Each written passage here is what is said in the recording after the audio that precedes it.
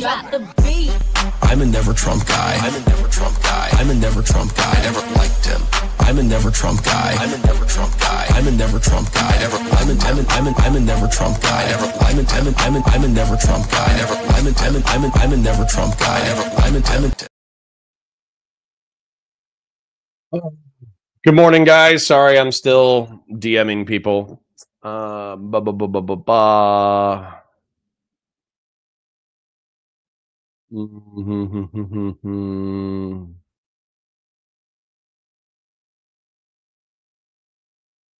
right. Hi. Sorry. Let me scroll. Patty says, snap. Here we go again. Another day, another grill. Since I'm alone in chat. Grill shallah. Azha grill alaikum. I see you, bud, says Chris Smith. Good morning. Good morning.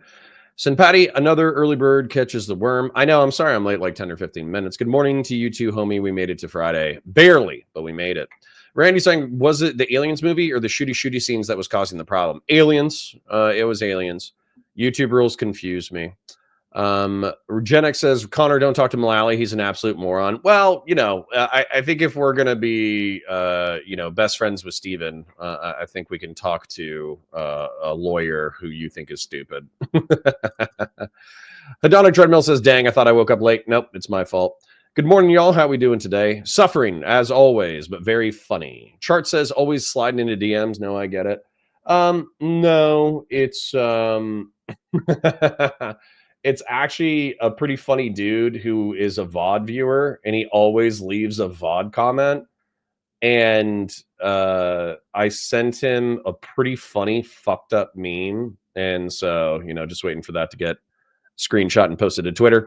Nope says, sup, duder. Good morning, y'all. Deus Halcyon says, good morning. Hello, my fellow Grilla banners. Let's get after it. True. Hello, Shadow 2 Bravo. Good to see you.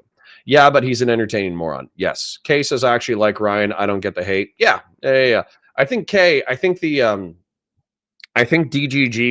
/ Pisco / any liberal who doesn't like Ryan, it's mostly because he does, while not voting for Trump in the last election, I think he does like the centrist apologia for the right wing, where he's like, well, I don't want my daughter to get transed, and I don't want my son to die in Ukraine. I don't know if that's an exact quote, right? I'm kind of fucking around. But do you understand the vibe? Like, do you understand the vibe of the guy who's like, I don't want Kamala to send my kids to, Ukraine to die for Israel's wars? Again, Ryan hasn't said that. I'm going for the extreme version of what somebody who listens to Ryan would say. You know what I'm saying? So, Fast and Bulbous is listening to Andrew Wilson talk is going to get gang raped at a theme park in Mumbai. Jeez. That's an aggressive way to start the day. Good God. DJ says, John Bolton, Trump's former national security advisor, house was raided because of the book he wrote. Yeah. He's like a neoconservative war hawk who's critical of the Trump admin. So, yeah, Trump. So just being real, I understand that these are the preludes to Hitler, right? Like political enemies getting persecuted, people getting detained and arrested for bullshit reasons, lack of due process for XYZ ABC, and also what's the other thing? Like joking about but being kind of serious about a third term. I understand that this is exactly how a republic dies. I understand that we are effectively playing with all of the fire with how a republic dies. I genuinely understand that. However, I think that we're robust enough to survive. And if we aren't, then you and me and everybody else, we have to figure out our own shit. Where effectively we build our own communities, we take care of our own people, we try to uphold the law within our own communities as maximally as possible. We don't become vicious piranha in a race to the bottom. Kay says, I get it. I think they waived these concerns, though, and there are some real issues and progressives are too dismissive of, but it's possible Ryan is hyperbolic about them. I don't even know if he is. I don't think I've ever seen Ryan be hyperbolic. I just think that Ryan Mullaly's line of argumentation oftentimes will back. It'll be fertile ground for the Rob Noors of the world to plant seeds and make plants, right? So I think that's why people get frustrated. It's not because of what Ryan says. It's because he gives the further right wing plausible deniability to act poorly. But that's not Ryan's fault. I'm like that. You know, I do anti-democratic arguments. I do anti-liberal arguments. I do anti-progressive arguments. And some people see that as being like too charitable to the center right, too charitable to the far right. But realistically, I just view that as telling the truth as I see it. And I'm sure Ryan is motivated by the same thing. I think he's just telling the truth as he sees it.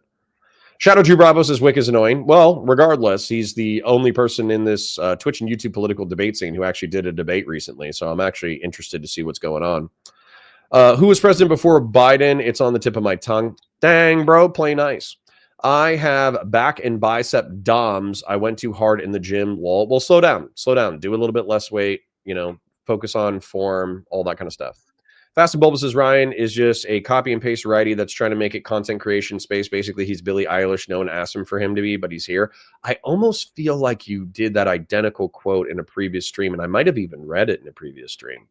Randy says, this entire time I was thinking of John Mulaney, the comedian, based. And Andrew isn't. I am not nice. Frowny face. Well, work on it.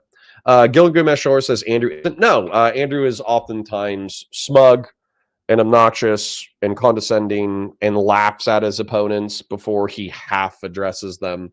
You know, that being said, I do consider us internet friends. I don't know if he considers the inverse, considering I keep doing apologia for one of his sworn enemies.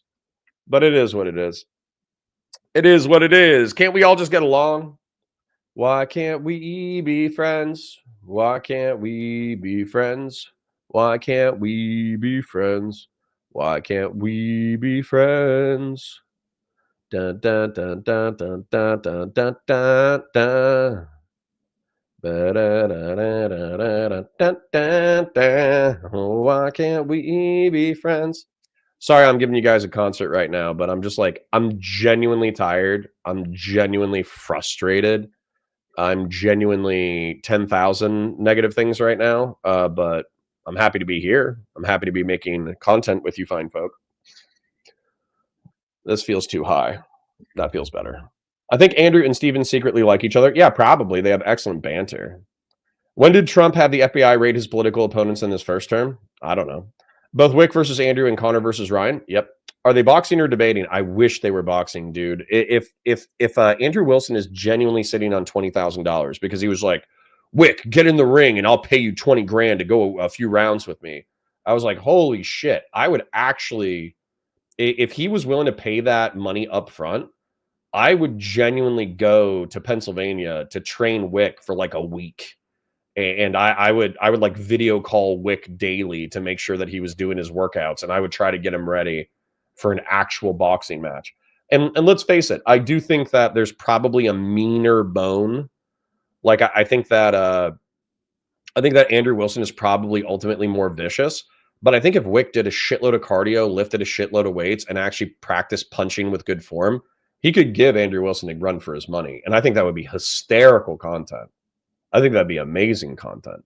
Gen X says, not me. I actually disagree with what Ryan says. I know he knows better when he defends Trump's behavior. Yeah, we'll talk about that. Well, whatever we'll talk about. I view Andrew Wilson like the American government viewed my Japanese American grandfather circa 1940. That's based. Gilgamechosaur says, I need to go to bed, but I hope you have a good stream. Thank you, King. I appreciate you. Thanks for dropping by. He called himself the Big Papa Fascist. That makes him a lifelong member of the CUNT club. Sure, but I think he was doing that partially as a meme because everybody was so scared of him because he was so far right.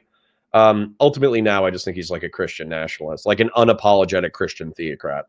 If more people debated with their fists, then more would get done. True. Sapient says, Andrew and Steven have so much in common. They're both a-holes who like to say misogynistic things. Well, stop making him sound cool. Isn't Andrew the dude who couldn't open a pickle jar to the grungy lefty check? Yep, that's the one. That's why whenever my wife hands me a jar to open for her on stream, I'm like praying, like, please God, do not let me get stuck. And I won't get stuck. I will either open the jar with my fists, with my hands, or I will smash the jar open and hand the wife my food. I will not be defeated by a jar on stream. Dominic Gaeta says, with the amount of cigarettes Wilson sucks down, he wouldn't last 2 minutes. Yeah, he would have to focus on his cardio too. Grassroots says, gifted 20 Valor Media memberships. Jesus Christ. Okay, well, that's the end of the stream. Grassroots just made it worth my while to log in, so I think we're done. think we're done for the day. That was it. End of stream. See you guys later. All right, I'm kidding. If Grassroots is going to be so kind in the beginning of the stream, we obviously need to make our money. We need to earn Grassroots generosity. Jesus Christ. Big dick swinging. I didn't say it was a bad thing. True. Being a CN is based. I don't know what that is. What are you debating Ryan about? Well, he just tweeted it a moment ago. I think he's going to talk about the left flirting with socialism. I don't know, dude. We'll just do it. Yeah. Sun Patty says, have a good day, everybody. Short says she needs to give you one of those unopenable prank jars and stream it one day. I would break it. I would break it for real. I would actually just take the jar and, like, if I couldn't open it and it was a prank jar, I would actually just smash it against the ground in order to not be accused of not being able to get a jar open. Sacred Snow says, yeah, for real. Andrew could have recovered from that clip by smashing the jar. High risk, high reward, though. Imagine he couldn't open it and fails to smash it. Imagine he, like, stands up. He's like, I can't get it open. This thing sucks. And then he tries to smash it on the ground, but then the jar bounces. That would have been awesome. Oh, that's awesome. Yep. Fatsimo says Whick had incel accusation struggle session before the debate. Oh, well, maybe we should watch that. The Whick incel debate was pure AIDS. That's funny. Real men break it open. True. Beef Supreme is saying that Andrew and Whick debating over who has the affirmative position, and then the mod couldn't even get it right. It was a joke. Okay, well, I mean, at least somebody did a debate, right? Maybe if the content sucks, like I don't know if it's going to suck. I'll pull it up. We'll try to get into it. We'll see if we can steelman anything. Sometimes you guys say that content sucks, and then it ends up being really good, like banter for like some new cool concepts or whatever. However, I do think that, like, let's say that it sucks. Should we just get on TikTok? You know, should we just, like, create a TikTok account and then go live and then just bring random people in to debate? I think that might be the move.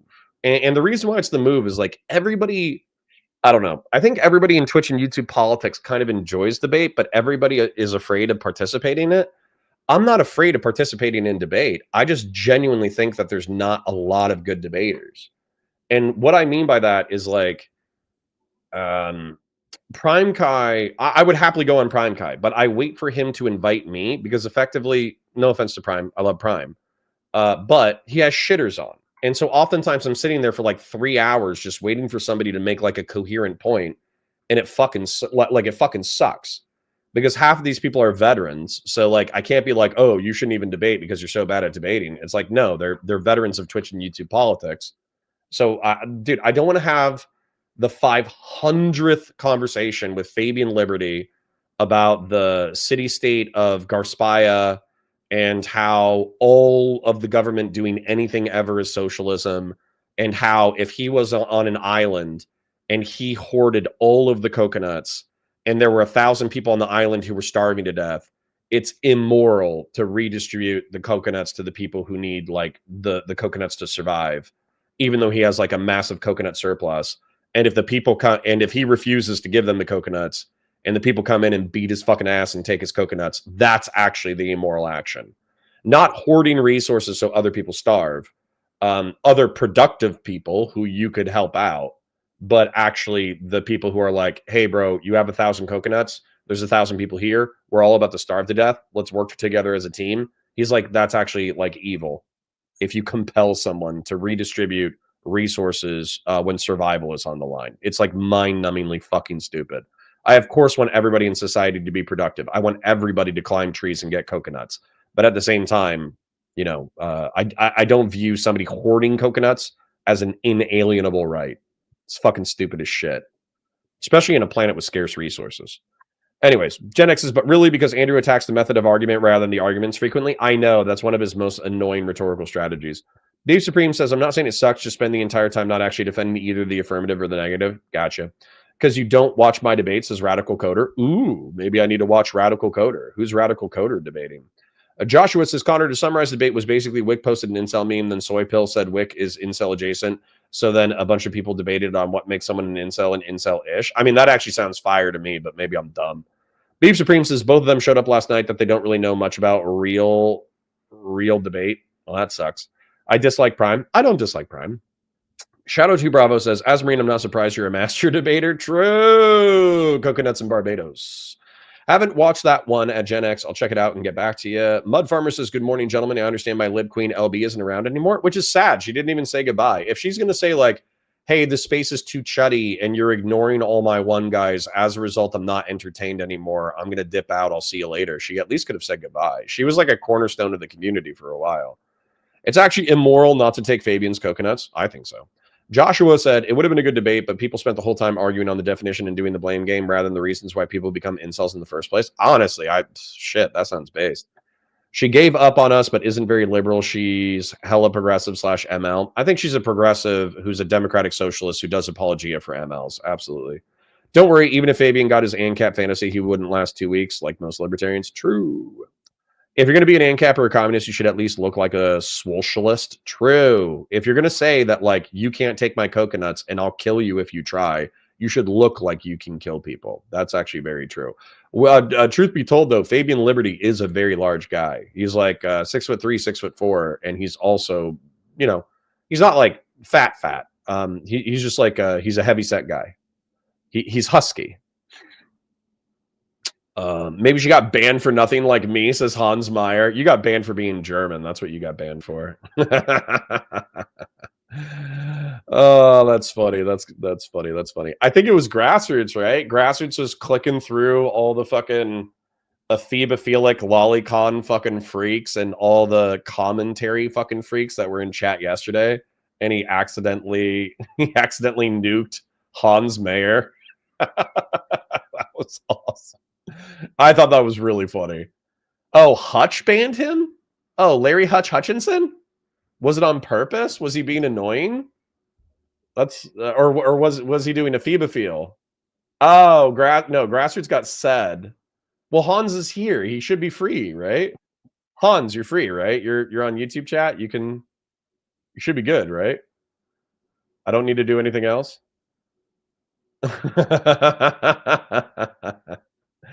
All right. Let's CPAS says, thanks for chatting with me. Sorry for the one guy. No, it's okay, CPAS. You're gonna get me in trouble where effectively like a bunch of commentary shitters are gonna take the stream from yesterday. Although it is under copyright appeal right now, so I can't really do anything about that.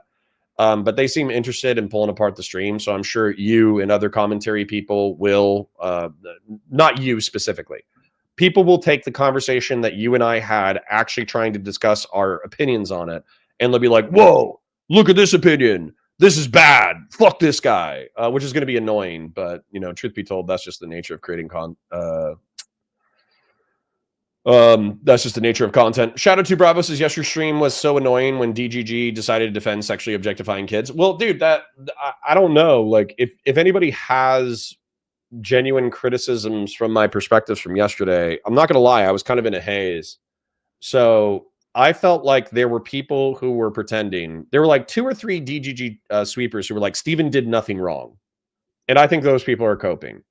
Then there was probably half a dozen to a dozen people who were like, Steven's a pedophile rapist.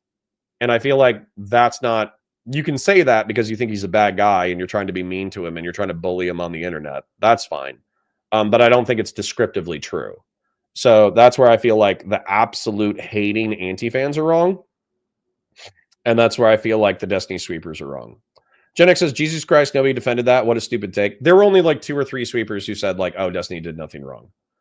Said can just imagine me naked on a bearskin rug repeatedly saying, sorry, I'm sorry, I'm sorry. Sen Patty says, I just love how Connor explained himself like 30 times and people got butthurt for him not explaining for the 31st time. Well, dude, no offense, but like Stylo can kind of go fuck himself. Because like, so everybody else, and I understand that people got banned, right? Like, I think Lav's alt got banned and she asked an edgy question that I probably would have answered if she didn't get banned before it. Like, so for instance, so if Lav wants to not Blav, BLAV is the Kiwi Farms doxer.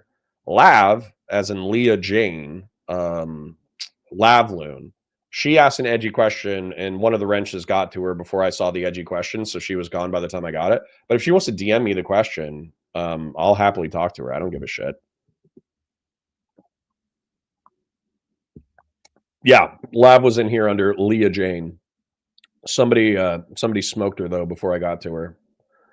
I'm actually going to look at my mind maps real quick and just make sure that I still agree with them 24 hours later, and just make sure that they're defensible.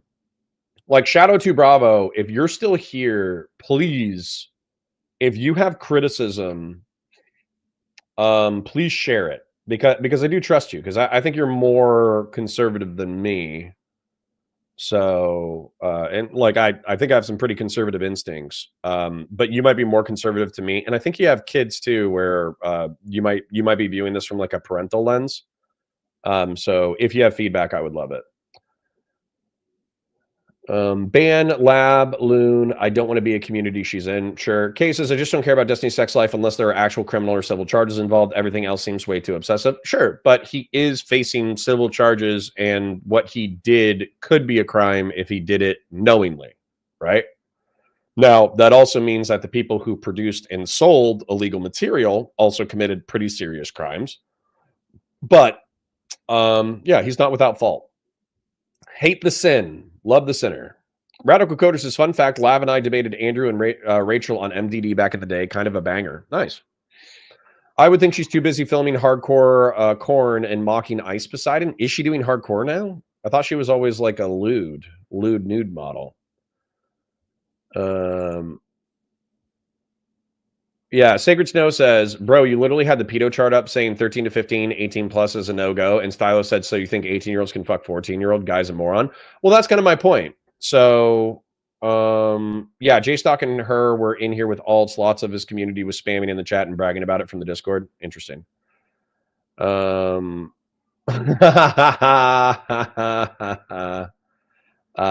aka about his way.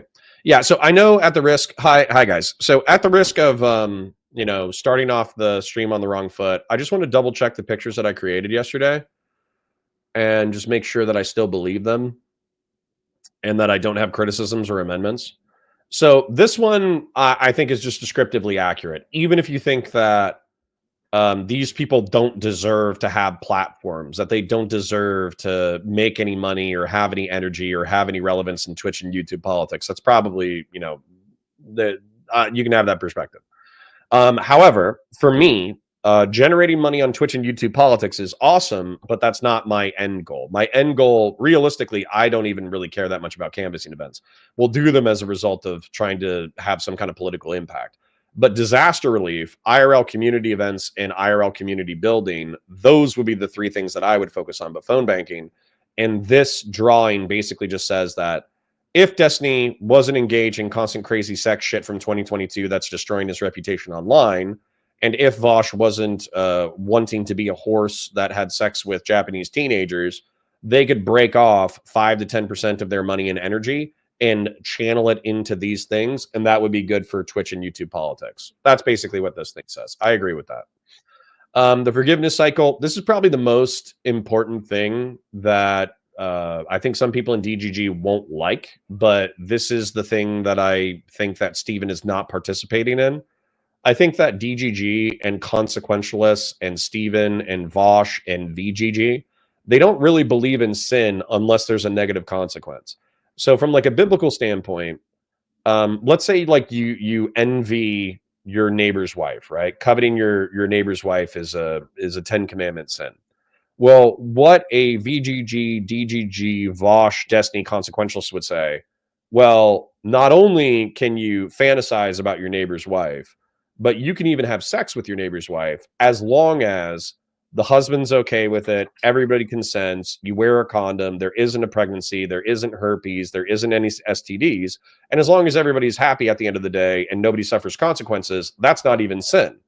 Whereas for me, I would say that antisocial behavior is so correlated with negative consequences, you're ultimately going to suffer negative consequences.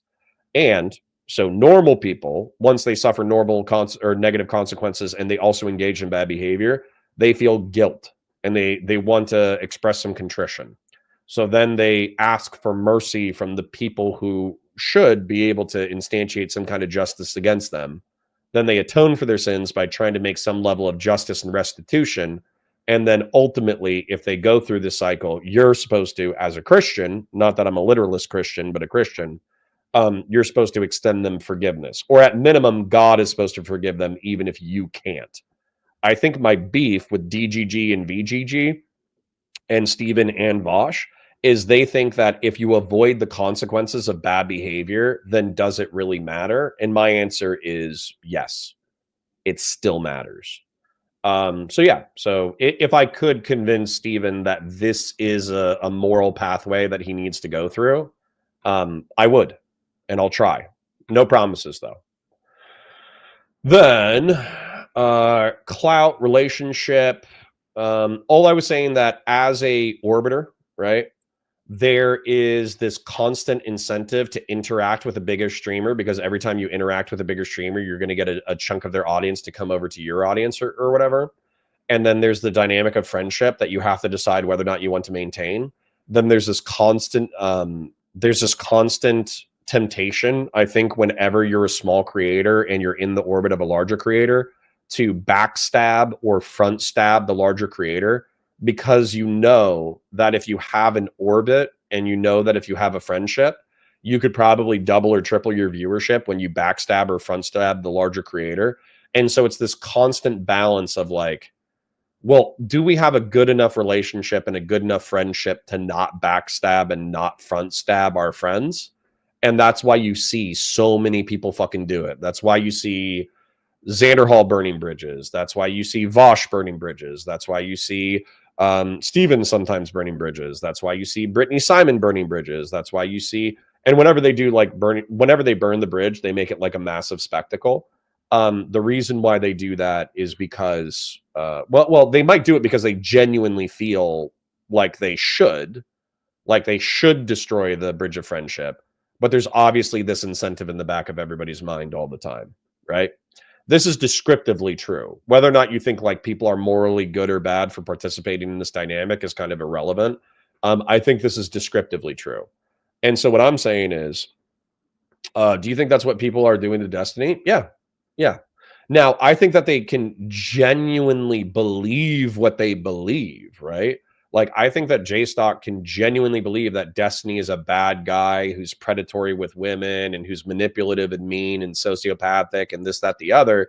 And so as a result, he genuinely does want to burn the bridge of friendship and then profit from the backstab, front stab clout. However, realistically, like, that's all I really do. Raal Kittenhouse says, would you be open to chatting? I don't know. Are you going to be a piece of shit? Probably not right now, but maybe in general. I don't know. Is it like 10 minutes or like an hour? Because if it was like 10 minutes, I think I could jump on for 10 minutes. But if it was like an hour, I don't know if I want to talk to you for an hour. All right. This is probably going to be the most controversial one from yesterday. Is we kind of mapped out the ages. Somebody told me to use like the Tanner reference or whatever. Raal says I can talk for 10 minutes. Do we have each other on Discord?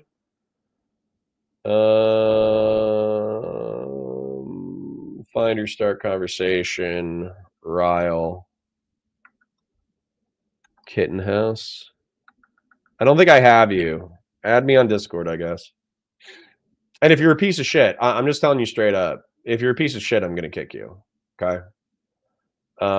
Because I'm not gonna like be like, oh, Steven's a pedophile and you love pedophilia. You're gone. If you want to talk about something, like actually have a conceptual conversation, I'm down. But if you just want to be like, Steven's bad and you're bad for associating with him, I don't give a fuck. We don't need to have a conversation for that. You can think that in your own content. Invite people. How do I? Sorry, 1 second. Just boomer moment. It's not even a boomer moment. I'm just tired. Copy. Here is the Discord link. Connor talks for 5 hours straight every day. Pump those numbers up. Well, listen, bro. I'm just saying, like, I don't. If people are like, hey, you need to defend Steven's honor, or you need to stop defending Steven's honor, I'm not defending Steven's honor. I'm actually saying that what he did is pretty fucking bad. I'm just saying that I'm gonna hate the sin and love the sinner, I guess. But shout out to Bravo. If you have any questions, concerns, comments, I would actually appreciate your perspective because, frankly, there's a lot of sexual degenerates in my chat. So I would love it. DJ says, wasn't Raal Kittenhouse convicted of something bad? Let's ignore that for this conversation. You know, people do fucked up things. It is what it is. You know. All right, so let's take a look at this chart. This is probably the edgiest chart. 0 to 10, people should be treated as functionally asexual, should not have sexual relations with each other. Adults should not sexually interact. Adults who sexually interact or have compulsions to should be treated as paraphilic freaks and should be socially ostracized or legally prosecuted as appropriate. I agree with that still. 10 to 13, it's the sexual awakening. That's when you enter puberty. Physically, emotionally, spiritually immature. Peers can have handhold dates, go to the movies, pet kiss at the end of the date. Should be sexually ignored by the rest of the population. If an adult interacts, should be viewed as paraphilia, socially ostracized, legally prosecuted as appropriate. 13 to 15, obviously different people grow at different rates. Still immature, handhold dates plus 2-year age gap. If an adult interact, should be viewed as potentially paraphilic and abusive. 18 to 15 as the limit. And the reason why I put this is specifically 18-15 as limit. So let's say that there was like, I don't know, some Hispanic people who have like, they're at a quinceañera and they have some different cultural view of relationships. And there's a guy there's a gal who's 15 years and 11 months. And there's a guy who's 18 years and 1 day. If they go on a date, I'm not calling the cops, right? However, let's say that there's a 19-year-old and a 13-year-old. Yeah, that's obviously should be viewed as potentially paraphilic and abusive. 18 plus should be off limits and viewed as predatory. Should be academically, extracurricularly focused to prepare for adulthood. I think I agree with that. I know I agree with that. 15 to 18, still immature, should be able to go on dates with parental supervision and advice. Romeo and Juliet laws, 2 to 3 year age gap. Adults who date this age group should be viewed as potentially paraphilic, predatory. So 2 to 3 year age gap. Adults who date this age group should be viewed as potentially paraphilic and predatory. So what I think I mean by that is if a 19-year-old like tries to date 20 like 16-year-olds back to back, he's capitalizing on the sexual social immaturity of somebody who's 16 in order to try to, sexually capitalize on the youth and ignorance and legal status of these people. That's what I'm saying. So even if there's a 2 to 3 year age gap, like the Romeo and Juliet laws, if you're 18, if you're 19, and you're trying to constantly pull chicks who are like 3 years younger than you, you should be viewed as potentially paraphilic and predatory. Should be academically extracurricular focused to prepare for adulthood. That's true. 18 plus, you're an adult and you should be figuring it out. Make mistakes is a part of growing. 5-year age gap is okay, but if a 23-year-old exclusively dates 18-year-olds, you should be looking whether or not they're predatory. Exclusive dating 18-year-olds should be considered predatory. Like, let's say that you're 40 and you're just constantly trying to date people who are 18 years in 1 day. I think you should be considered a fucking freak. And then true love can overrule the age gap. And we had somebody in chat who said like, oh, my parents have been married for whatever amount of years and they met each other when my dad was 33 and my mom was 24. I'm not going to socially castigate this person's parents if they actually love each other, if they raise kids together, if they became a family unit, if they're a functional family unit. I don't give a fuck about their 10-year age gap. Why are we going over this again, chat? Ryan Coogler, if you don't give a fuck about the content, check back in 30 minutes to an hour, okay? We're going over it because the shit got fucking copyright struck, and I want to make sure that everything that I did yesterday made sense. Okay? That's why. All right. Counterpoint. I will. That's gross. So what do you mean? What do you mean? What's objectionable, Ryan Coogler? Oh, you son of a bitch. That was CPAS. You guys just both have green. You guys just both have green things. All right. Anyways. Counterpoint/cog, I would say this is my community. We're absurdist, meaning that we understand the world is a scary, terrifying place, but we try to find meaning in it anyways. Burkean, deferring to existing institutions, but listen to critics and progressives. I think that's the way that I view politics and social philosophy. Mild social sexual conservative, mild fiscal conservative, anti-degeneracy, anti-pedophile, anti-ephebophile, anti-lolicon, pro-maximal ordered freedom, meaning that I am a liberal in that I want you to have as much freedom as possible, but I want you to be ordered as well in that I don't want you to embrace degeneracy. Appeals to nature, consequence, sin, and rule utilitarianism. I agree. Aristotelian and Christian virtue, Nicomachean ethics, voluntary self-sacrifice towards an ideal as the foundation of Christian philosophy. Sin, mercy, atonement, forgiveness, Christian moral cycle. I agree with that. Wisdom is revealed by her children and fruits. Knowingly striving towards an ideal, knowing that you will fail. Yes. And then I feel like people can be critical. Like Kay was critical of this yesterday. She was saying that there's actually a lot more pro-social shit about DGG than what I'm doing. But I've seen DGG consistently be cosmically nihilistic, that nothing that we do ultimately matters, that existence is a mistake of nature, biology, evolution, and chaos. There is no afterlife or judgment by a higher being. The only higher being that they'll defer to is like society and law. There are plenty of people in DGG who embrace immature hedonism, and they think that maximizing pleasure and minimizing pain is actually a good thing. They actually do apologia for just being like a total sex drug degenerate. Intelligent hard drug use, I could explain that, but it's fairly complex. It basically means like you can do hard drugs as long as you get it from a good source, test it, make sure you're not going to OD, and take medical precautions to make sure you're not going to ID. You can do hard drugs in limitations as long as you don't become addicted. I actually think that's so fucking stupid. I think it's consequential as brain rot. Pro-sex degeneracy, anti-pedophile, ephebophilic negative. I say that because some people are making sweeping comments about like, oh, she's 17 in 364 days. I feel like that's a ephebophilic apologia. Lolicon negative. Oh, and then they also say like, well, if you're 35 and you bang a bunch of 18-year-olds, I think that's normal. But if you date them, you're kind of a freak. I think you're fucking retarded. Sorry for the ableist slur. Lolicon negative neutral, because there are Lolicon apologists from Mr. Girls community that are still in DGG's community. Consequentialism, they're willingly participating in the hedonic treadmill. They're pessimistic about ideals and virtues, believe everyone ultimately sucks and should stop living in denial. I agree with that. I think that's accurate. I'm gonna leave the rest of them because I think the rest of them aren't necessarily relevant.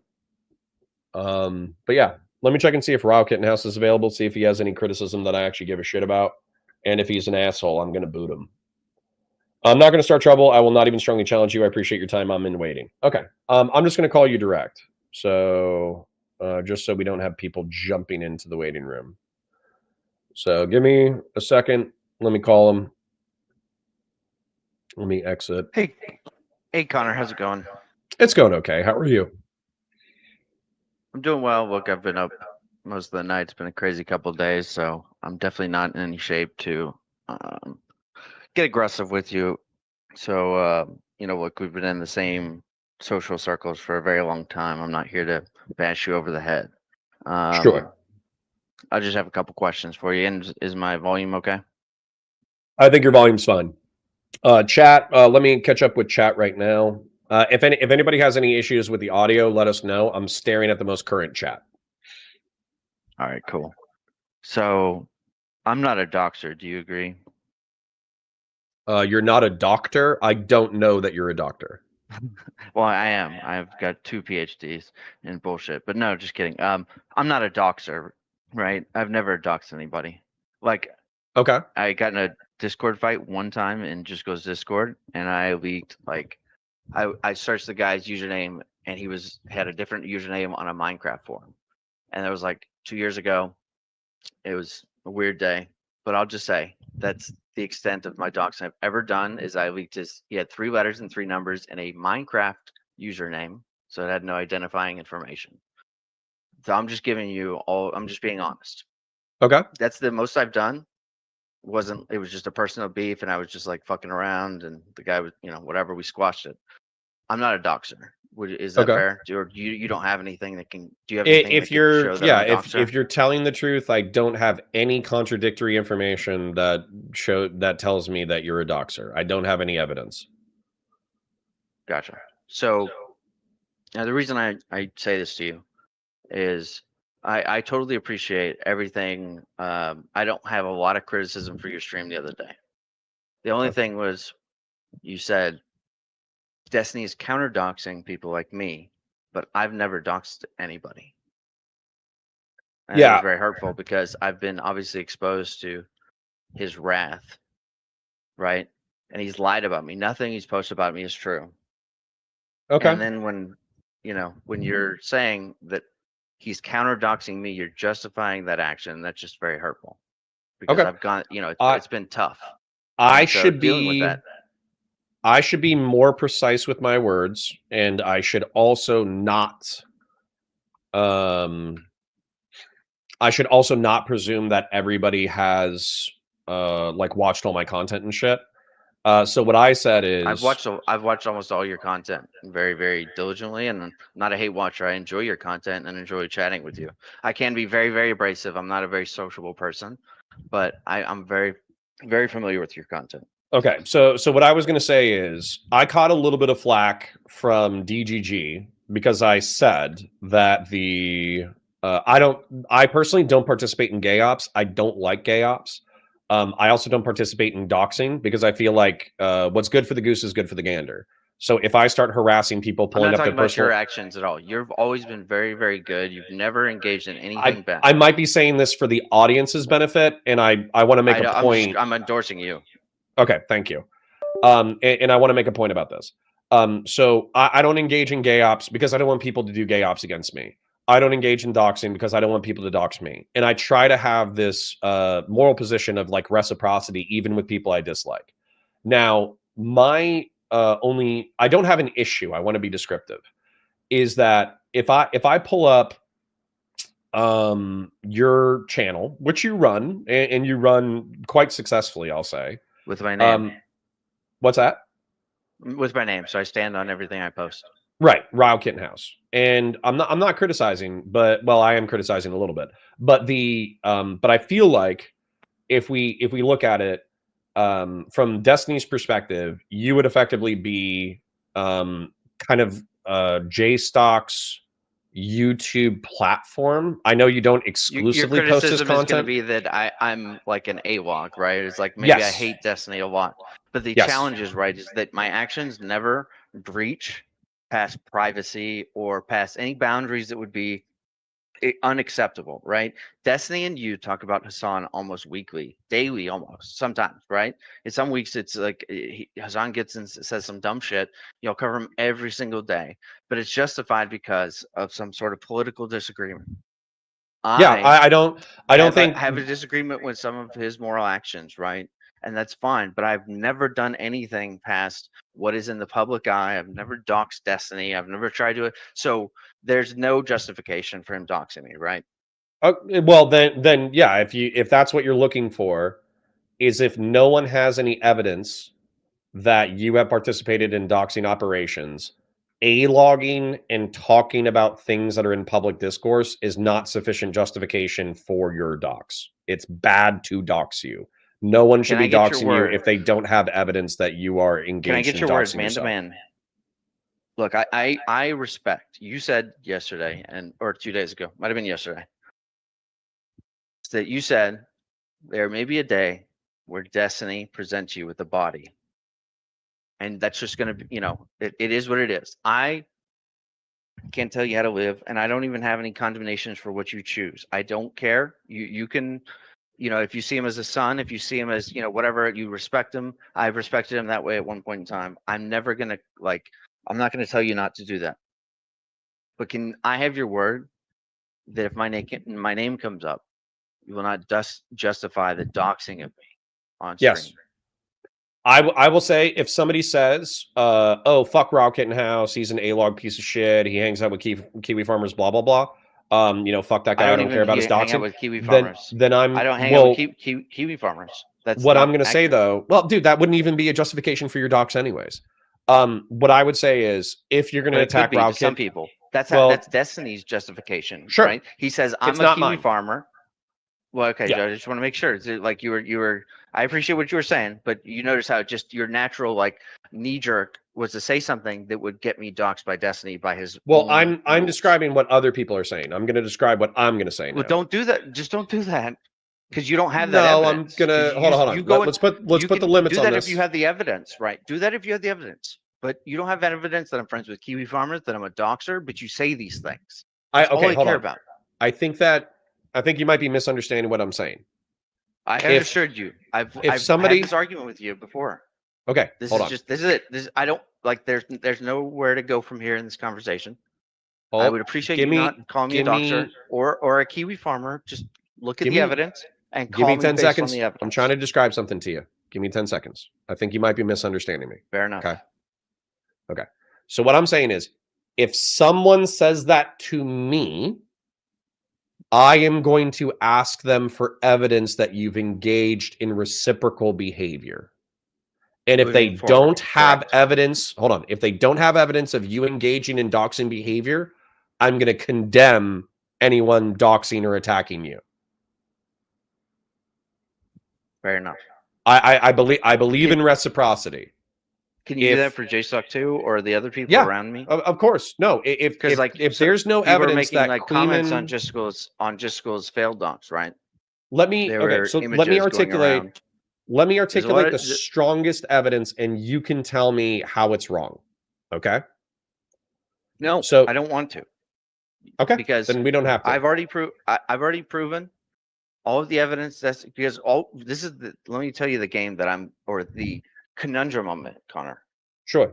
Is Destiny doxes, and whether the dox is accurate or not, that person can't respond because it's a trap. Because if it's real and that person responds, they're just amplifying their own dox. That's what Destiny does. He puts that person in a trap where they cannot respond because nothing he said about me was accurate. It was all a lie. And I get questioned about his lie on a daily basis. And I can't comment on it because to comment would just be to amplify my information. So I don't want to hear about what the allegations are because he said a thing, but if you read any of the evidence he submitted, none of it supports what he said. So I would just ask, when it comes to me, my information, everything out there, right? Just if you personally have the evidence, you can say whatever against me. You can call me a wife beater, whatever, if you have the evidence. None of that evidence is out there. None of that exists. None of that docs that he characterized was accurate. And I think man to man, you would respect me. We've had our disagreements. I've been harsh in the past, but at the end of the day, I do respect you. And I think that's a fair request. Okay. Is that fair? I think it's fair that I shouldn't attack you with information that I haven't seen and I have no evidence for, and I don't even know if the evidence is accurate. I think that's a fair request. I respect that you may hear some things from other parties, right? We'll just keep it that way. Other parties, and some of it you may just look, I've trusted him and I've trusted that info in the past and it's come out accurate. I don't care, about Hassan or about whatever, or about Ethan. All good. Just when it comes to me, just investigate yourself, I would ask, and maybe some of the people around me, because it's not always as it seems.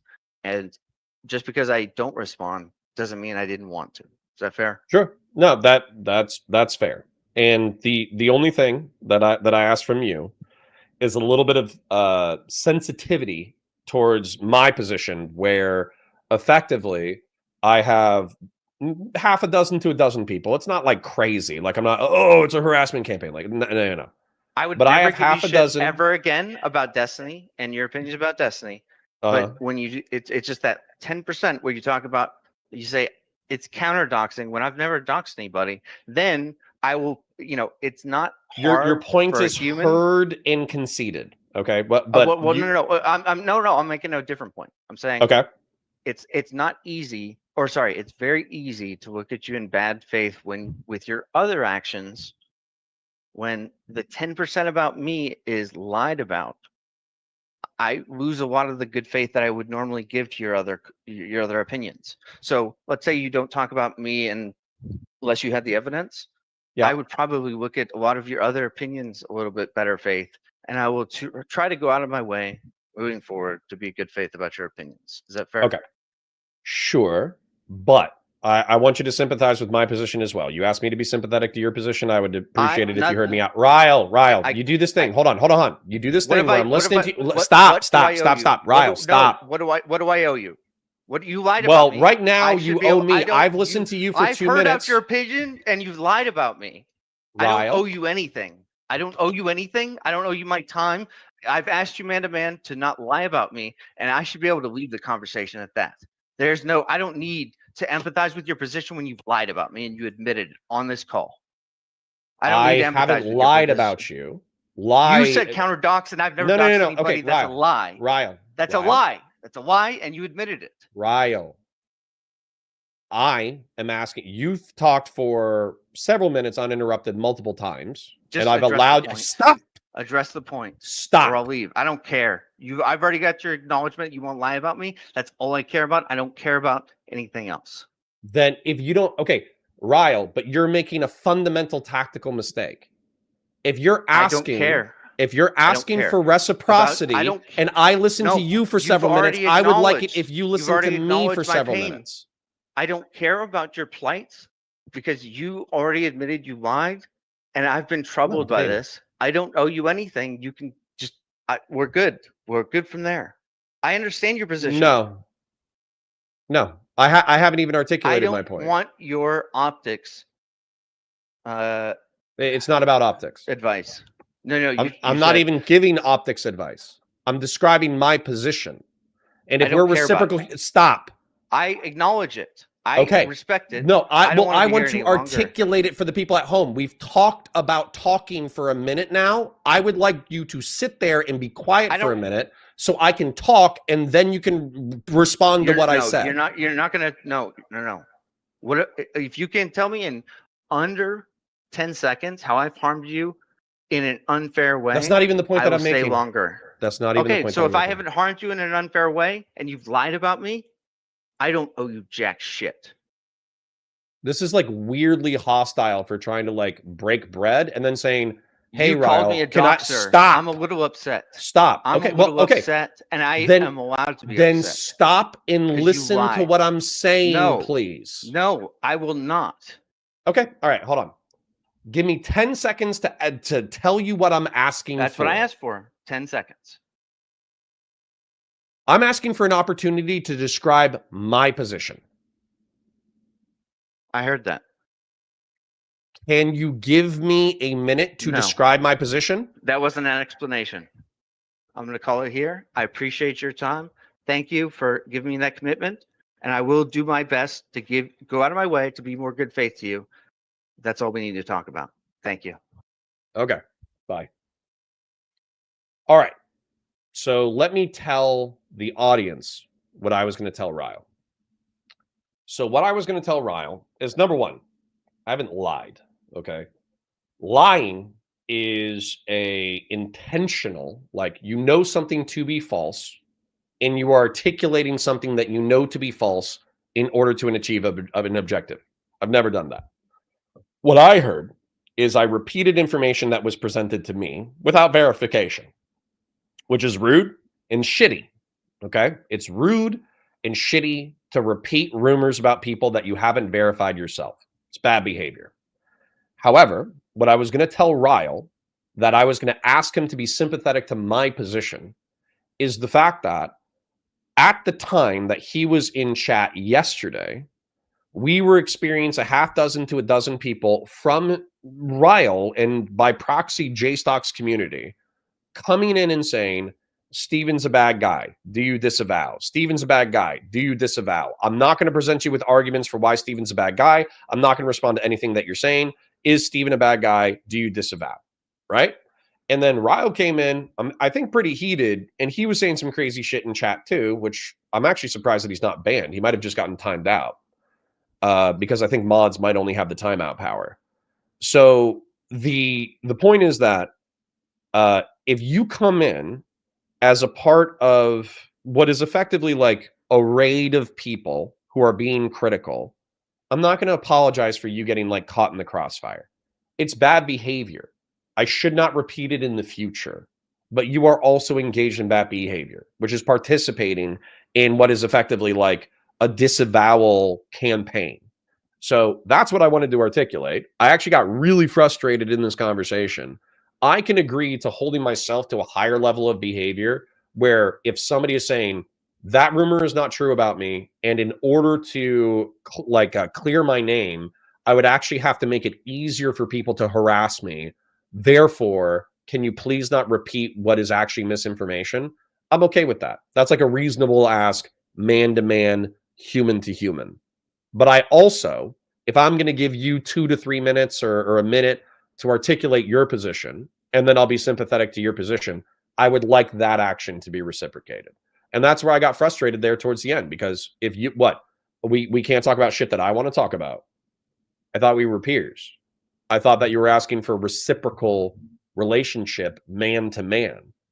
So if you're asking for a reciprocal relationship man to man, then if you talk for a minute uninterrupted and I have to listen to what you have to say and I have to concede small points or large points, then as a man, you should be willing to sit there. Did I lose it because it was a solo call? Here we go. Then you should be willing to sit there as a man and listen to what I have to say and make maybe some concessions to descriptive reality that I feel. So that's the way I feel about that. We're kind of doing post-drama house cleaning from yesterday. I promise I'll try to wrap it up and get into the content momentarily. I think it's just necessary, just because obviously this drama is so hot right now. So I'm going to address chat before we move into the content. So AF Racing says, can someone please explain what's good for the goose is good for the gander means? Because I don't think it means what Connor means. I mean, I'll look it up real quick. For me, it basically means what's good for an individual is good for the collective. What's good for the goose is good for the gander, meaning the saying what's good for the goose is good for the gander states that something that is good for one should be good for all. That's true. Yeah, it's a statement about reciprocity. So what I'm saying, even if you misunderstand it, is that if I endorse doxing, if I endorse gay ops, Eric Dom asks, what's a gay op? A gay op is where you try to do like misinformation campaigns, disinformation campaigns. You try to send people in to pretend that they're people that they're not in order to obtain different information. It's effectively, the reason why, in my opinion, it's called gay ops is because it's like an operation, but it's lame. You know what I'm saying? Like it's an intel gathering operation, but it's about like a Minecraft YouTuber. You know what I'm saying? So, anyways, the point is that if I participate in gay ops, I expect people to participate in gay ops against me. If I participate in doxing, I expect people to dox against me. If I participate in A-logging, I expect people to A-log against me. And that's part of the reason why, genuinely, even when I do Hassan Piker coverage, I actually do try to maximally understand his historical descriptive perspectives. And I've even complimented the man in the past for like having at least like a decent recall for historical facts. The reason why I do that is because I'm not trying to say like, oh, this guy is irredeemable in all ways all the time, because that's not descriptively true. So I expect people, if I make a line of argumentation that's controversial, of course I expect most people to take me in bad faith and just misrepresent my arguments. But I would hope that if I'm willing to maximize their arguments, some of them will be willing to maximize my arguments. Cicero says, starting out with, I'm not a doxer, sounds like something a doxer would say. Well, that's just mean. Dr. Zaya says, Connor never even didn't do nothing wrong. And ironically, I genuinely try not to. Subri says, I'm starting to believe that if you are in your 20s to 35 and you say you are not sociable, I assume that you live online. I mean, that's true. These weebs make my head spin. All right, well, play nice, guys. Jeez. No way to prove after deleting his Twitter account. Well, dude, but I'm sympathetic to Raal Kittenhouse, because if he was participating in A-logging and then if he was participating in A-logging and then he gets doxxed, I don't think that's reciprocal. Dominic Galletta says, always front stab, maintain eye contact. I agree. If I'm going to stab one of my friends, I want to do it to the chest, not the back. I've never had to clear my name about doxing because I've never been involved in it. Laugh my ass off. Well, guys, play nice, please. Yeah, effectively what he's asking is for a little bit of charity. AF Racing says, proverb, literally what is good for a female goose is equally good for a male goose, or what is good for a woman should be equally good for a man. And what I'm saying is what's good for one schizophrenic YouTube streamer, me, should be good for other schizophrenic YouTube streamers. So if I don't want to participate in doxing or gay ops, because I don't want that done to me, right? Subri says, you're assisting people who are promoting doxing. My mom always said, judge people by the company that they keep.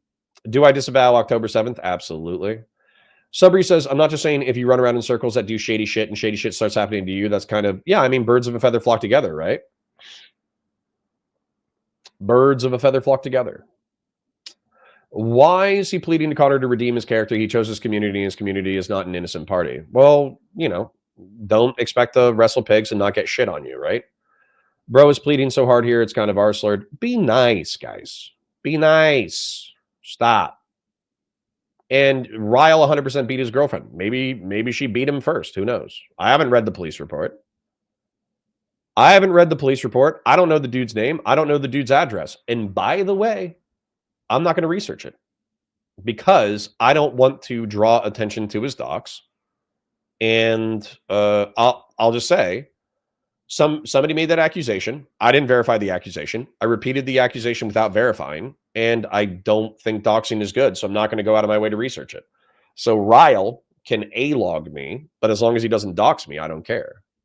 Gen X says, why are we talking about doxing? Who dox? What does it have to do with Connor? I think that at least through implicit, I don't know if Steven would stand by this, but I think that Steven said that previously he would enforce cross-platform bans for harassment and doxing. So for instance, if there was a community member that was brought to his attention that was active on his Discord or Reddit, and it was found that in a subreddit or in a different Discord, they were participating in another creator's harassment or doxing, he would go out of his way to find that person and ban them from all his digital communities. Jeffrey Hinkle says, well, did you get that information from the KF docs? Well, dude, that's the other thing. You guys have to understand that, like, going to KF, I think, is antisocial freak behavior. However, it's not illegal. And also that's where a substantive amount of drama commentary does their research.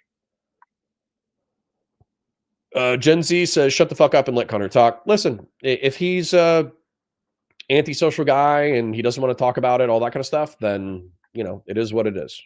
We can be nice. We can be gracious with our rivals. We can be gracious with our enemies. It's fine. Gen X says, wait, is he saying he was doxxed because people found his court records and arrest records? Yeah. If you want the info from a KF docs, you probably shouldn't respect it, FYI. Well, yeah, but that's what I'm saying is the reason why I'm not constantly on KF looking up my rivals and enemies' personal information is because I don't want people to do that to me. And if my personal information is out there, I would really appreciate it if you didn't send law enforcement to my house by lying to them and getting my dogs or children hurt or killed. Cicero says there's a reason people get to confront their accusers. True. West Coast Girl says Raal is a part of a group who literally mass gang stalks, doxes, and harasses people. Then each turns around and can curl up into an innocent kitten and be like, you can't prove it was me. Okay. But again, if I'm going to accuse Raal of that, I want specific evidence. I catch a lot of shit, guys. You understand I catch a lot of shit. Like one of the comments that I saw 2 or 3 times on Twitter and 2 or 3 times on, like, I don't know, Reddit or some shit. Somebody was screenshotting stuff. Is like, Connor's a former cop, but he excuses bad criminal behavior. And it's like, sometimes. Sometimes I think that's true because I do put criminal behavior in a bucket of severity. It's true. So I probably minimize some crimes and maximize other ones. Like I think rape. I think forcible rape is infinitely worse than sharing homemade pornography, right? I think that's descriptively true. So if you're like, oh, well, Connor thinks that sharing homemade pornography is good. It's like, obviously not. I'm just separating these things by degree of badness. And you have to understand too, I've incarcerated people who have committed forcible rape. I've incarcerated people who have committed murder. I've incarcerated people who have dealt felony levels of drugs and were a part of a drug cartel. So like, it was an all black drug cartel. So I don't want you to think Mexicans. It was all black, but I just mean like, it was a organized crime outfit and we incarcerated them for their behavior. So this isn't hypothetical to me, right? Kay, aren't these people obsessed with Destiny and make their lives to point to talk to him? And yeah, and I think that they shouldn't be surprised that if they go out of their way to A-log Destiny and Destiny continues to get doxxed, that there's going to be reciprocal negative action that's going to come their way. However, I don't think it's just I think what Raal asked me, which I think is just true, is that if you do not have evidence that somebody has participated in a specific bad behavior, then you should not target them with said bad behavior. It's like Old Testament shit. So you don't want to look at the evidence against you in your response. Believe me, bro, I'm a good person. I went to church with people like you. Jesus knows my heart. Sure. And you know what? I'm not going to go out of my way to hunt him down. I'm sure he's already reaping what he's sown. He's literally just proved nothing, just saying you don't make him innocent. Sure. Sure. Have you liked the stream yet? Yes or no? Fuck all these people. Guilty. Jesus Christ. You guys are crazy. You guys are so vicious. You guys are so vicious. Who is this? It's Raal Kittenhouse. We got Raal in the call before we got LB. I call this injustice. It's true. It's anti-black woman racism. It's true. I don't think Raal understands that Connor is standing on business, just like Rose's name being connected to the speeding ticket as a dox. Sure. But that's not, but if Raal himself has not participated in doxing, then he himself should not be doxed. Right? And even to a certain degree, I just think it's shitty bad behavior. Lol, my shitty dishwasher called in. I'm so fucking mad right now. Damn, bro, where you live? I'll come wash dishes. Dude, I'll rip a J, listen to some music, and wash dishes. Grasser says, it's so weird. I laid down next to this pack of street dogs, and I woke up, and I was covered in fleas. Well, yeah. All right. Scrolling. I'm just trying to catch up with chat before we move on. I don't know if there's anything else that you guys want to cover before we do the Whick stuff. Well, and here's the other thing, too. This is something that I'm going to say that I strongly encourage my chat to consider. And I'm going to shill real quick as well. Like the stream, share it with your friends. If you enjoy it, come back on Monday. We stream Monday through Friday, 9:30 a.m. to 2:30 p.m. I appreciate the fact that we've been able to get between 100 and 200 live viewers for the past 2 weeks. That's been awesome. That effectively means that we've tripled or quadrupled in size since we started this project. So thank you for being here. And like I said, the stream doesn't run on exclusively grassroots hegemons generosity, unicorn farts, and dreams. So if you have a little bit of money burning a hole in your pocket, a donation is appreciated. However, this is my advice not just to Raal. This is my advice to everybody. Live your life as if God was watching you. And I understand half of you don't believe in God. Most of you might not believe in God. However, assume that there is somebody who is judging your private and public behavior. And the reason why you should do that is because, like Mark Twain said, I never lie. That way I don't have to remember anything. And you have to understand how huge of an advantage that is, especially in online creator content, but also in life in general. When somebody asks you a question and you just say what you think, you don't have to put a lot of mental and emotional energy into it. It's a very simple and easy way to live. And so same thing with Raal. If he's like, well, my personal information is out there and it's incorrect and people are accusing me of things that I've never done and all that kind of stuff. Well, if you engage in your private life the way that you engage in public, then there shouldn't be a problem. And also, if you've done bad things in the past, it doesn't mean that you're incapable of redemption. So let's say that Raal was involved in DV and he did hit his girlfriend. Now that's a low blow that everybody can hit him with forever. But what if he says yeah, I was dumb. It was like a mutually abusive relationship. We got into a fight. It was fucked up, whatever. Now you're going to carry this negative reputation on the internet with you going forward. But if you own what you are, it's kind of like the Tyrion Lannister quote from Game of Thrones. Own what you are, and then it can never be used against you. It's something he says to Jon Snow the Bastard. Anyways, online tribalism is bad, but when it's all horrible people, there's no reason to care. Yeah, there is. They're human beings, and they could be living a better life. You guys are so mean. You guys are so mean. You guys are so mean. Okay, then Connor doesn't need to empathize with your position either. Well, that's what I was looking for. I was looking for some level of reciprocity, but that's okay. Who the fuck is this guy? He's effectively Jay. I know they might deny the association, but J-Stock does a lot of A-log streams where he looks at the drama of the day and he just kind of talks shit about the person, which is fine. That's kind of what we do as well. But he's banned from YouTube. And so Raal Kittenhouse takes his content, chops it up, and posts it to YouTube. And I don't know if they have a profit sharing agreement. I have no idea. But yeah. Damn, you guys are rude as fuck.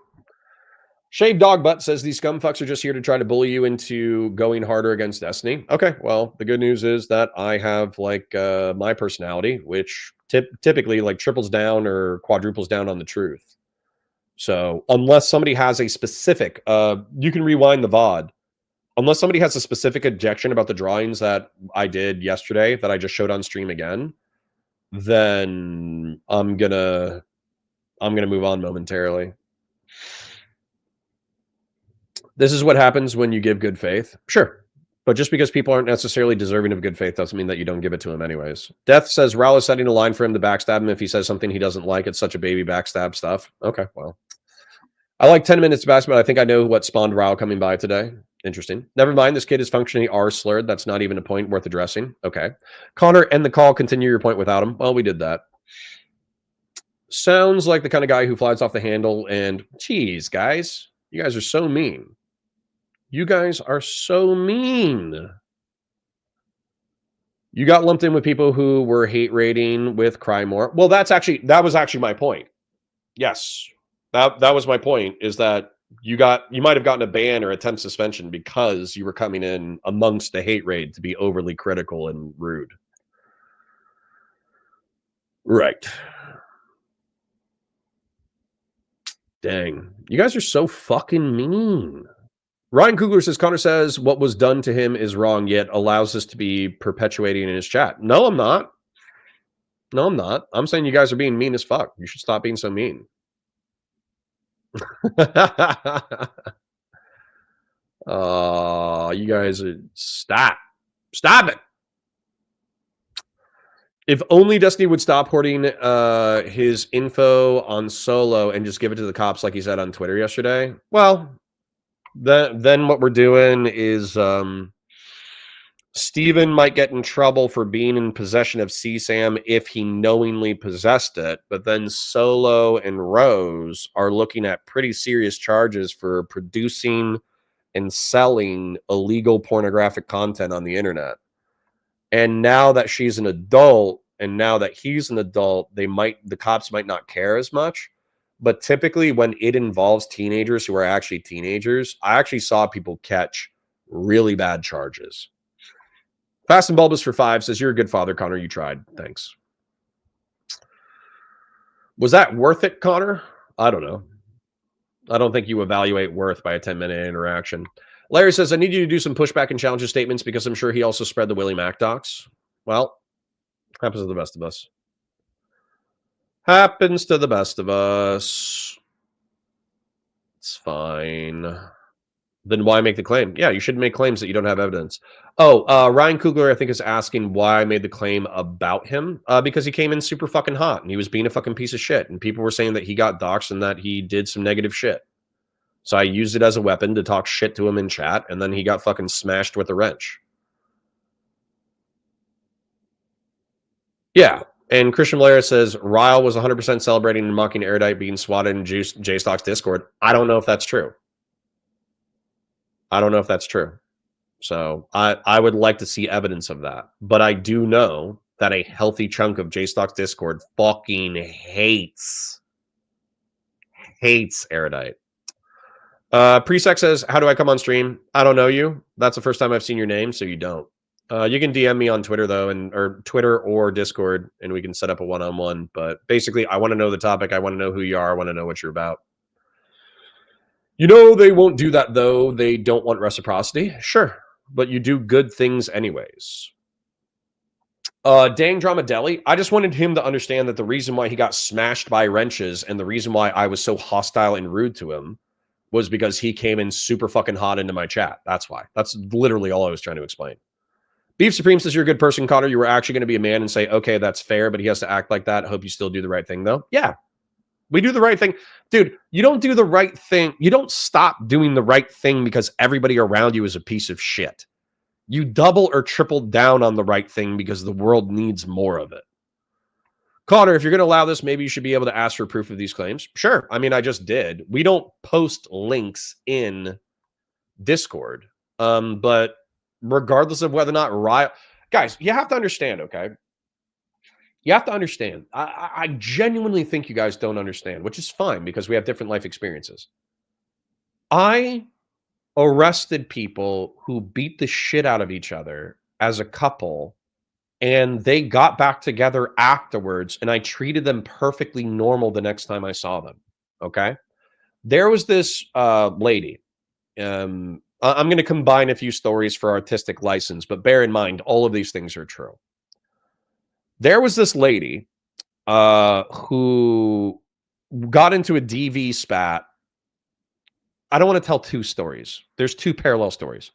There was a lady who got into a DV spat with her boyfriend. They were both in their 50s or 60s, and she had a fucking colostomy bag. Okay? She had a literal shit bag hooked into her guts. Okay?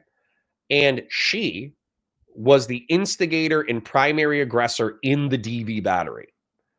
And so we took her to jail.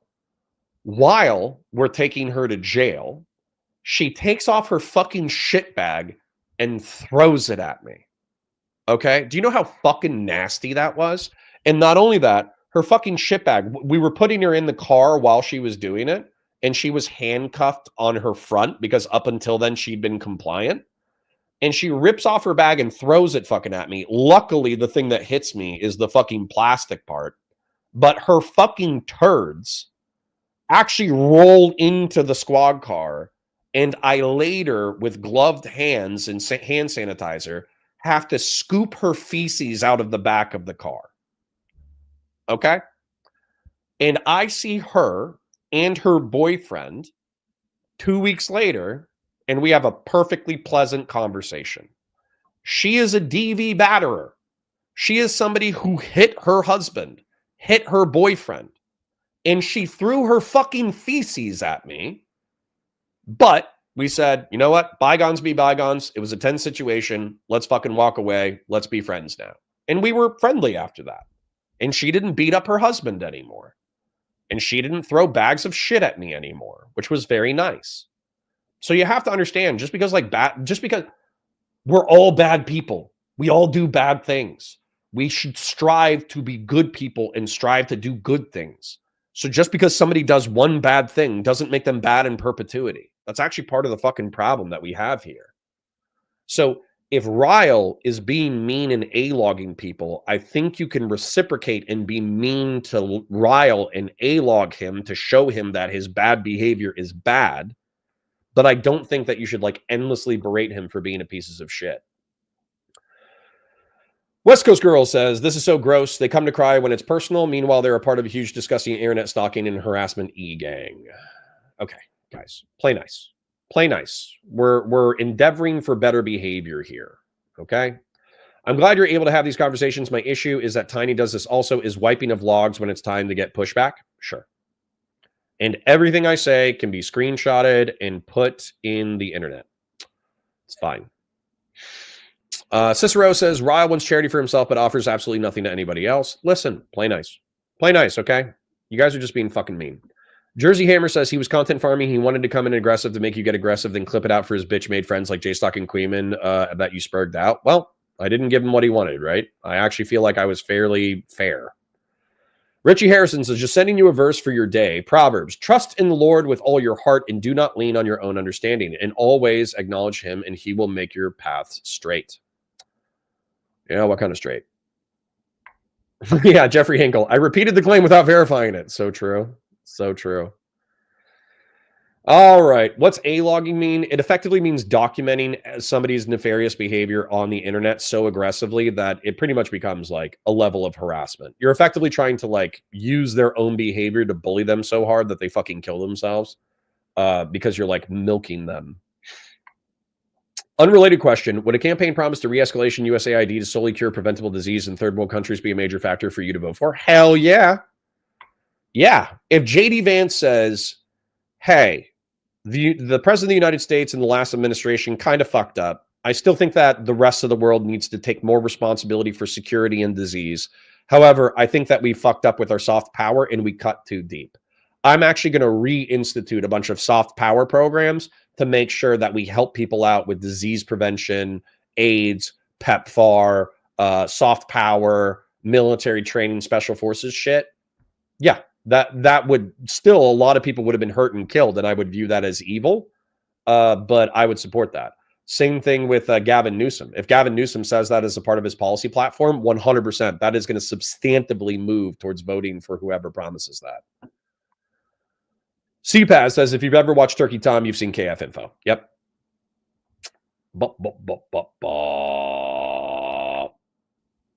A-logging is angry logging or obsessively hating on someone to an insane degree. Yes. I had read every page of Destiny's KF thread, but now like 30 pages behind. Interesting. Rewind, please. Don't call me names. I didn't call you names. Well, I haven't called you names. Amumu says, Connor's the only current Destiny friend that is requesting evidence for saying JStock's community doxes. Well, yeah. I think that Steven's behavior and other people's behavior is logical. So Kyla getting doxxed, Hutch getting doxxed, Tectone getting doxxed and swatted, Destiny getting doxxed and swatted. Well, there's this really active A-log community that is constantly talking shit about you. I think it's logical and emotional to say, well, it's probably emanating from this community. Therefore, I'm going to stalk, dox, and harass everybody in that community so they get a taste of their own medicine. It's logical. I think it's bad behavior. And I think that specifically with doxing, right? Not only is having your public information out there kind of uncomfortable, but also like it makes people swatting you super easy. They can just call the cops and say, hey, he's at this address. He's about to do something terrible to his family. He definitely has weapons. Please, oh my God, get there now. And then hang up. And then boom, half a dozen officers come to your fucking house and they're ready for a fucking gunfight. And people have gotten hurt. People have gotten killed. And so as a result, I can understand why people in this space are so uncomfortable with it and they lash out. But I think the reason why I love the American judicial system and why I love American culture is because we don't just punish people who we suspect of being guilty. We punish people who we know are guilty beyond a reasonable doubt. Genix says, lol, okay, well, Destiny denies knowing Rose was 17, so if all the quit saying it, we will stop the alleged things they do. Sure. A lot of people in that community just call him a pedophile, which I think is fucked up. Starhawk says, you say man to man, that creature is no man. Play nice. He can be a man one day. So what you're saying is Raal's Kiwi Farms A-logs from Destiny's Malding Frogs? I don't know if that's a sentence. In this environment, you want to foster, though, Connor? No. But I'm encouraging people to be better than our rivals and enemies. You realize that Rose was doxxed, right? This group goes around spreading her information as a weapon, but where's the same standard of evidence? Okay, I'm saying that you shouldn't get people's private information or public information and spread it around. Sure. Yep. I'm ripping a J right now, based. By the way, where's LB? Haven't seen her. Dude, I think she abandoned us. I think I took the racist test and she was like, you know what? That's enough. I'm out of this. All right, I'm still wrapping up with chat just because chat's very engaged. I think Raal was probably too much of a sped to explain, but I think it's quite extraordinary claims require extraordinary evidence, and Destiny is effectively doing extraordinary acts with low evidence. I don't think it's an extraordinary claim to believe that an A-log community is from where your cyber harassment is emanating. I don't think that's an extreme claim. However, I do agree that, in my opinion, there's insufficient evidence to go about life ruination. CPAS says, I do think you might have a scale of difference when it comes to friends, and I think most of us don't see these people as close friends, so it's odd, like when you defended Bosch versus Food Shops. I don't know if I defended the behavior. I might have defended the person. Like Vosh up until very recently, like dude, it took like 2 years for him to finally exhaust me with all of his lazy bullshit for me to actually be like, you know what, this guy's a lazy fucker and he makes bad content that makes the world a worse place. And that's because I think that he's intelligent, funny, charismatic, etc. But he's kind of being a piece of shit, right?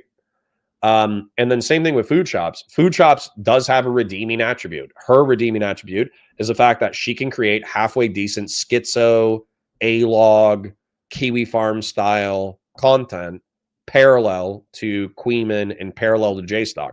She makes the same style of content, but she does it from a pro DGG perspective.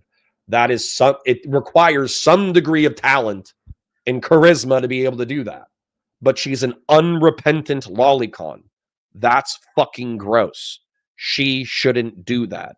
She shouldn't promote that behavior. So, you know, you can love the sinner and hate the sin. I hate saying that I, you know, like love food shops because I don't. But I can say that she's a human being deserving of some level of moral consideration. Kind of hurts to say because I hate people who openly, you know, jerk off to pictures of teenage kids, but, you know, whatever. Grassroots says the stream runs on Christian atheist morality and friendship, okay? It's true. It's true. It's true. I laugh at anyone trying to dox me. Please go ahead, try. No shame in my game, blackmail. Yeah, I love it whenever people are like, aren't you worried people are going to steal all your money? And I'm like, what money? Not that Grassroots hasn't been kind to us. Not that streaming hasn't been kind to us. You guys have been more than kind. I'm just saying, like, you know, let's just put it this way. I'm not sitting on $3 to $10 million like some streamers who have been at this a little bit longer than me. KO Dave says hello. Good to see you, brother. Ray Sunlight says, I was cyberstalked after my divorce at my lowest point. Trust me, all my horrible life choices have been aired. Life goes on. Yep. Ryle is going to complain and spurg out in the future about your saying, geez, guys are also mean and accuse you of being sarcastic. I'm not being sarcastic. Stop being so fucking mean. I know who he's saying. Who the fuck does he think he is coming at you like that? Sure. But I think that he saw me describing the situation as an excuse. Zezzy says, that's not true. He was not even in the Discord when NSC talked about the swatting incident. Boom. There you go. ZZ says it's not true. So Christian Valeris, strong claims require strong evidence. So if you think Ryle was celebrating somewhere in Discord or Twitter about NSC getting doxxed, then you might need to substantiate that claim.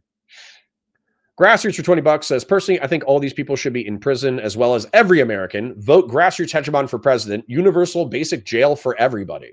True. True, true, true. 3 hots in a cot, baby. True. All right. How would you resolve the Israeli-Palestinian conflict? I would have NATO invade and enforce a two-state solution. Yeah. Did people hear my poop story? I thought it was super funny, and I haven't gotten there yet. I'm trying to catch up with you guys, but chat's popping off. Are you going to treat this Ryan dude with the bad faith fleshlight for Trump that he is? Nope. I'll be as nice to him as I was nice to Ryle. I think most of these deeply online people are schizophrenic. They might be. Your YouTube mom is counterpoints, and your YouTube dad is Hutch. True. Gen X says that's battery of law enforcement. Yeah, it was gross. Yeah. Sounds like a normal day on a nursing floor. It was. For sure, it was not solid poo. You know what's crazy is that the ones that tumbled out of the bag actually were relatively solid, but you're right. They were like, they were smushy. Oh my God, the stories got real. Yeah. Yep. Was Connor actually a zoo cop? No, it was a human being. Jesus Christ. Everybody says that because I was a school resource. I was a school resource officer for a year, but I was on the streets for like 2.5 years. Gen X is sorry, man. I cannot take seriously anything about moral integrity from a JStock community, but just because they don't have moral integrity doesn't mean that we don't have to have moral integrity. Okay. You guys are pussies.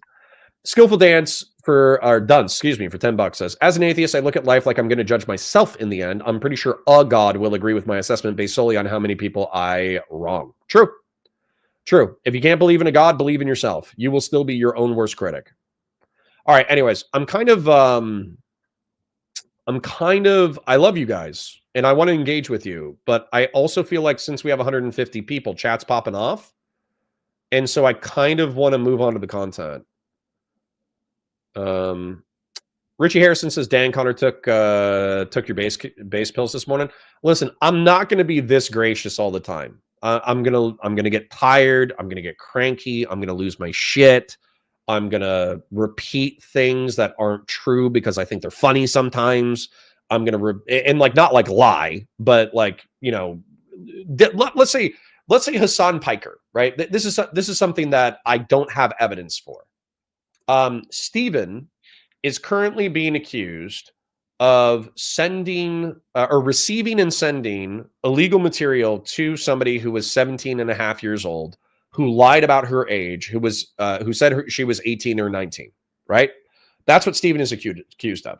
Well, as Leah Jane, one of the people who, and I'm not saying that as a dox, she literally popped up in my chat under that name. As Lav has said, Hassan Piker, when he was 24 years old, allegedly had sex with Paris Jackson when she was 17. She stands by those statements. Whenever I ask her, like, hey, is this true? Is this true? Is this true? She's like, yeah. The only reason why I don't triple down on it is because they signed an NDA. It was consensual. Nobody else gives a shit. So Hassan Piker sleeping with, Paris Jackson, nobody gives a fuck about. And everybody's going to call me a liar and a piece of shit, so I don't give a fuck. I'm not going to quadruple down on it in public or fight in public, although she said these things in public, right? She said exactly what I just said in public. She said, like, I'm not going to make a big deal of it because the alleged victim and the alleged perpetrator don't give a fuck. So like, Destiny allegedly sent homemade pornography to somebody he thought was 18 or 19, which is gross, by the way. Bad behavior, absolutely repulsive, disgusting. Don't do it. However, allegedly, Hassan, at least according to one of Paris Jackson's friends, Hassan Piker had sex with a 17-year-old. So, what do you want me to do, bro? What do you want me to do? Like she says it's true. I don't know if it's true. It could be, it could not be. I wasn't there. I don't know. It's funny. It's ironic. Beef Supreme says, I can't stand food shops. That person has even copied Destiny's speaking cadence. Yeah, that's always bad. Wait, is food shops male or female? I think they were born male. Amumu says, I wish Connor would have a conversation with someone on the other side so he could see how much of the doxes of even Destiny's friends are done by Destiny. No, I'm good. Love the sinner just means that they can always have a road to redemption and you aren't going to exclude them forever. Yep. All right, I think we're going to move into content. We sidestepped the story. How? Great. Another waste of time combo with this lawyer I've watched 3 times. Well, it'll be the last 90 minutes of the stream. Yes, married for 13 years, 3 sons, and 7-year age gap with a wife. Yeah, and I'm married with a 5-year age gap with 2 sons, and we might have a 3rd. Dipper screenshot commented on X in which Raal was mocking Kyla swatting. I thought it was Discord, but it might not have been. Well, boom, right there. So somebody said from the community, said that Raal wasn't laughing or making fun of Kyla getting swatted. Christian Blair says Dipper screenshotted a comment on X in which Raal was mocking Kyla getting swatted. I thought it was Discord, but it might not have been.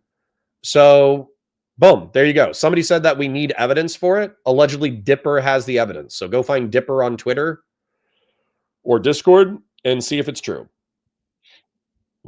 Signed an NDA, never been any proof of this at all. Yeah. Disavow, yes or no? Yes or no? Oh, man. Which friend, if that friend is also a friend of Lab, I would doubt. No, Lab was friends with Paris Jackson. Born male, now female, typical. Daedalus is born female now, or born male, now female. No. No, I don't agree with that. Daedalus, go fuck yourself. You're gonna be what makes me lose my mind. I differentiate gender from sex. If Food Shops, because bear in mind, I don't know. If Food Shops was born male, from a sex characteristic standpoint, Food Shops will always be male. However, if Food Shops is a trans woman, which by the way, I don't know the specifics, I'm actually making a lot of assumptions, then she might be trying to be treated socially as a woman. And I think that trans women can be women. Like passoids, I feel like they get treated as women by society oftentimes. And then I feel like non-passoids, you should just be nice to, regardless of whether or not you think they're a woman. So yeah, Daedalus, go fuck yourself. You're good. You don't care at all if you've been lied to. I don't know what you're talking about, bro. What is the tattoo on the arm? I have a tattoo from Okinawa. It's a quarter sleeve. I got a dragon holding a skull with a halo of bullets. And then I also have a red and black nautical star. I got both of them in Japan. Tourniquet says Lab never provided a single shred of evidence that her claim about Paris and Hassan was true. Only like one pickup online of them together, and she was an adult in the pic, but assume Lab isn't lying. Shake my hand. I'm not assuming shit. McDevin gave $5. Thank you. That is really good to hear, to Connor. Good. Word. All right. I caught up with you. Passoid is wild. Listen, passoids call themselves passoids, all right? All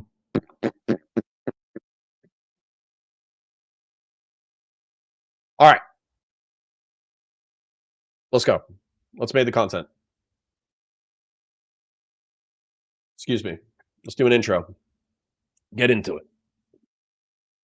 Let me fast forward a little bit. Christian nationalism better generally. Oh, there we go. That's actually perfect. Hi, guys. Welcome to Counterpoints. My name is Connor. I'm a science fiction, political, and philosophy nerd, Marine Corps and law enforcement veteran, and I like covering schizo, online politics, and the alternative media. Today, I got a little special thing for you. I got Mr. Whick, a debate panel host, going up against Andrew Wilson, the veteran misogynist champion of the Whatever podcast, talking about whether or not the liberal/progressive status quo is better than Christian nationalism. It might be a cringe debate. However, we're going to try to use it to launch into different and interesting ideas. Let's go. The question is Christian nationalism better generally for society than the progressive status quo? It is a question. So there's an entailment there, which would be that the progressive status quo is better, right? If Christian nationalism is worse, it's your burden to prove that Christian nationalism is better. No, it's your burden of proof to prove that the progressive status. What are Sarah, you? Can you read the debate prompt? Yeah, again? read the debate prompt. Hold on. The answer for Andrew is yes. The answer for Andrew is no. You both do have an affirmative claim. We both have an affirmative claim. There is not an entailment here. You made the challenge. Oh my God, who cares? Like, listen, sorry, Wick. I'll be a little bit critical here. Andrew Wilson does do debate pedantry, okay? And pedantry, I mean that he's like pedantic, where he's like, well, if you can't linearize your argument into God or the Godhead, then that means that everything is ultimately subjective, and I win because I root my arguments in something firm, which is God. And then he just like dances away like that's a victory. And it's like, dude, you're doing, some people call these people, they call these tactics debate pedophilia. Yeah, I agree. That's debate pedophilia, right? However, it is fundamentally uninteresting to watch two people dance around bullets that they should just be biting. And so I would just say, if I was Wick, I would just be 100% brass balls, just be confident and say, yeah, obviously, the liberal norms nowadays are better than Christian nationalism because we don't have to compel people into thought. We don't have to compel people to church. We don't have to enforce a certain specific Christian religion. We don't have morality laws where if these sex degenerates do sex degenerate shit, we just talk shit about them on the internet. We don't actually physically go grab rocks and beat the shit out of people and kill them for moral crimes that might not be crimes against the state. Maximal human freedom has ushered in one of the wealthiest, most powerful times in history. Like, yeah, you can just say, yeah, fuck it. Let's move past the debate pedophilia. Sure, liberalism is better than Christian nationalism. Go fuck yourself. How easy is that? Okay, well, here, Wick, let's make it simple. Is the progressive status quo better than Christian nationalism, Wick? You have to prove to me the opposite. Oh my God, just say yes. I'm gonna fast forward 10 minutes. I really hope they don't spend 10 minutes saying, no, you have to make an affirmative argument. No, you have to make an affirmative argument. That is terrible content. His proof tonight is on him. I just want to make Wick, that clear. it's on both of us. Oh my God. 35 minutes. I still have an affirmative stance that the sky. Still talking about affirmative action. Stop. The deregulation During industrialization and pushed for labor rights, public health, democratic reforms, Thank God. etc. The abolition movement, the abolitionist movement pre-Civil War, was a progressive movement.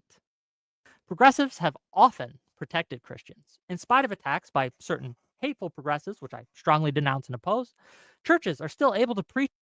Tourniquet says, I mean, you presented it as if it was a fact that an NDA was signed when that was just Lav's claim and she got pressed to you and tried to walk away. But hey, if you don't believe her, then Tourniquet, let me explain to you what I'm doing. And I'm sorry if this is not a part of it. Previous to this video, we were talking about online Steven versus his anti-fans crazy sex drama dynamics. And I brought up the fact that Steven is accused of pretty bad behavior. But Hassan has been accused of worse behavior in that Steven is accused of thinking somebody was 18 or 19 and sending them homemade pornography, whereas Hassan has been accused by Lavloon of having sex with a 17-year-old, right? Now, there's no evidence that we have verifiably. There's no NDA that Lavloon has presented to us. Hassan Piker denies the charge. Paris Jackson has made no public statement. And even according to Lav, Paris and Hassan do not care. They don't care about the issue. So as a result, she's effectively like, she's out in the wind on her own bitching about this issue. So she's not going to make it a big deal. But the reason why I continue to bring that up is because one of two things is happening. Either Lav, who is sometimes loved or sometimes hated by the Destiny anti-fan community, has to own the facts and say, yep, this is 100% true. Fuck everyone. I don't care about the NDA. Or the drama community has to be like, oh, what if Hassan is as big of a piece of shit or worse than Steven? Because some of them do simp for Hassan or do sweep for Hassan. So, I mean, that's all it does. It just forces Destiny anti-fans to make firm yet controversial opinions. And operate fully protected under the liberal order. Progressive courts and judges have often upheld the rights of Christians. The ACLU has defended Christian churches time and time again, including in 2015's Reed versus Town of Gilbert. Progressive judges side with Christians to protect their speech, such as in Vlaming versus West Point School Board in 2023. It was progressives and liberals in 1964 that instituted Title VII of the CRA, the Civil Rights Act, which ensured Christians can observe religious practices such as the Sabbath and religious holidays without job loss. Globally, Listen, guys, if this content is terrible, I'm open to other suggestions. But the truth is that we called this Twitch and YouTube politics, not Twitch and YouTube Destiny's sex life. And we do get decent viewership. We do get like 150 to 200 viewers when I'm talking about Destiny's sex life. So that's nice. But I know that the paying members of my chat, like Grassroots, Fast and Bulbous, Starhawks, maybe Skillful Duns, maybe McDevin, they came into this community when I talked about other things besides Destiny's sex life. And so I would like to give them some content. Listen, I'm all about getting good metrics, but if I hollow out my community pursuing high viewership, uncovering Destiny sex drama, I'm probably going to lobotomize myself with a ice pick and a hammer. progressives in the European Union pushed for humanitarian aid and diplomatic protections for Christians in conflict zones, such as supporting the 2023 UN resolutions, aiding Christian minorities in Nigeria, where Boko Haram killed over 2,000 Christians. Now, we must look at Christian nationalism to compare the two. In 1942. All right, I'm going to put it at 1.1. It's like uncomfortable at first, and then it gets better. That speed. E.J. Vorster declared, and I quote, "We stand for Christian nationalism, which is an ally of National Socialism." True! Good job. You can call this anti-democratic principle dictatorship if you wish. In Italy, it is called fascism. In Germany, National Socialism. And in South Africa, Christian nationalism. B.J. Vorster would later go on to become the Prime Minister of apartheid South Africa. My opponent will perhaps protest, claiming, "Oh, but of course I don't mean that sort of Christian nationalism. I will simply remind you, dear viewer, that Andrew Wilson for a time went by the nickname of Big Papa Fascist. In 20th century, nationalism and all That's a little soy, but I'm okay with tying to the fact that Christian nationalism, because it's authoritarian theocracy, oftentimes allies itself with other forms of authoritarianism, including fascism. There were Christian nationalists in both Italy and Germany that unrepentantly allied themselves with fascists because they knew that it was a gateway to power. its varied stripes has led to horror and death. 92 million are estimated to have been killed, a deadly ideology second only to communism. In many cases, nationalism has sought to place nation above all other concerns, whether it be individual or the family. In addition, if my opponent believes we are in a progressive status quo, he must contend with what will be needed to get from here to there, what the transition will look like, how that will affect society and the lives of people in it. In Stephen Wolf's The Case for Christian Nationalism, there is a chapter on the right to revolution in which he writes thusly, and I quote, "Many want me to end with a word of caution, perhaps to reassure everyone that these are academic conclusions, that they are not serious. Instead, I'll say this. It is to our shame that we sheepishly tolerate assaults against our Christian heritage, merely sighing or tweeting performative outrage over public blasphemy, impiety, irreverence, and perversity. We are dead inside, lacking the spirit to drive away the open mockery of God and to claim what is ours in Christ. We are gripped by a slavish devotion to our secularist captors. But we do not have to be like this. We have the power and the right to act. Let us train the will and cultivate the resolve." While my opponent might claim the transition to what he wishes will be peaceful, it is apparent that there are many very influential voices who advocate for Christian nationalism that think as Wolf does. Wolf's words are reminiscent of a dark... Jesus, brah. Okay. Listen, I love Whick, and I am 100% with everything he's doing, and I have been accused of being verbose. I understand that I am a verbose person. I like to yap. But Kevin from The Office said, "Why do many word when few word do trick?" And in panels, this is almost entirely true, because what people want is they want punch, counter punch. They want 30 seconds. They want 1 minute, and then they want 1 minute back. Then they want 1 minute, then they want 1 minute back. Then they want 1 minute, then they want 1 minute back. And I get its openings, so you want to lay out your argument as much as possible. But this could be boiled down to Christian nationalists say that they're peaceful, but they're ultimately authoritarian. The state should not be used in order to enforce morality. That's how we lived throughout all of medieval society, and it was demonstrably worse, not just materially, but also socially.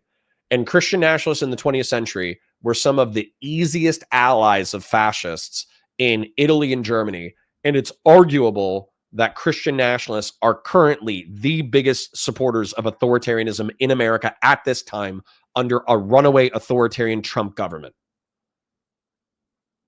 Boom. I took all the same points. I made it 1 minute. You know what I'm saying? time in Europe, where Christians took up arms against each other and the state in order to...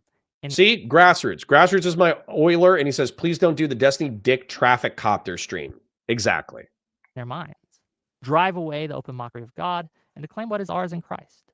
The Reformation wars in Europe, where different groups tried to enforce their version of Christianity, led to the deaths of millions and the suffering and oppression of millions more. A progressive status quo, for all its faults or flaws, is not worse than Christian nationalism. And I would note that every single thing that Wilson, my opponent, mentioned. Somebody explain the chat delay to tourniquet. The gays and the trans and things are not worse than 92 million dead worldwide. Wilson is showing Christians all the nations of the world and offering them to you. If you would but give up your Christianity just a little.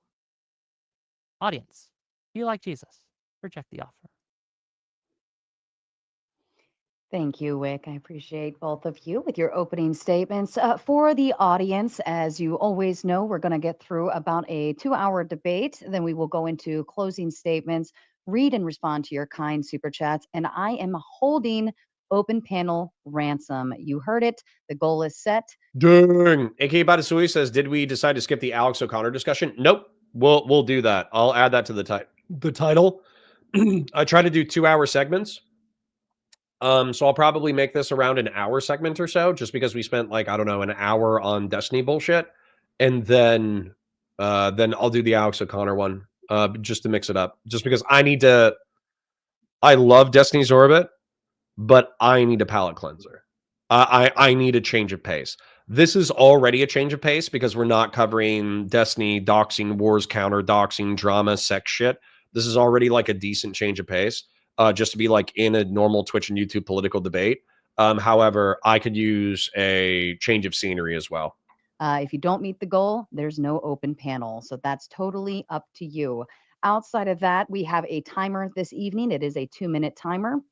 As we kick it off, it will automatically restart, and both gentlemen are going to respect the timer and stop talking once it goes off. Andrew, I'm going to leave the floor open to you to start. Yeah, let's start by addressing some of Wick's points here. The first, he points out, look at all of the death that happened under nationalism, right? And he tries to Just carpet 563, $5. Thank you, King. Appreciate you. loosely tie that in with Christianity, even though most of that had nothing to do with religion, had to do with resource politics more than anything else.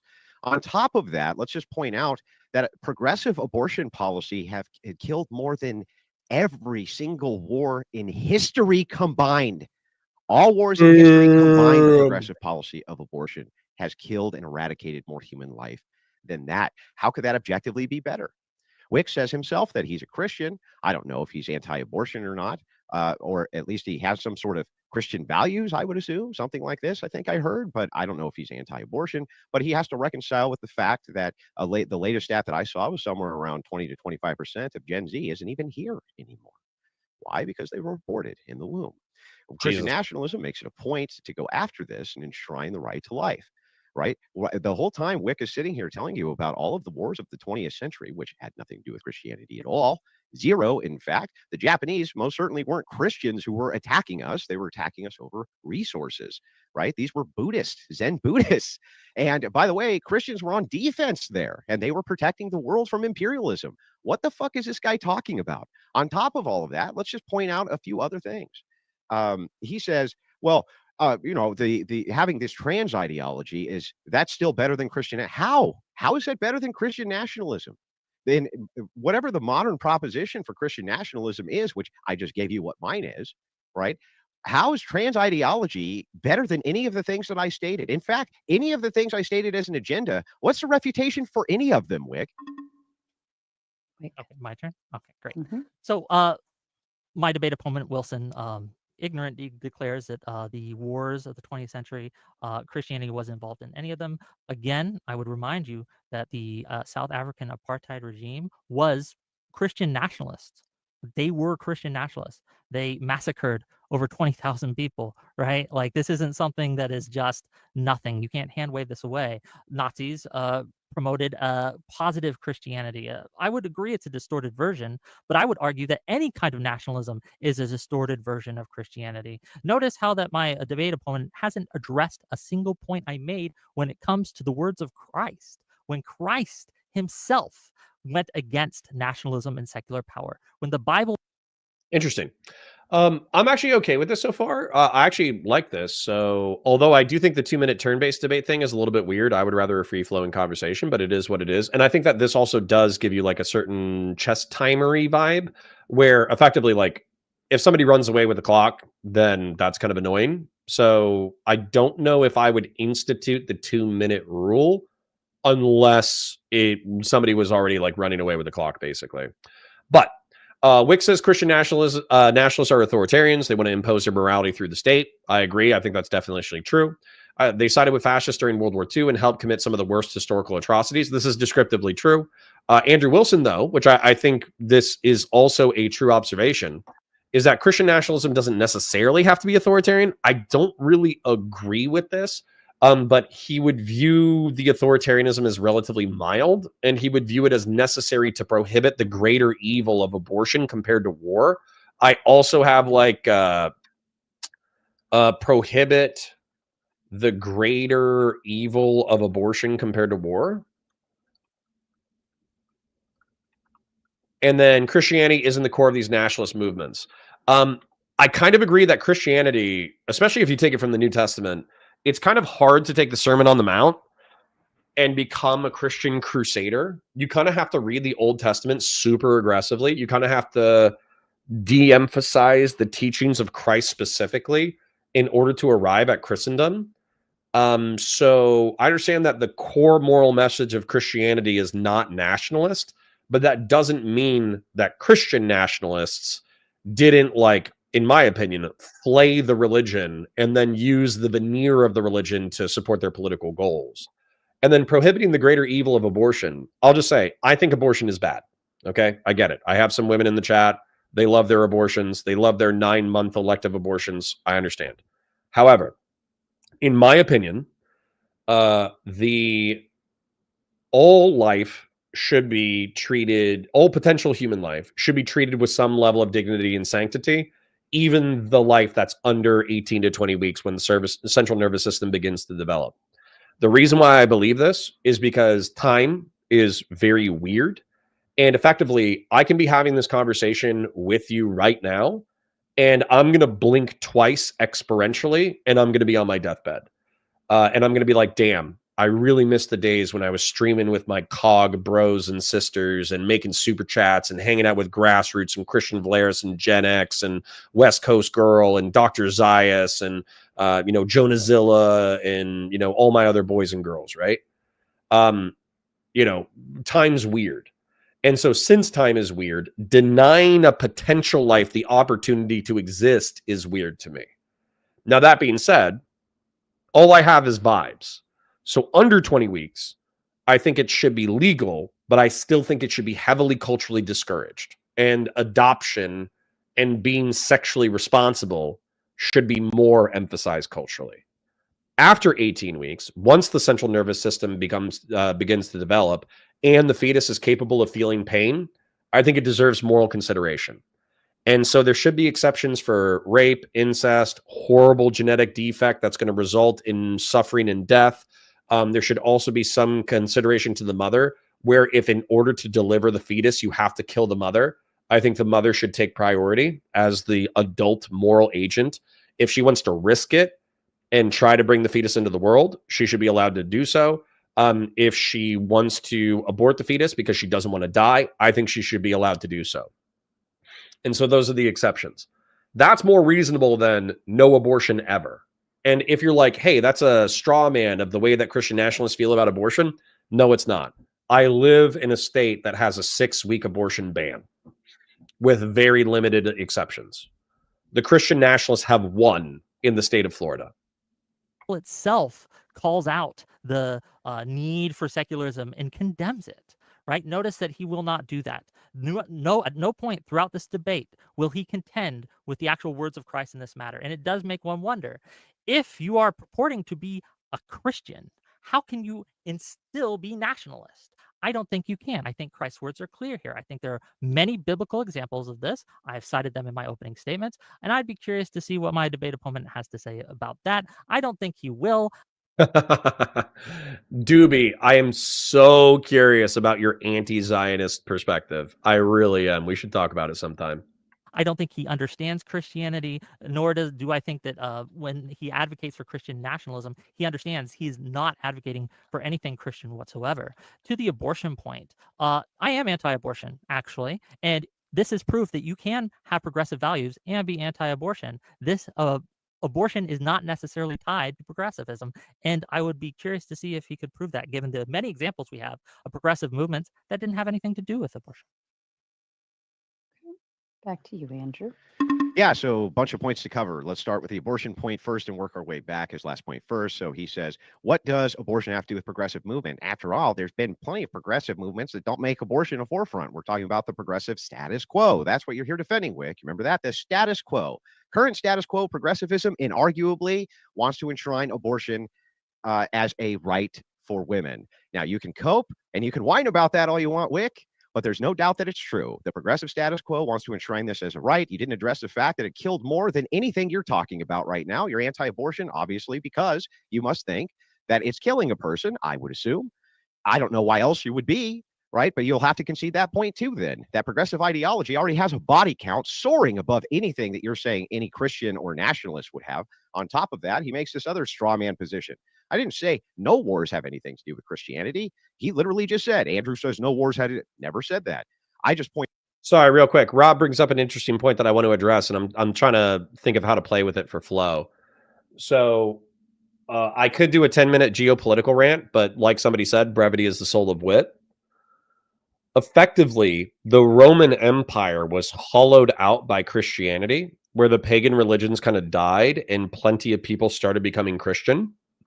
And they got the ear of Constantine, someone who was a powerful Roman general who was involved in a civil war for the title of Caesar in the Roman Empire.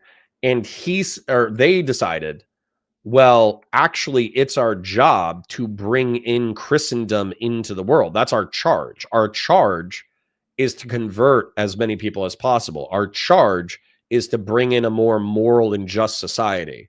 So why don't we use Constantine and why don't we use the state to end the persecution of Christians and to bring in a more just world? And they were like idealistic about that venture. Now, we can go through all of the medieval period and all of its sins and all of its foibles, all of its hypocrisy, all of its greed, all of its envy. However, I do agree with Rob that Christendom in some ways is like a religious heresy, but I think the heretics genuinely believed what they were doing. I think the Christian generals of Constantine actually thought they were ushering in a better world. Pointed out that he unjustly, or unrightly at least, went ahead and said that all. Sorry, real quick. Somebody asked another interesting question. McDevin says, I'm an agnostic. Can anyone explain to me why a Christian worldview doesn't necessitate a belief in communist economic policy? Because communists want to bring in a moneyless, stateless, classless society, and socialists want to decommodify basic human needs and have workers own the means of production. Socialism and communism, at least in a Marxist sense, are hostile to religion. You know, religion is the opiate of the masses. It's the way that the working class is supplicated with bread, circus, and religion. And so socialism and communism is oftentimes very anti-theistic. And with Christianity, a huge part of it is the voluntary self-sacrifice, the voluntary belief in Jesus, the voluntary desire to make the world a better place. And so if you're compelled to do good works, that doesn't mean that you're a good person or a good Christian. A good Christian is somebody who in their hearts is actually transformed by the belief in Christ and the belief in God. And through that belief begins to do good works, right? Like there's actually like a scriptural fight between that. Like there's Christians who say, there's no way to the Father except through the Son. And I think that's scripturally supported, where like, if you don't believe in Jesus Christ, then you can't get to God. And then effectively, like, faith alone is how you achieve salvation. But there's also another quote, which I think is fantastic, which is, faith without good works is dead. And so that's like, it's a theological fight, even within Christianity. Of these European wars had something to do with Christianity, and they didn't. They mostly, the focus was not. And then he brings up Nazi Germany as though that had something to do. That was not a war about Christianity. It never was a war about Christianity. It's absurd to even make the claim. Nobody would tie those things together, because those two things don't go together. Now, remember, the progressive status quo that he's talking about. Connor says, do you have any values that are worth more than a 2% share of a 10K audience? No. Whick just contradicted himself. I'm not for abortion. Must mean because he thinks that abortion is killing a person. So can Whick please reconcile how it could be that he's attributing this massive body count to Christian nationalists when he knows that progressive standard ideology wants to continue to rack this body count up, and it's Christian nationalists who are standing opposed to it, not the progressive, not any progressive. Notice the dishonesty of my opponent. I admitted that No, come on. Stop noticing the dishonesty of my opponent. Please just contend with the argument. Even if he's dodging yours, it's a better watch. Please. Please just talk about abortion. This is okay. This is the summary of the argument. Andrew Wilson says, you point to the sins of Christian nationalism in the past. However, abortion is a slow-rolling human holocaust that has cost more human lives than it has than wars. So as a result, if you're a Christian and you care about the souls of the unborn, then obviously having the unborn be born lines up with a lot of scriptural belief. And so how can you argue for the liberal and progressive status quo when they try to normalize abortion? It would be so much nicer if he just contended with that instead of just being like, let me spend a minute pointing out about how Andrew Wilson is dodging my stuff. All right. Nazism was a distorted version of Christianity. What I True. tied the deaths to in the 20th century, and if he had paid attention, he would have known this, was nationalism. Because again, remember, there are two parts to Christian nationalism, and my opponent has to deal with both. The Christian aspect of it, which I think is incompatible with nationalism. Again, notice how he didn't address a single point on scripture in the words of Christ.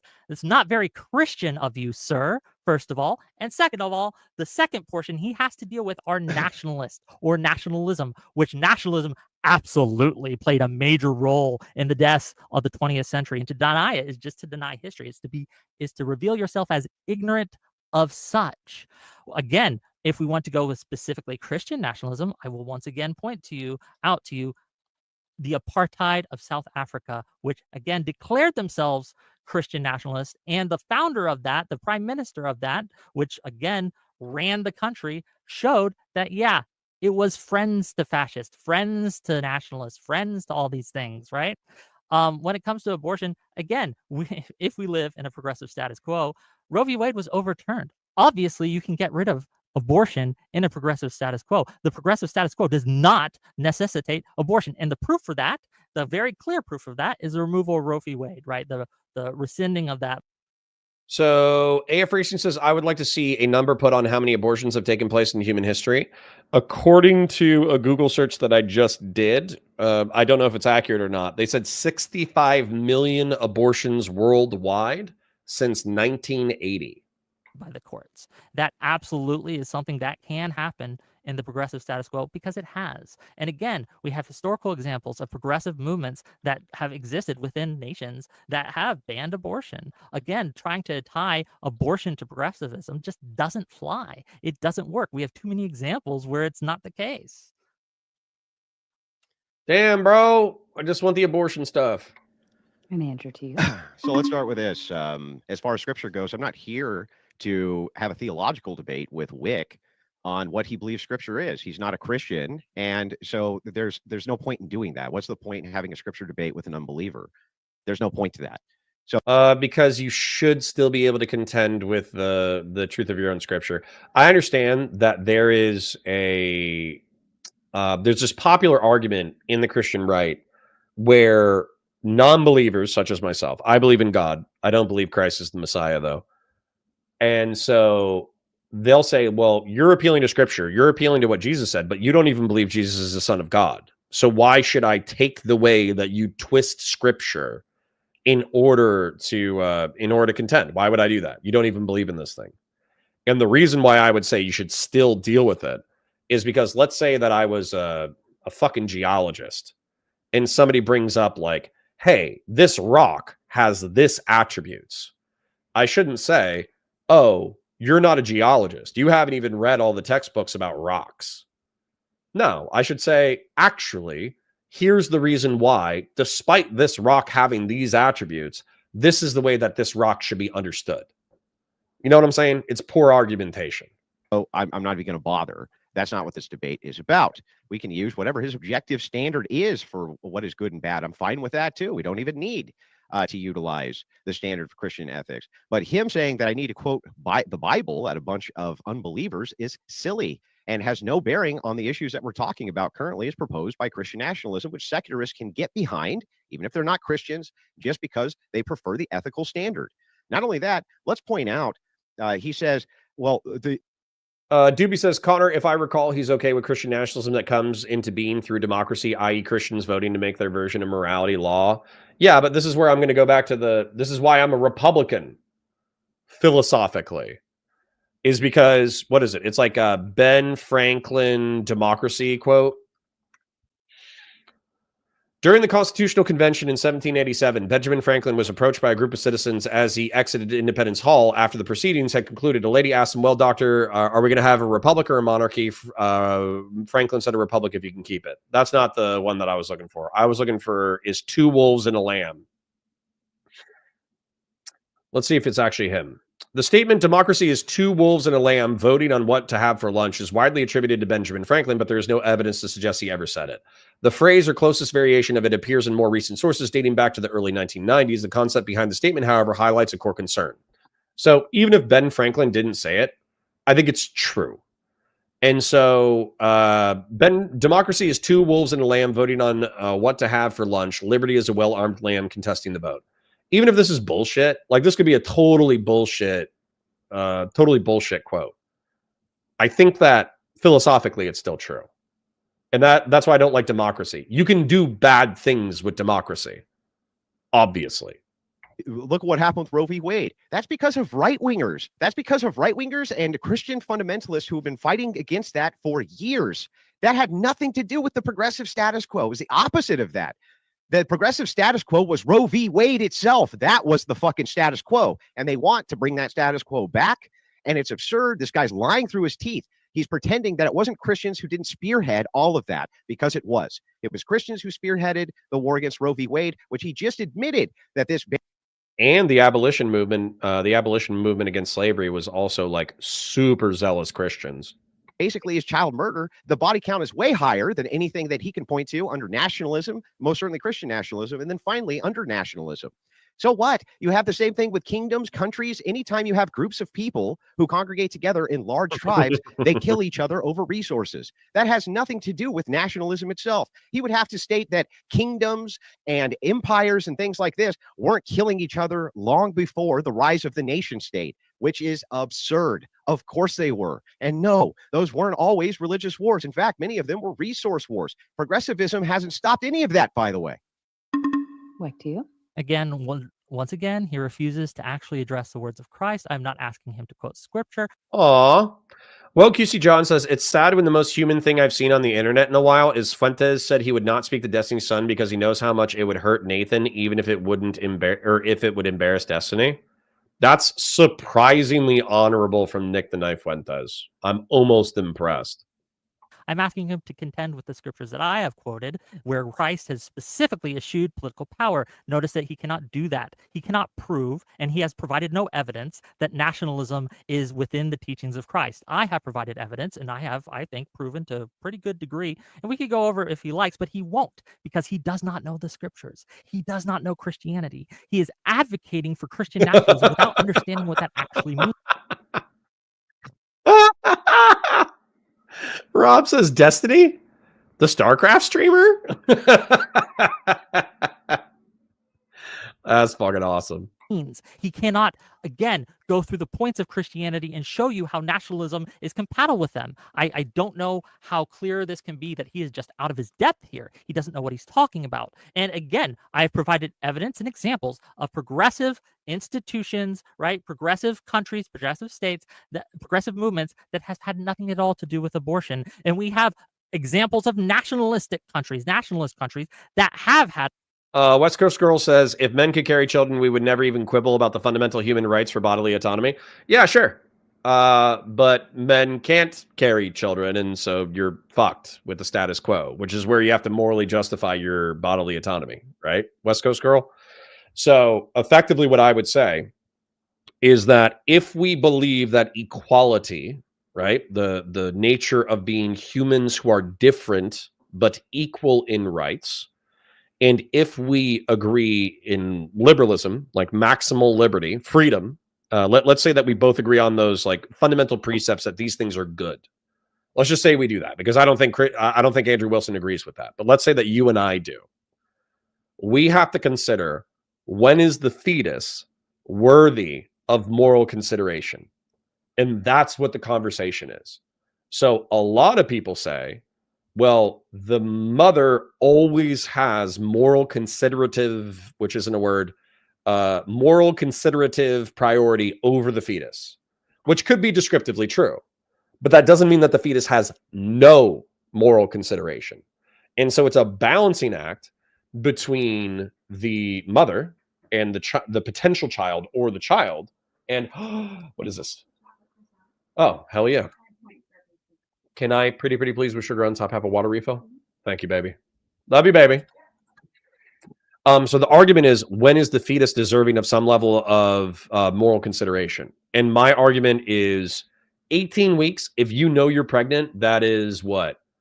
4, 8, 12, 16, 18. That's 4.5 months. If you're having unprotected sex and can't figure out that you're pregnant within 4.5 months, in my opinion, this might be rude and misogynist to say, my apologies in advance, skill issue. Okay. Then, what I would also say is at that point, it's developed a central nervous system. I think at that point, if a fetus is capable of experiencing pain, it is deserving of moral consideration. That's my position. Abortion and things like that. So to try, the trick he's doing is trying to, if you're for abortion, you must be progressive. And that's not true. Also, I would argue that yes, Christians did spearhead the getting rid of the Roe v. Wade, but it was also progressive Christians who did this, not just conservative Christians. It was Christians across the board. There have been Democratic Christians who have voted against Roe v. Wade, who have voted to repeal Roe v. Wade. And this is absolutely true. Once again, I need you to point out and I need you to understand that Andrew Wilson will not engage on the theological point. He says this is not a theological debate, but it absolutely is, because in order to have a Christian nationalist nation, you need to prove that nationalism can be Christian, even though it contradicts the scriptures that say otherwise. Christ has said otherwise. So I don't know how he can overcome that hurdle. He has yet to do so or provide any evidence with you. Yeah, what? Yeah, We're checking there. theology has nothing to do with the debate. If I were a secularist right this second, I could advocate for the same Christian nationalist points that I just advocated for. What would prevent me from doing that? Answer: nothing. Has nothing to do with anything. He made a major concession on this point. He knows it. He knows he's screwed. So he's trying to pivot over to have some kind of theology debate with me, which has no bearing or merit on this debate whatsoever. Who cares what heretics think the Bible says or doesn't say? Who gives a shit? It's not important to me, right? The progressive mantra is power. That's all they care about. And the Bullshit. thing is that's exactly what we're talking about. I don't give a shit about his shaming tactic through any type of him citing any scripture. It means nothing to me. There's no fruits of the spirit there. Worthless to me. Anything Whick says about the Bible, completely worthless. It's already poisoned the second it comes out of his mouth. No reason to contend with it at all. He just doesn't want to contend with the points. By the way, which is bullshit, by the way, and bad argumentation. Bad argumentation, Andrew. I disagree. Beef Supreme says, yes, the founding reason of the Roman Catholic Church to force the word of Christ by sword. I don't even think that's true, bro. I don't think that's true. I think Rome, the Vatican, effectively had to endure barbarian invasions by pagans. And what they did is they didn't have the military capacity to fight back and destroy all the pagans. So what they did is they sent missionaries to the pagan kings, and they said that we live in a divine order. There is a God. And in the Christian faith, in ancient Israel, the gods were, God basically chose and supported the king. And so if you become Christian, then we can help you with secular power, because we can say that God has chosen this man to rule over this land with justice and Christian morality. And the pagans, who were used to fighting amongst each other all the time because there was no divine right of kings, actually were like, holy shit, I could cement my legacy for generations to come, and I wouldn't have to worry about assassinations and murder and all this bullshit, because if you try to kill me, if you try to kill my family, if you try to kill my kid, then you're effectively defying the natural order prescribed by God. Now, of course, what ends up happening is throughout medieval history, various kings fight with, like, so for instance, Henry VIII, most obviously, but plenty of kings defy the power of the Vatican, and they're destroyed or win, depending on the power dynamics of the time. And there's also plenty of kings who are rivals amongst each other who say, oh, this king is illegitimate because God truly doesn't support his claim to this territory. Actually, God wants me to rule this territory. And then that's how they start wars over resources. So it's absolutely a perversion of Christianity, but it's something that was scripturally based, and the Vatican didn't win militarily. It won through diplomacy, especially initially. He just admitted that Christians have a shared ethic when it comes to abortion. He just said that there's progressive Christians as well who tried to eliminate this, as well as right-wingers, though I will have to correct him and say it's mostly Christians who were on the right who spearheaded these, not ones on the left. But he has already admitted that they have a shared ethic across the board, even though he was just arguing a night or two ago that they don't have shared ethics. And here we see them unifying for the... They fight over their shared ethics, okay? Because, as always, prescriptions can have multiple interpretations. This isn't shocking.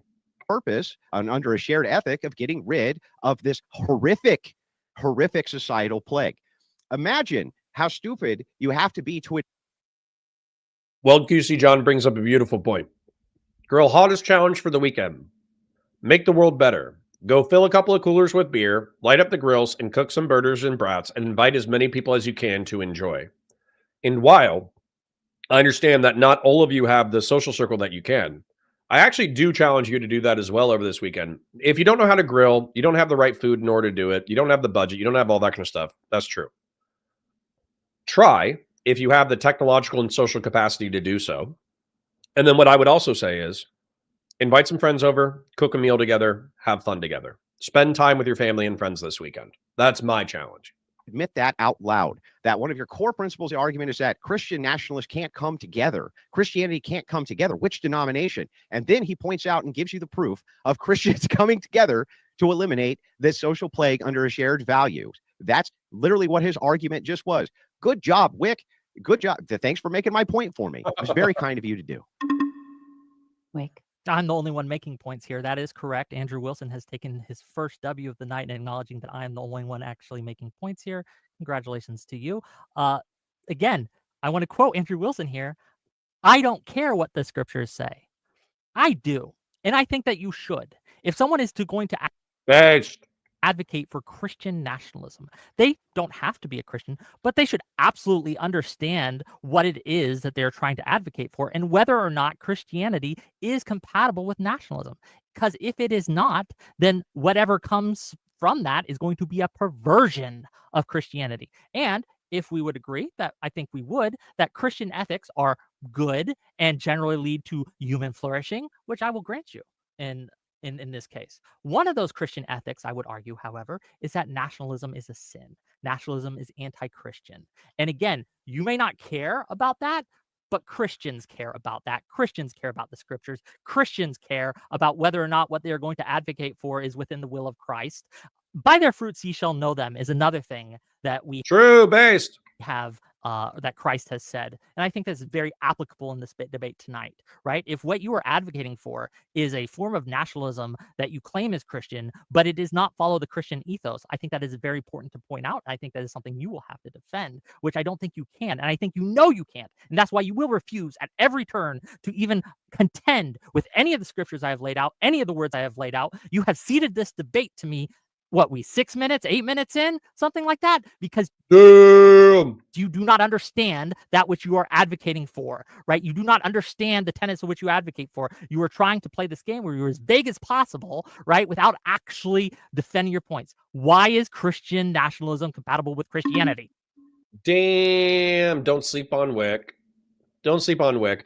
The only reason why I would say, so again, like I have issues with the framing. I have issues with like evading points. I really do. I think you should bite bullets and try to make the arguments as fun as you possibly can. But I do like that Whick is effectively saying like, hey, bitch, contend with the scripture. Tell me where I'm wrong. And if you don't, you're dodging and you're conceding. Now, I don't know if Andrew's going to be, I don't know if he's going to take the bait, but at least like it got called out, right? At least it got called out that he's like, hey, bitch, these are scripturally true.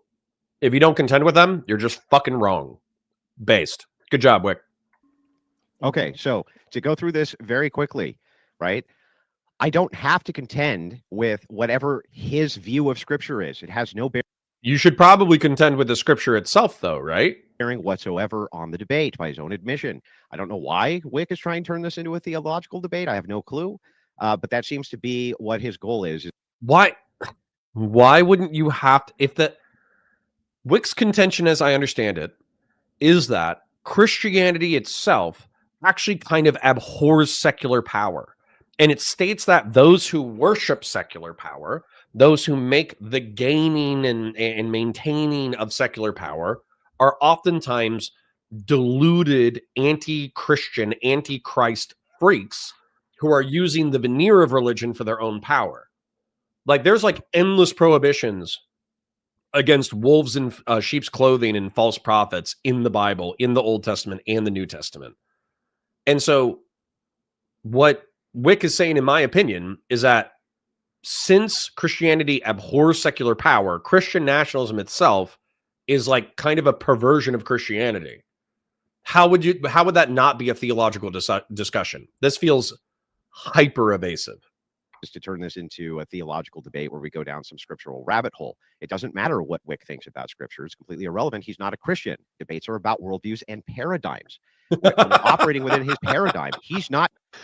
Larry says, Connor, can you go further into context? 65 million is a huge number, but there could be medical reasons. I mean, that's globally, and we have a 7 billion population planet.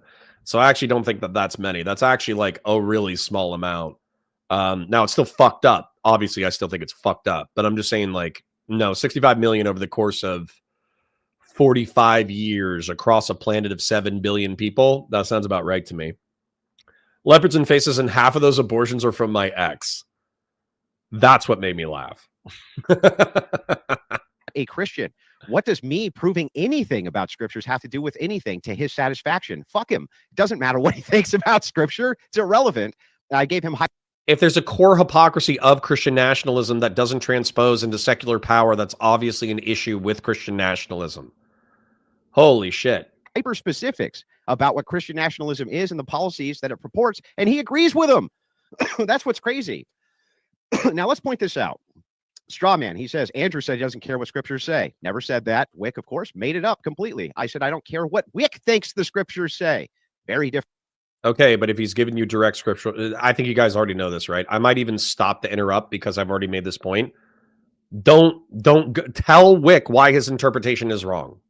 If a geologist says, you're not a geologist, so you can't understand rocks, and a layperson says, well, it's my understanding that like volcanic rock, it actually has these things, and they use a bunch of technical terms that describe rocks.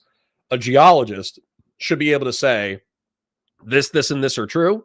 This, and this are not true. Here's what I believe prescriptively. Any talented person who understands the subject matter should be able to do that without being evasive. Thing. Honestly, this is genuinely the reason why I think this lazy argumentation exists is because I think it hits with dumbasses. I think it hits with Christians and Christian nationalists in Andrew Wilson's chat who are like, oh yeah, everyone outside of the religion is a bunch of heathen pieces of shit anyways. I don't have to explain my religious beliefs to them because they're not believers themselves. It's lazy argumentation. Christianity compatible with nationalism is his question. Or our founders must have thought so because they gave us a nation, Whick. They must have thought so. And many of them cite in the Declaration of Independence what? They cite what? That we have inalienable rights which come from God. The whole idea here is that if there's a lot of gods, Andrew. Even people argue about the nature of Yahweh between Jews, Muslims, and Christians, and they're all technically referring to the same creator God. If this is the case, then what Whick is actually saying is that the founders themselves knew nothing about biblical ethics and thought that they could have a nation based on at least loosely Christian ethics. But if that's not the case, then you know what he's actually admitting? He's admitting that progressives gave us the nation. So he would be admitting that progressives are responsible for nations. If progressives are responsible for nations, then progressives would be at fault for all of the perceived problems that Whick is claiming nations have given us. Imagine how dumb you have to be to make that argument. Go ahead, Whick, defend that. I can't wait. Wait, he thinks he got an own right here because he said that statism is responsible for the sins of statism. Okay. I don't think anybody throughout medieval history would argue with the fact that whatever proto-states or proto-nations or nations that existed throughout medieval history weren't explicitly Christian. I don't think anybody would make that argumentation. So Andrew can say that, well, all these problems, all these mass murders, all these things came from the secular side of power, which I think is true. However, that reinforces Whick's perspective that you shouldn't mix the power of religion with the power of secularism. This is actually at the fundamental level of the American design. The reason why the First Amendment, what does the fucking First Amendment state? Let's get the exact verbiage. First Amendment text. Congress shall make no law respecting an establishment of religion. Before freedom of speech and freedom of conscience, the First Amendment enshrines freedom of religion. Congress shall make no law respecting an establishment of religion or prohibiting the free exercise thereof or abridging the freedom of speech or the press and of the right of the people to peaceably assemble and to petition the government for a redress of grievances. That's fucking bananas. Like right there. Like if you want to say, okay, the Constitution is wrong, that's fine. But the reason why this was written, because Christians were beefing in Europe for centuries, if arguably millennia, over which sect of Christianity married with secular power was correct, which is what caused all the fucking wars in Europe. So why would you want to repeat that? Imagine thinking that, oh, it's a nation, it must be nationalism. This reveals. Yeah, Doobie says democracy is a terrible system. It's just that everything else we've tried is worse. Yeah, I unironically believe the Winston Churchill quote, democracy is the worst form of governance, except for all the other ones. A deep ignorance as to what nationalism actually is. I thought he was just going to flounder out the Christianity portion of this debate, right? Because he doesn't understand Christianity, but apparently he doesn't understand what nationalism is either. So to help him out, I will give you a standard definition. Nationalism is an ideology and movement emphasizing loyalty, devotion, and strong identification with one's own. Hi, Solo Frosty. Quick chill before we continue. Grasu Chachimon was more than generous, effectively made the entire stream happen before the stream even happened with 20 gifted memberships at the beginning of stream. What a fucking king. However, we also had donations from Just Carpet 563, McDevon, Skillful Dunce, Grassroots Touchemon again with the super chat, Starhawks, and Fast and Bulbous. So I do parasocially love you. I do appreciate your viewership and I do appreciate your support. Thank you for flying Counterpoints Airlines. Like the stream, share it with your friends, engage with chat, super chats if you got them, memberships if you got them.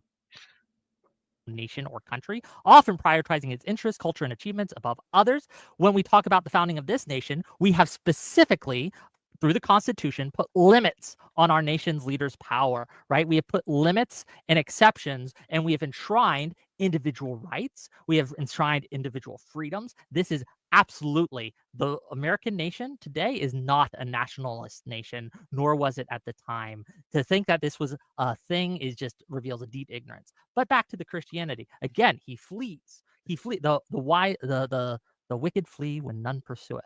But nice, dude. Like, listen.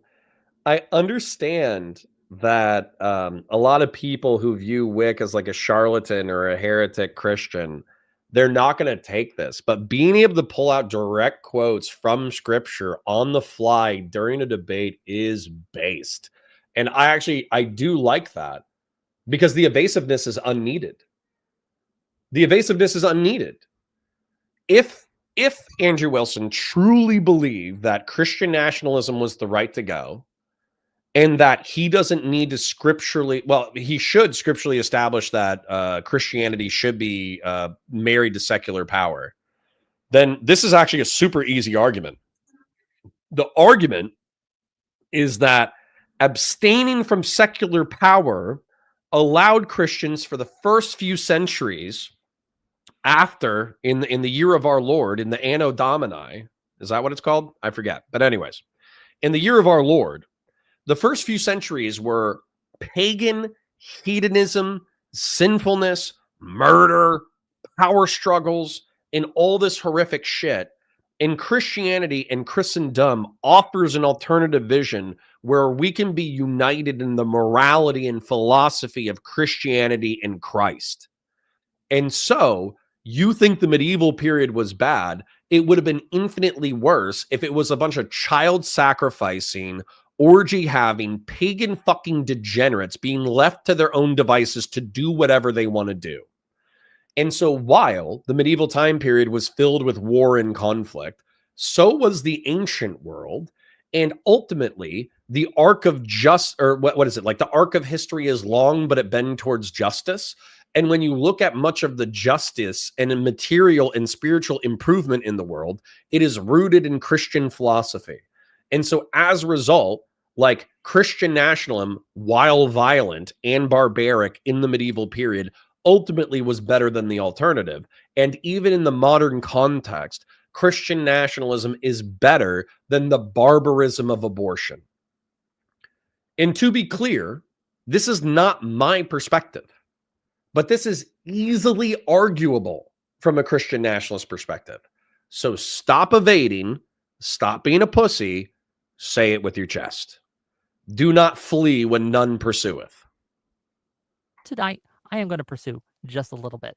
Again, don't contend with my interpretations. If my interpretations are wrong, then you should be able to easily tell me why they are wrong.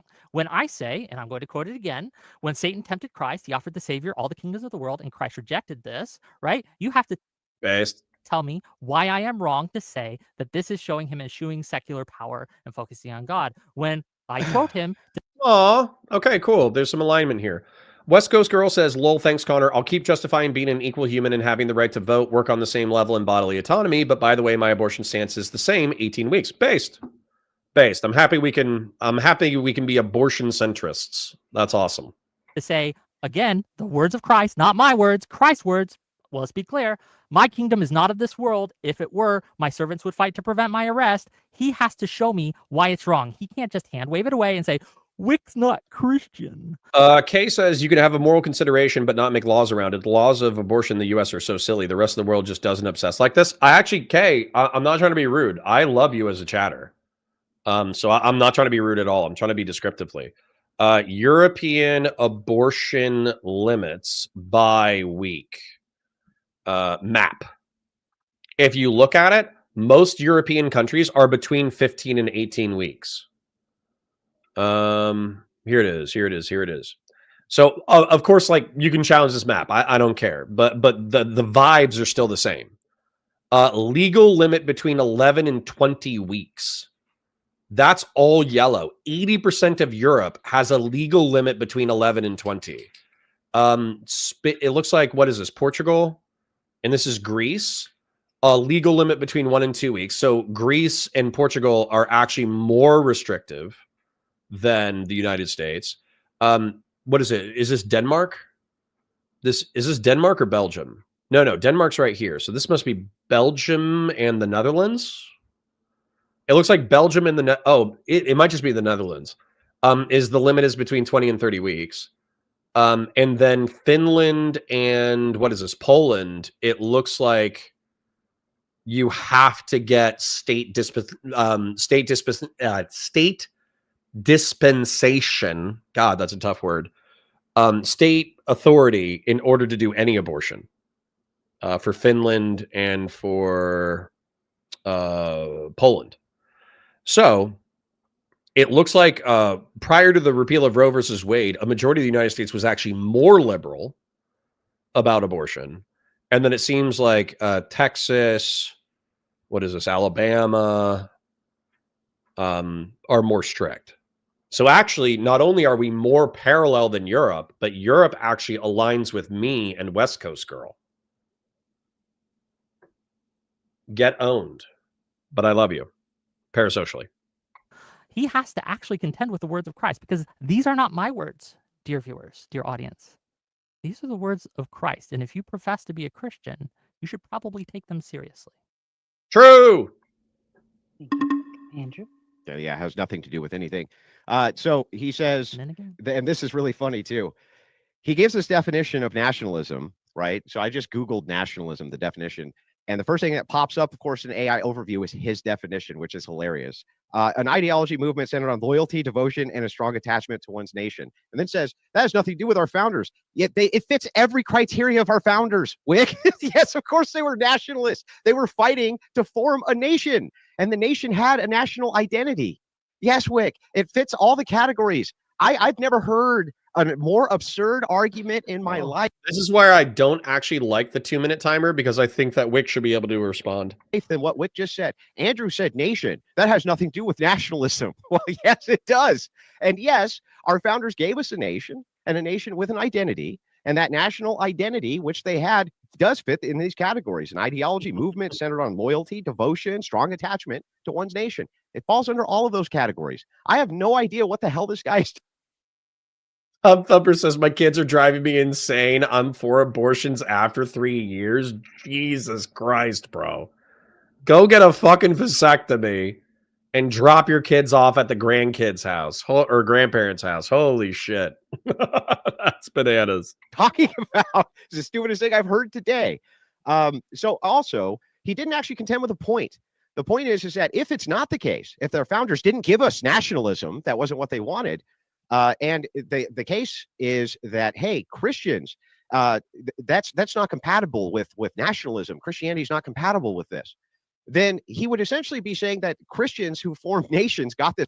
Okay. The Silver Jacket Man says, Vatican didn't win militarily. Cesare Borgia wants a word. I'm being a pedant. Your initial point is fair.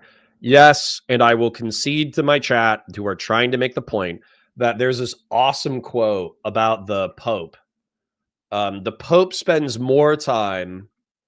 The Pope spends more time in armor than in robes. There was this. There's a Pope where armor. There's this quote. I forget what it is. The Pope spends more time on a horse than in robes. There's this quote. Pope Leo XIV, the current Pope, is known to have engaged in horse riding. No, that's not it. There was some medieval Pope, the warrior Pope, Pope Julius II. And he lived in 1503, but he actually participated in the city-states wars. I don't know if it's him specifically, but there was some Pope in the medieval era who actually donned armor and rode into battle and had like a custom armor outfit, and it was dope. The aesthetic was amazing. Like a Pope metal helmet. This one. Oh my God. I don't even know if this is real, but look at this. 13th century Roman Catholic bishop's helmet, bro. If I went into war and my priest was standing next to me wearing this thing, I think I would be turgid. What does turgid mean? Turgid. Swollen and distended or congested. I would be turgid in my nethers if I went to war and my priest was standing next to me wearing this. That armor goes so freaking hard. Holy shit. All right, anyways, sorry. My impulse to conquer Europe in crusader armor just like popped up in my soul. This wrong, right? It was actually the progressive view that gave us nations, and the nation is the thing he hates. So I don't know how he could reconcile these two issues. How do you actually reconcile the issue that under your worldview, it would be progressivism that would give us nationalism and not Christianity? They just got it wrong. They just got it wrong. And it was actually the progressive view that we needed nations. And so we got nations, the thing that you hate, because progressives gave them to us. And so therefore, all of these things would be. Kakode says, so why do you still choose Christianity if Jesus wasn't the one? What is he to you? Probably one of the most meditative and morally thoughtful prophets in human history. That's what he is. So just because he isn't God doesn't mean he didn't say dope shit, right? Like there's so many like Christian parables that are actually just straight fucking fire. The parable of the Good Samaritan is obviously huge. The Sermon on the Mount, again, top 5 tracks. The Parable of the Minas or the Mises was also probably like top 5, top 10 tracks, although that is like very vengeful and violent. I'm trying to think of what else, but basically like, beating the money changers in front of the Sabbath. That was dope.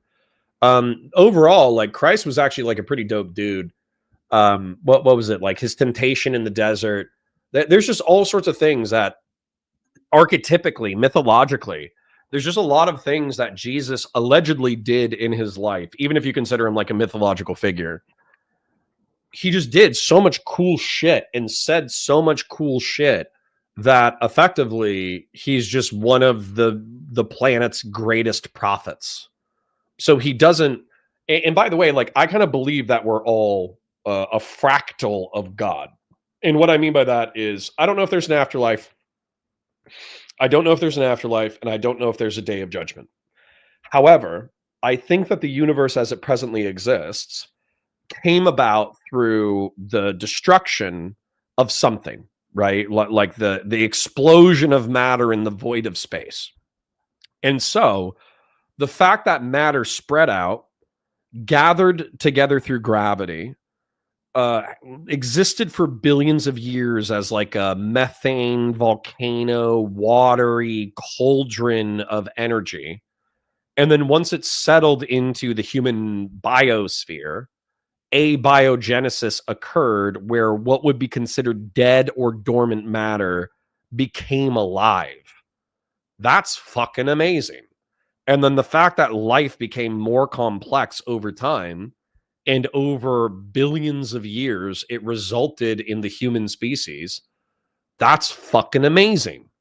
And so I actually think that when people talk about like the spark of divinity or the spark of Christ or the love of God or whatever, I think they're describing, even if they're creating meaning that is not like scientifically verifiable or whatever, they're still talking about a real phenomena, which is effectively that you were dead and dormant material at one point throughout existence. The atoms that you currently occupy was dead and dormant material.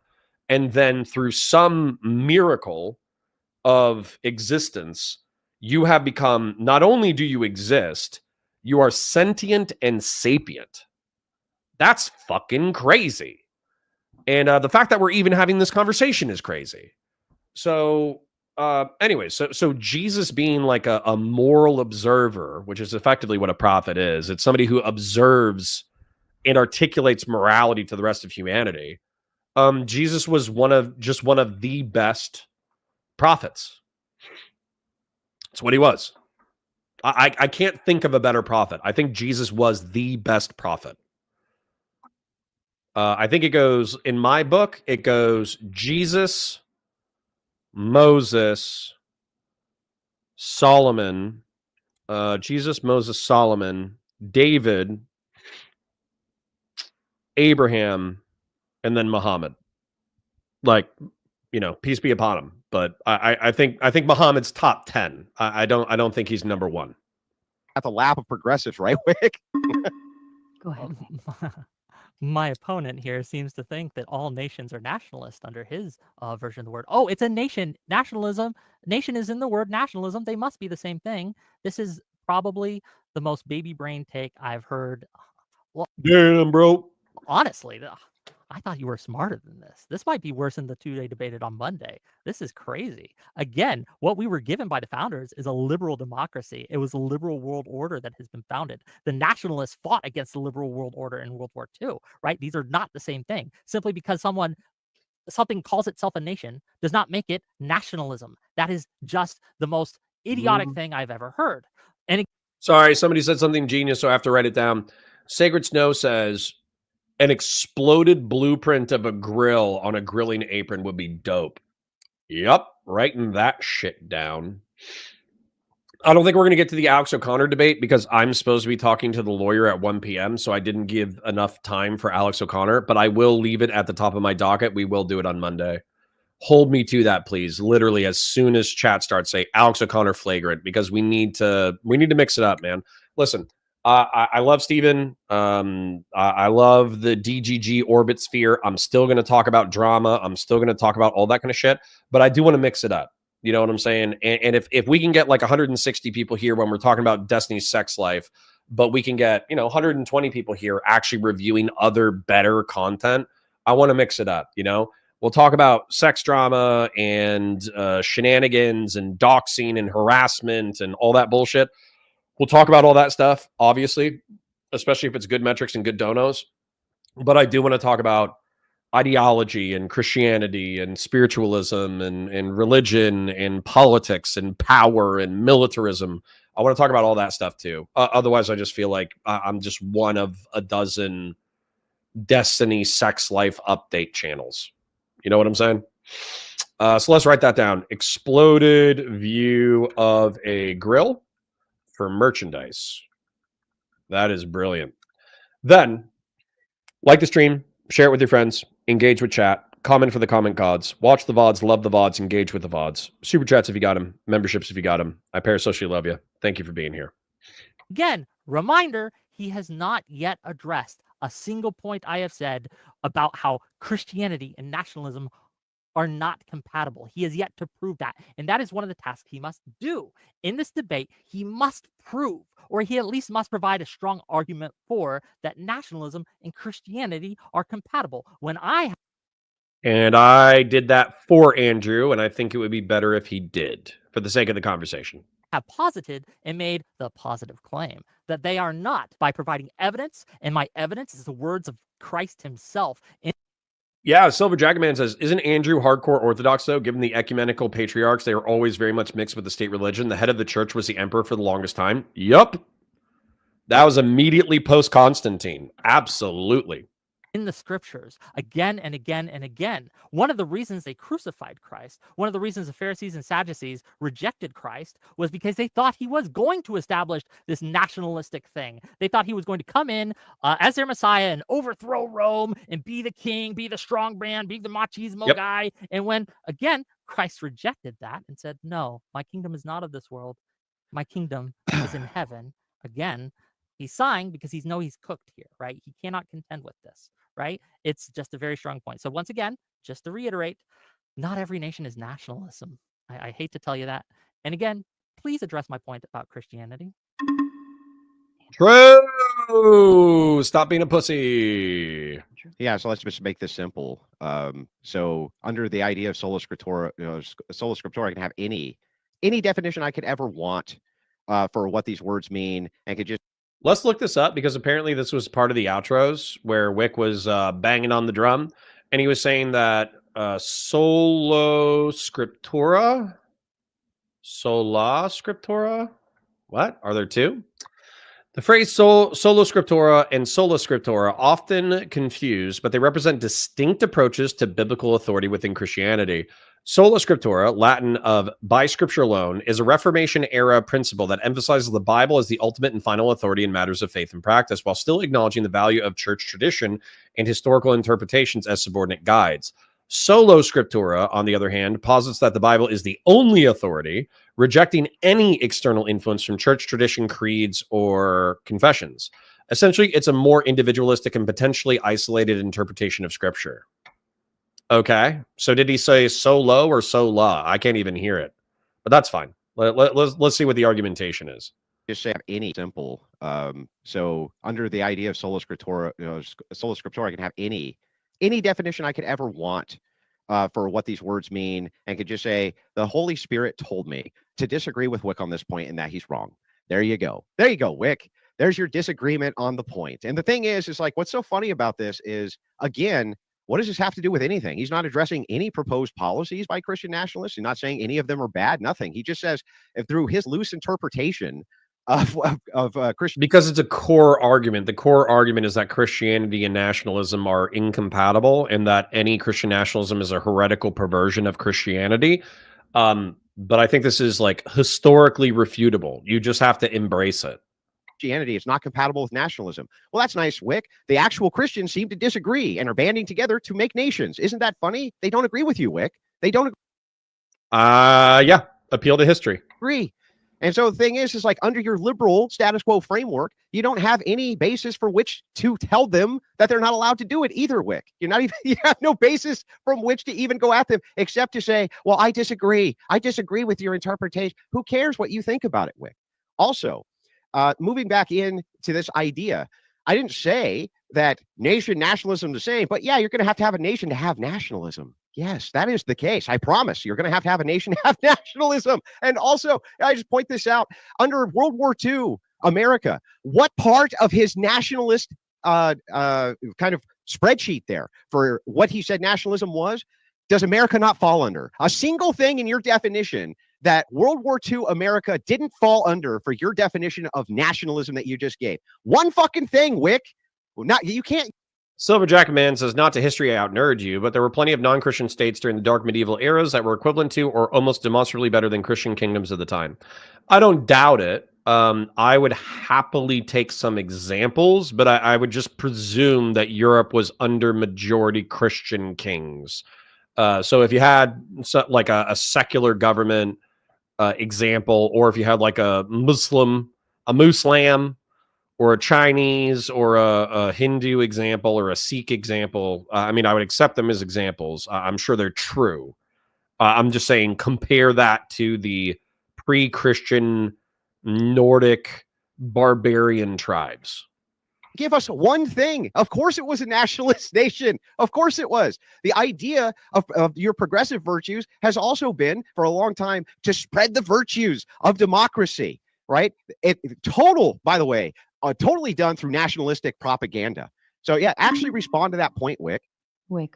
Oh, he's grasping. This is great, gang. So once again, sola scriptura, I just want to let everyone know what he means, right? He doesn't understand what that means. Sola scriptura is a Protestant Reformation principle meaning scripture alone. It asserts that the Bible is the supreme and final authority for all Christian doctrine and practice, containing all truth necessary for salvation and spiritual life. So when he says, right, when he says that he can cite sola scriptura and say that God told him to, he has demonstrated he doesn't know what the words he's using are meaning. That's the exact opposite of what that sola scriptura means, sir. Sola scriptura is when you use the Bible as the sole word of God, scripture alone, which I have done, sir. So when you cite sola scriptura, I could just say divine revelation. Dang, bro. Stop it. Damn, don't sleep on Whick, bro. Listen, I think everybody sleeps on Whick because he runs the panel shows and then he'll just jump in, throw an elbow, and jump out, which sometimes feels distracting from the flow of the conversation. I think that's why people sleep on Whick. But I actually think that Andrew Wilson, it's not a mistake. He's not going to like lose any viewership over this. But I actually think that he probably expected an easier battle from Whick. I think he genuinely expected like an easier victory. Whick's throwing elbows, bro. Gave it to me. You are using the word incorrectly. You don't know what you were talking about. And again, when we talk about what is America and you were saying America is nationalist, that is just not true. It is not backed up by any historical data. It is not backed up by historical fact. My claim is that, again, and I think I've proven it through the Constitution by citing the limits on national power which exist in the Constitution from its founding, right? That, again, it is a liberal nation, which is a different thing than a nationalist nation, that these are different things. And if you don't understand that, that's fair. But once again, you have to prove and contend with the fact that Christianity and nationalism are not compatible. Okay, whatever. You asked this twice, so I'll answer you. But bear in mind, like with questions, okay? I get bullied by chat for being like 20 minutes late on chat. Right? It's 12:43. I'm reading a chat from 12:29. So I'm 15 minutes behind chat. So when I pause to answer a question that's unrelated to the content, then I have to take time out to answer to a question that's unrelated to the content, and then I get further behind. But have I seen The Last Church? Yes, I watched it. Yes, I think it's interesting. However, if I actually pause, like if I do that as a breakdown, because bear in mind, my biggest YouTube channel is a Warhammer breakdown channel. If I did like atheist versus non-atheist, Emperor of Mankind, theological debates, which by the way, in my opinion, would be dope content. I think a majority of the Warhammer community wouldn't watch it, right? A majority of some of the Warhammer community would be interested in like a theological argument between the Emperor of Mankind and the last priest on Earth. But I would actually parallel it to so many real world things and so many actual spiritual beliefs that I think that the people who liked it would love it. The people who hated it would hate it. And the people who wanted something casual and violent and fun, they would be put off, which is why I haven't broken it down on my channel. Doobie says, wait, is Connor not a Christian? I could have sworn he was. I don't believe Christ is the Messiah, but, you know, if you look at Jordan Peterson, what does he say? He says, like, the core of Christianity is voluntary upward self-sacrifice. I'm a Jordan Peterson Christian. I'm not a literalist, but I think Christianity is like, I don't know. It's in my opinion, it's probably one of the best moral systems that we've developed. And I think the fact that we're losing it philosophically is actually sad to me. Just being real and kind of dragging it back to the drama from earlier today. I think that the fact that the chat doesn't have the instinct for like mercy, forgiveness, pity, atonement, all that kind of bullshit. I think you guys, either by not being raised Christian or being raised Christian but not understanding Christian morality, I actually do think that you're kind of like missing, in my opinion, like a critical moral philosophy for good living. And so even if you're not like a religious literalist, even if you don't believe in Jesus, I think you miss something by not understanding Christianity and following its precepts, even if you don't believe it in it literally. And Christ himself has shown that they are not compatible. The scriptures show that they are not compatible. You have yet to even address this point. You try to hand wave it away. You try to True. Get him. Get him. Get him. Get him. Weasel out of it. Andrew Wilson, the weasel, right? Going after it again. He just can't do it, gang. He's floundering. Top 5 dead or alive, no cap on a stack. True. He's sunk. Once again, how is nationalism compatible with Christianity? Andrew. Yeah, so Whick the weenie again can't help himself, goes out of his way. Address the fucking argument, dude. It's so boring watching him dance away. Stop dancing. To beat a dead horse. If the entirety of your proposition is just that you believe that the Bible says that Christianity isn't compatible with nationalism, that's great, Whick. I'm glad that you believe that. Christians, by and large, don't seem to, or we wouldn't be discussing Christian nationalism, would we? Also, I'd just like to point this out when he brought up sola scriptura. Yes, actually, his definition is correct, but who's the interpreter? You see, the part of sola scriptura that makes it work is that you're imbued with the Holy Spirit. Otherwise, you can't make these interpretations correctly, can you, stupid fuck? This is the... It's like the worst dodge in fucking political debate history. Dude, stop dodging. It actually makes the argument suck. Problem with arguing with a guy like Whick. He actually doesn't understand the terms which are being used. There has to be an interpreter. You have to explain how then, Andrew, you're being a fucking piece of shit. I'm just going to say it. I like Andrew. I've debated Andrew in the past. We have a good time. We're very similar to like Pisco and Whick's Pisco and my dynamic, where we're like brothers that viciously fucking fight each other, but ultimately at the end of the day, we give each other a high five and walk away. That's the same dynamic that I have with Andrew Wilson, and that's the same dynamic that I have with Pisco. But right now, I'm just going to say it. I feel like Andrew Wilson's being a fucking piece of shit. And the reason why he's being a piece of shit is because Whick has brought up two valid interpretations of scripture that would show that Jesus himself abhorred secular power. And it would also show that there are at least 2 to 3 passages that can be inferred to abhor secular power. So you would have to go into the historical argument for the Western Roman Empire, for the Eastern Roman Empire, for the Western Roman Empire, for the Christian conversion of the pagans, for medieval societies, and for early 20th century Christian societies, which is, you're capable of doing it. You just have to bite some fucking bullets. So I really hate that rather than contending with a line of argumentation that Whick has lined up so meticulously, you just evade. It fucking weak shit, in my opinion. Just because your own audience is going to be like, oh, he's not a Christian, based, owned. The fucking argumentation sucks. It sucks. And the interpreter, if they're not imbued with the Spirit, at least under the ideas of sola scriptura, they can't make those interpretations. Now, Whick doesn't have the Spirit, does he? He's avowed that he's not a Christian. So therefore, we would dismiss Starhawk says, I'm a postdoc in chemistry lab studying the origin of life. I'm inspired by the 18th century naturalists that study nature to be closer to God. That's dope, dude. Seriously.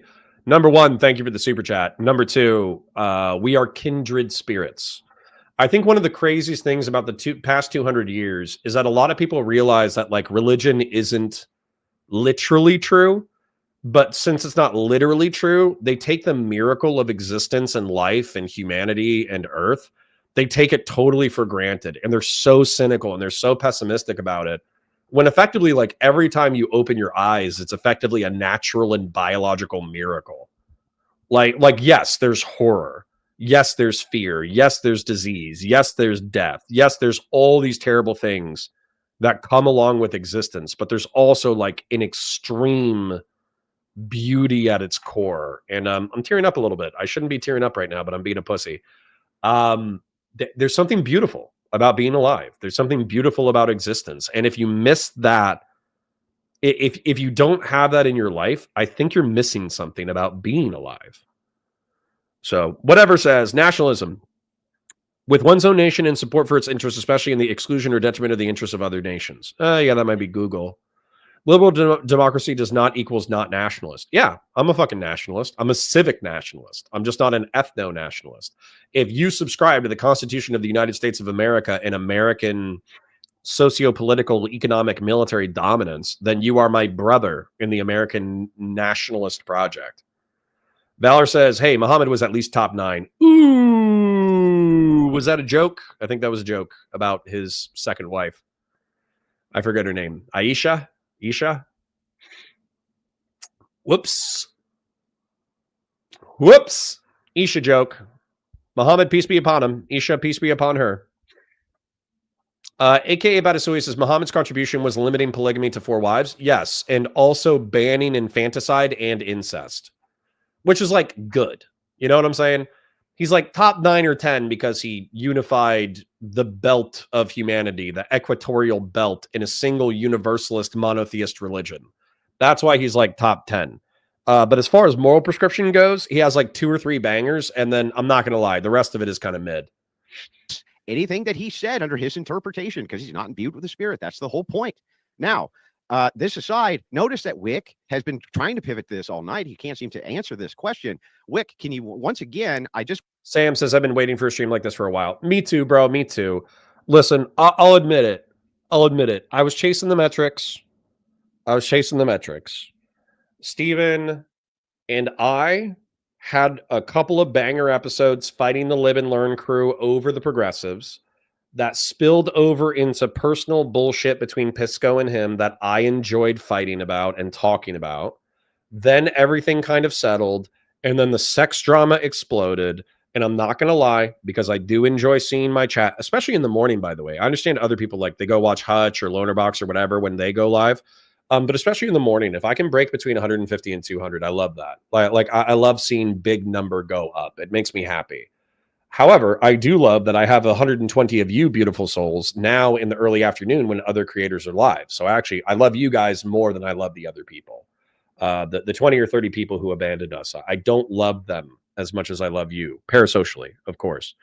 But I think that chasing the metrics ultimately does hurt you a little bit. I think it hurts your soul. I think it hurts your content. I think it hurts your community. And so while this is more boring, I did need a philosophical Twitch and YouTube political mental reset where I'm not just constantly like Grassy Touchamon actually said it best. I think he kind of checked me when he said that a couple of days ago. It's like, oh no, not another Destiny dick traffic helicopter update stream. And while that stuff can be fun when things are popping off, I think that the metrics incentivize you to constantly do it, and ultimately it just becomes bad content. So I'll do it when it's relevant, but I don't want to make that exclusively my content, or else I'll probably kill myself. Rob says, DM'd you a diagram of an exploded Weber charcoal grill. There are parts numbers on it you should replace with a grill hottest prayer. Nice, Rob. Nice. Good catch. Read your definition of nationalism. I would like for you to demonstrate how it is. You just keep asserting that, hey, our nation wasn't nationalistic at its founding. due to Bruh, that's not even the argument. He's saying that there's a fundamental philosophical issue with Christian nationalism. the fact that there were some constraints put on government for what they could do. So what? That doesn't prove it wasn't nationalistic. And also, show me if World War II America, how that wouldn't fit the definition of nationalism. Any definition you come up with. It was a nationalist country, but it wasn't an explicitly Christian nationalist country. We weren't a theocratic Christian state. For nationalism, your definition that you just read, how does World War II America not fit that definition exactly for what nationalism would be? How is it that after our founding, it doesn't fit the definition of what nationalism would be? Can you actually contend with the points and the actual propositions here, Whick? Let's do that. Once you start answering any of my questions, which you have dodged all night, you have again. Whatever says, when Connor says the U.S. should have soft power in other parts of the world, that is nationalism. Connor is being totally wrong. I'm sorry, what's the disagreement? And admitted that you got the sola. I want this to be clear to the audience, right? That he has admitted that his original definition of sola scriptura was completely made up and wrong. He was using it incorrectly. And once I correctly defined it for him, he's trying to weasel and backtrack and pretend that, oh, well, who's interpreting it, and trying desperately to distract you from the fact that he used a word he didn't. Doobie says that isn't even a good point from Whick, though. He's just missing the point of what Andrew said, which is that he can just say it's a subjective interpretation of Scripture. I don't know if I agree with you, Doobie. Reason being, so sola scriptura. So it's saying that you should only go to Scripture for like moral meaning. So if I go to like, I don't know, the Old Testament, right? And if I go to the 10 Commandments, right? 10 Commandments in the Bible. You're saying that I can interpret this however I want, but you shall have no other gods before me effectively means that I can't worship anything more than I worship the God, the creator God of Israel, right? And the world and the universe. You shall not make idols. People will argue about whether or not crucifixes are idols, but they fought a war about that, right? So I understand that you can make inferences, but actually, that's actually really funny. I think you kind of proved the point that you're making right now. The iconoclasts would actually argue from a sola scriptura basis that you can't make symbols of Christ or crucifixes because those are effectively idols, not God himself. Which is so funny because the Eastern Roman Empire unironically fought a civil war over the second commandment. That's based. But was he saying it was subjective, though? Was that your interpretation, Doobie? Maybe I misinterpreted Andrew. Maybe I misunderstood him. You're saying that if you go to only Scripture, then it's ultimately the interpretation of the reader. I think people who are advocates for sola scriptura would effectively say that it's not up to the interpretation of the reader. It's up to the words said, right? But I guess I understand your inference. I don't know if I agree with that. That was Andrew's point, but I could be wrong. Did not know the definition of the word, and he used it incorrectly. Unfortunately for him, I do know the definition of the word. I know what this means. I've had these talks before because I understand Scripture and theology. In a way. Yeah, Jonas says Whick is like those referees that low-key can whoop on the fighters. Indeed. Better, to a better degree than you do, sir. And I think that's been evident tonight. But let's once again, remind the audience that one of his tasks here today that he has to do, that he has yet to do, is show how nationalism and Christianity are compatible. He has yet to do so. He has floundered at every step of the way. When he asked me the question, oh, can you show me how... Son Patty says, Connor, we fail every day. The key is to be better later. Yeah, okay. So all in all, I feel like this was good for the community to hang out and actually watch something that wasn't about like Destiny's sex life. But I am going to end it there because it's effectively 1 p.m., so it's time to talk to Ryan Mullaly. I'm going to go ahead and shout out and thank our donors. Grassroots Hegemon coming in clutch as always, but Fast and Bulbous, Starhawks, Grassroots, Skillful Dunce, McDevin, Just Carpet, Starhawks, Fast and Bulbous again have all been super supportive of the channel, not just with your eyeballs, but also with your wallets. I genuinely appreciate it. Thank you for being here. Thank you for watching. And thank you for making the community of Grill Hottest what it is. we're going to be moving into, unless I have a DM from Ryan Mullaly saying that he's canceling, we're going to be moving into talking to Ryan Mullaly. And let me just check and make sure that there isn't there. I'm using StreamYard, so I'm going to send him an invite.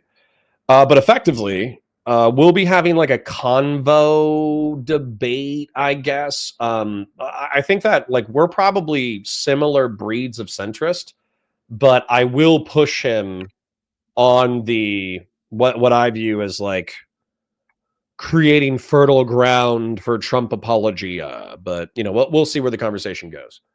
But anyways, Doobie says, yep, Andrew is right here. I think that I didn't understand the argument that you're saying. So I think you're saying that through sola scriptura, ultimately it's through the eyes of the reader. I feel like that's what Doobie is saying. If I'm misinterpreting you again, my apologies. Actually, let's do like a little summary real quick in case we wanted to clip it up. I think Whick did surprisingly well. I think because he's a referee and a moderator, a lot of people expect him to not handle himself well in a debate.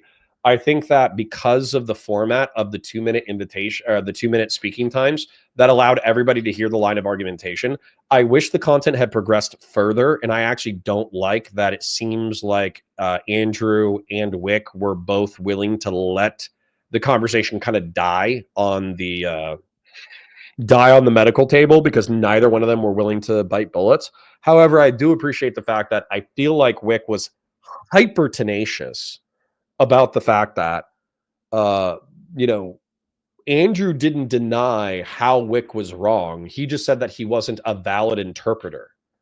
And so, yeah, I felt like that was a right thing to call out. So Doobie says, I agree that Andrew should just respond directly to Whick's interpretation with historical examples. There are many that show this is better and widely accepted. Doobie, I think, also gave us a donation. Sola Scriptura relies on interpretation of the scripture, and there are many, many interpretations. Lutherans, Baptists, Evangelicals, Pentecostals are all sects that hold to Sola Scriptura. Interesting. So I wonder if it's kind of like a catch-22, almost like a conundrum, where different sects, SECTS, would argue that you can only find moral guidance through the Bible, but then because we're ultimately a subjective species, like we understand the world through our subjective lens, if that leads to schismatic views of the Bible, which maybe he didn't articulate this, but I think I've seen Andrew Wilson argue in the past that the part of the reason why he's Orthodox is because he relies on the church fathers to provide interpretive guidance on the scripture. I think I've seen him make that argument before. Ready when you are. All right, I sent Ryan an invite, so that's interesting. I'm just going to engage with chat while we're waiting for him to show up. Hey, Connor, thoughts on Dawn of War 4? I mean, the cinematic trailer looks good. Truth be told, I'm just not into RTSs that much anymore. Maybe I'll pay it. Like, dude, if we start making like good cash from these streams, which by the way, you guys have been more than generous, but let's say we get up to like 500 viewers, 1,000 viewers, whatever. And so we're just swimming in cash, so we have more flexibility with our time, money, and the way that we spend our time. Maybe I'll play it on stream. But realistically, I'm not going to do low viewership streams until we're financially comfortable. Doobie says, but that doesn't mean Whick can just say he has the objective truth of how to interpret the Bible. I understand your point now. It took me a minute, Doobie, but I think I understand your point now. So Whick can say, I'm appealing to scripture. Andrew can say, well, your understanding of scripture is wrong. And since you're somebody who apologizes for degenerates and liberals and progressives, I think you're a tainted source for interpreting scripture. And I understand that as an argument. However, I think to move the conversation forward, Andrew Wilson would be seen as going out on a branch. But in order to move the fucking conversation forward, it would have been so much better. Like if he came out and he said, that's your interpretation of Christ's rejection of secular power. That's your interpretation of render unto Caesar what is Caesar's and render unto God what is God's. However, the father of the church, the father of the Orthodox Church, was the emperor, and the Pope held secular power. and the Christians around Constantine thought that ushering in Christendom would be best for the world. AKA Batasui says, good stream, Connor. Thank you for the donation, King. We're not going anywhere. We're going to be here for another 9 minutes. Doobie again for $10 says, yeah, that's exactly why Catholicism and Orthodoxy have church fathers, the magisterium and the Pope. If they leave it to the Bible alone with no authority for interpretation, it's all subjective. Okay. I'm sorry that I did not understand your criticisms 20 minutes ago when you first made them, but I think I do understand your criticism now. I do understand it. DD22E says, Muhammad on his way to remove all the parts of the Bible where it says you can't bang children and adding the parts where it's super cool. That's heresy and blasphemy. And how dare you speak ill of the prophet? Peace be upon him. DD22E. I did find that amusing, though. Fast and Bulbous for 5 says, have fun with the Mormon girls in heaven. I'm going to be in hell with the Latinas. Well, a lot of the Latinas are Catholics, so they might be in heaven too, bro. Sin Patty says, love being a morning Andy. Me too. Solo Frosty says, this would have been a better convo between you and Whick, honestly. Do you think he would rehash this topic? Yeah, Whick and I have a good friendship. Doobie says, I hated your arguments in that should we work with communist debate. Okay. Well, let's talk about that sometime. A Ditchy says, the rare time on YouTube early enough to catch your stream. Hope you have a good one. Thank you, Ditchy. Appreciate you. Doobie says, but I think you're at least being good faith. Destiny seemed like he was just weaseling it around the entire time. Okay, well, let's talk about it sometime. I do find it weird. I'm saying weird. I'm not trying to be like pejorative. I do find Doobie's a competent debater. Doobie's a smart guy, right? So even if you don't like Doobie because he's a frog heel on the Pride and Kai Reverie Roundtable, he can still argue super aggressively, right? Not sure if Connor is streaming. I'll post it regardless. Yeah, we're streaming. We're live right now. We are live right now. Check DMs. Come on. Maybe he's here. Oh, he's on. Check your Twitter. Come on stream. Ryan. It's 1 p.m. EST, right? Like I'm not tripping. I don't think I'm tripping. Invite guest, copy link, send. All right. I sent him StreamYard on Twitter and Discord. So if he doesn't show up, that's not my fault. I said 1 p.m. EST. Okay. World War II was majority libcuck. I don't know what that means, but okay. I think somebody else donated. Thank you. Sam says good stuff. Oh, Ryan's here. Good. Let's do it. Let me do a split screen. Hey, buddy. Hey, Ryan. How are you? My audio is super fucked. Hold on. Yeah, no problem. Can you hear me? I can hear you just fine. Can you hear me okay?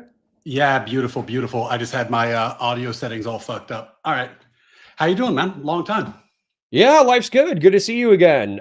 Can you, for the sake of a VOD segment, I'm going to introduce myself. Can you introduce yourself and tell the stream like who you are, what you're about, and what we're going to be talking about today?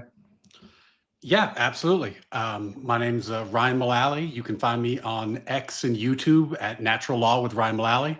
And I'm a lawyer, former philosophy student and an educator, father, and former teacher. And I debate philosophy and law on apparently on X and YouTube now. And I'm hoping that we can talk today a little bit about natural rights, the left's flirtation with socialism, the debate I had with Pisco recently, and anything else you want to catch up on. Absolutely. And effectively, just for the intro, my name's Connor. I'm a science fiction, political, and philosophy nerd, Marine Corps and law enforcement veteran, never Trump Republican, and somebody who participates in the schizophrenic political online space. And yeah, so natural rights, I'm actually happy to start there because I think it'll obviously flow into the left's flirtation with socialism. How do you define natural rights? Because I have this like vague like gesture towards like enlightenment thinking of appealing to like God and nature for where we derive our rights from.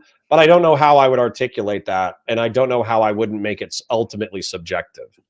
Yeah, I mean, the subjective part is really tricky. And I think I'm going to bracket that till the end because that's the hardest bit. But I mean, I think most philosophers and thinkers did ground natural rights in God. That's certainly how I do it, but I don't think as Americans we're required to do it. And the reason we're not required to do it is that when Thomas Jefferson wrote the Declaration of Independence, he wrote the moral claim for America as a country. And he wrote down, why is it that America gets to be free? And the reason he gave was, there are certain natural rights bestowed upon us by our Creator that are inalienable. And the measure of a just government is the extent to which they infringe or don't infringe on those rights. And those are, and he gave the examples of life, liberty, and pursuit of happiness, but that's not an exhaustive list. There's more, and you have to kind of look at the philosophy to derive them. But that's our claim to existence as a country, was that England was infringing on those rights too much. And if there's too much infringement, you are justified to rebel. That's who we are. And so to me, you look at that and you say, well, as an American, my moral floor has to be natural rights. That has to be a thing I care about. That's otherwise, who are we? There's no foundation. Well, so that's what I'm going to follow up though with, because it seems like within the First Amendment, we were actually just reading it earlier on stream today, that Congress shall pass no laws in reference to religion or whatever. I could get the exact text up, but effectively, to me, the First Amendment establishes like freedom of conscience, freedom of speech. So you're within your own brain. You're allowed to think what you want to think. You're allowed to worship the God you want to worship. You're allowed to express yourself as long as that doesn't infringe upon the freedom of somebody else. And I do like that because I think ultimately, like, if we are free people negotiating in peace, we need that capacity, because sometimes there's important things that we really need to communicate that might be controversial and might be hated by the vast swaths of people.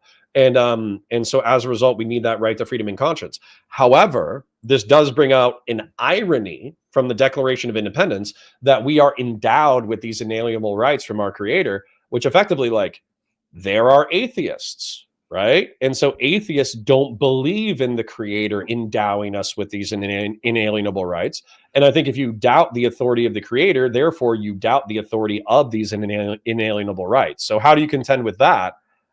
Because I could still appeal to nature, but how do you deal with that contradiction that we rooted the creation of our country in God, but a lot of our population doesn't believe in God anymore? I mean, I think there's two ways to address that. The first is like, how do I personally do it? And the second is, how do you explain it to an atheist? Personally, I'm what's called a deist or a bare theist, meaning I believe in God, but I'm kind of agnostic beyond that point. So I don't think that there's Me too, believe it or not. Yeah. It's not that I'm not warmly inclined towards Christianity. I certainly am. It's just that I don't think it's possible for me to verify somebody else's claim of revelation or a claim of miracle thousands of years ago. There's no way for me to do it, but I do believe in God. So for me, that evidence, was also the question. Sorry, this is actually really interesting, but my evidence of God is effectively like existence itself, right? Like we wake up every single day. It's kind of like a lot of people gave, who is it? I think it was Bill O'Reilly. They gave him a lot of shit for, like, sun goes in, sun goes out, moon goes in, tides come in, tides come out. And he's like, that's why I believe in God. And a lot of people like gave him a lot of shit for appealing to nature. But I'm kind of with him in that regard, even if it's poorly articulated, which is effectively like, we know relatively speaking, we know we exist. We know we're conscious. We know we're sapient. We know we're in a world that has rules. And if you obey those rules, oftentimes you thrive. And if you disobey those rules, oftentimes you suffer grievous consequence. And so when I look at prophets, I feel like, Jesus, Abraham, Moses, Muhammad, whatever, I feel like they're making moral observations about the world around them. And then they're saying that this is divine revelation and they're bringing it to the masses. And then arguably the masses become less pagan, less degenerate over time. And that's kind of the view. I have like a naturalist appeal to prophecy. Yeah. Well, I mean, like, I don't know if you studied philosophy when you were younger, but like for me, I was a philosophy major when I was an undergrad. And I learned all the arguments for God that people made, which some of them are like kind of informal, like the one you're talking about. Some of them are like the formal logical proofs. And I rejected all of them. because none of them proved the existence of specifically the Christian God. They at most proved the existence of some kind of like general God.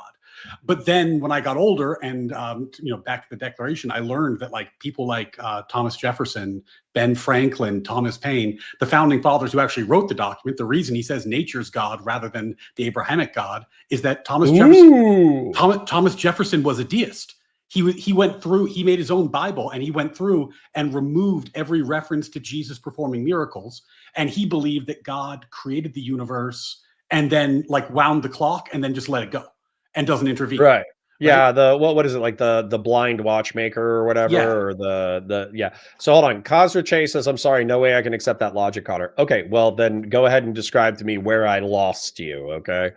But but anyway, so nature's God, that's interesting. Yeah. So for instance, but I got Khazra Che in my chat who's saying like, I don't accept that logic. And then because of course they have freedom of speech and freedom of conscience, they even doubt the creative and ordered force of the universe that in my opinion, allows us to have this conversation. And I'm sure they'll have some like logical justification for why they think that it's an accident of nature or an accident of existence or something, or we haven't proved consciousness or sapience, or, it's all whatever. But then my question is, so how, if we're rooting morality and inalienable rights within the God of nature, which I think I can do, I can argue it. But then people don't believe in the God of nature, then what do you do with those people? Because then I think ultimately it all becomes like a subjective mishmash. Well, you got two approaches, right? It depends who you're talking to. If it's a fair conversation where you're talking like to a buddy and you can really get into it, I'd be happy to make the arguments in favor of God's existence because that's an interesting conversation. But you're never going to convince somebody you're debating to believe in God that way. It's just not possible, especially because they kind of tend to play this game where they're like, atheism is just the lack of belief. So all they have to do is then affirm they still don't believe you, which is, of course, an unmeetable standard. There's no way to even do that conversation. So that's not even worth bothering with. What I would say is you go back to the Declaration of Independence and you say, well, look, we wrote it down. This is our moral claim to being a country. If you want to reject that moral claim to why America exists, that's not really a legal move. It's like playing chess and just throwing your chessboard off the side. Like, this is who we are. This is why we're a people. This is why we're a nation. We're not an ethno state. We're not, like Japan, where it's just Japanese people. We were founded on an intellectual premise, and that's it. If you reject the premise, then what the fuck are you doing here? That's who we are. I've made this argument to leftists. I've made this argument to Prime Kai, because Prime Kai rejected. He was kind of like a global humanist who thought that America was this like imperialist, evil fucking nation. And I was just thinking to myself, it's like, hold on. You and I are only peaceful because we at least defer to the power of this propositional nation that has all these like beautiful appeals to liberalism and natural rights and equality before the law and all that kind of stuff. If you erase that narrative, then we're just tribal groups scrambling for power.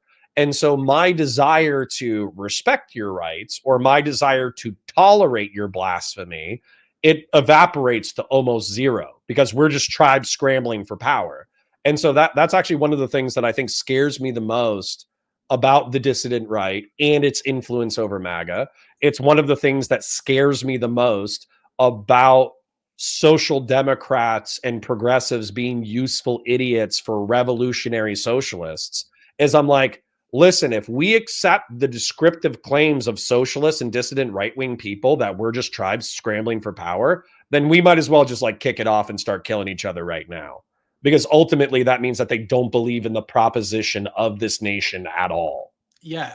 So I got like a intellectual answer and a practical answer. I'll do the practical first just because I think it makes it shorter. But you're 100% right. Like when I define woke, I say it's identitarian appeal to attack classical liberal values. That's what woke is, right? And that's very dangerous because exactly what you said. If we don't win this fight for natural rights, for classical liberal values, for what America is, then let's say you're like really opposed to Trump. Why is what he's doing wrong? Like, what's wrong about him, about someone rallying their base to win power if we're not bounded by these rights? What's wrong with a socialist rallying their base to gain power and enforce their worldview if we're not bound by these rights? These are limiting principles that we have to apply. And if we don't, then yeah, it is might makes right. So whoever wins the political struggle gets to win. And bad news for, you know, the lefties in the room, the right as a base is more cohesive and has all the fucking guns. So this doesn't strike me as a great move, but that seems to be where we're heading nationally. It's not, but they seem to with the socialists, and I don't want to quite transition yet because I still feel like we have more to discuss when it comes to natural rights.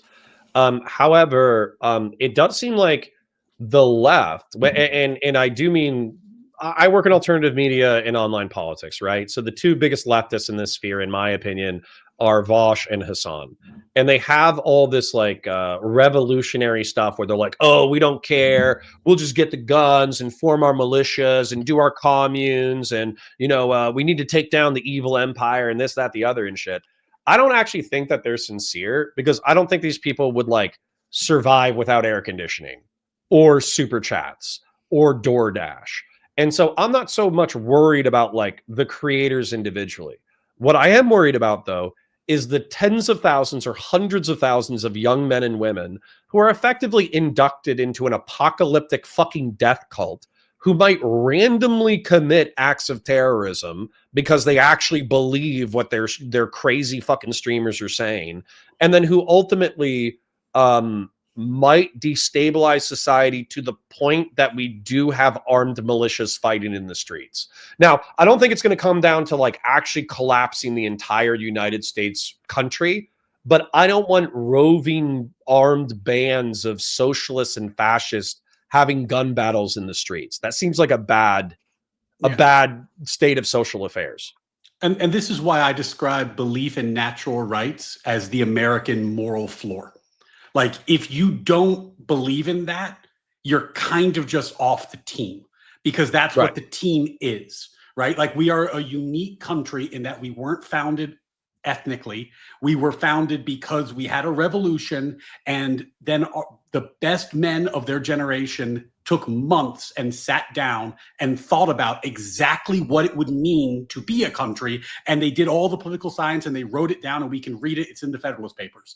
So we are uniquely a philosophically founded nation. That is who we are.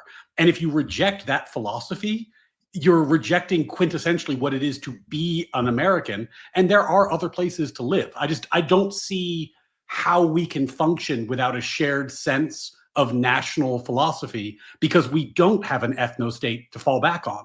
And if you take away the philosophy, the ethno-state is all that's left. That's what's underneath it. Well, and that's going to be interesting because there's two things in chat that I want to address right now that's relevant. So Lost Coyote says, isn't it the responsibility of individuals to not get radicalized, though? Legit question. I'm not baiting, I swear. Yes, of course. Like, it's the responsibility of every individual to critically consume information. But you have to understand that we are, at least in my opinion, we are simultaneously rational and irrational creatures. We can build all of these beautiful logic mind palaces that we all subscribe to. And then as a result, because your mind palace and my mind palace look similar, we decide that we're co-tribalists. The way that Ryan and I feel a deeper affinity for him because he's describing something that's very similar to what's in my brain. However, we have to understand that there is something within human beings that are super tribal, love to fit in with a group, love a sense of belonging, love a sense of tribe.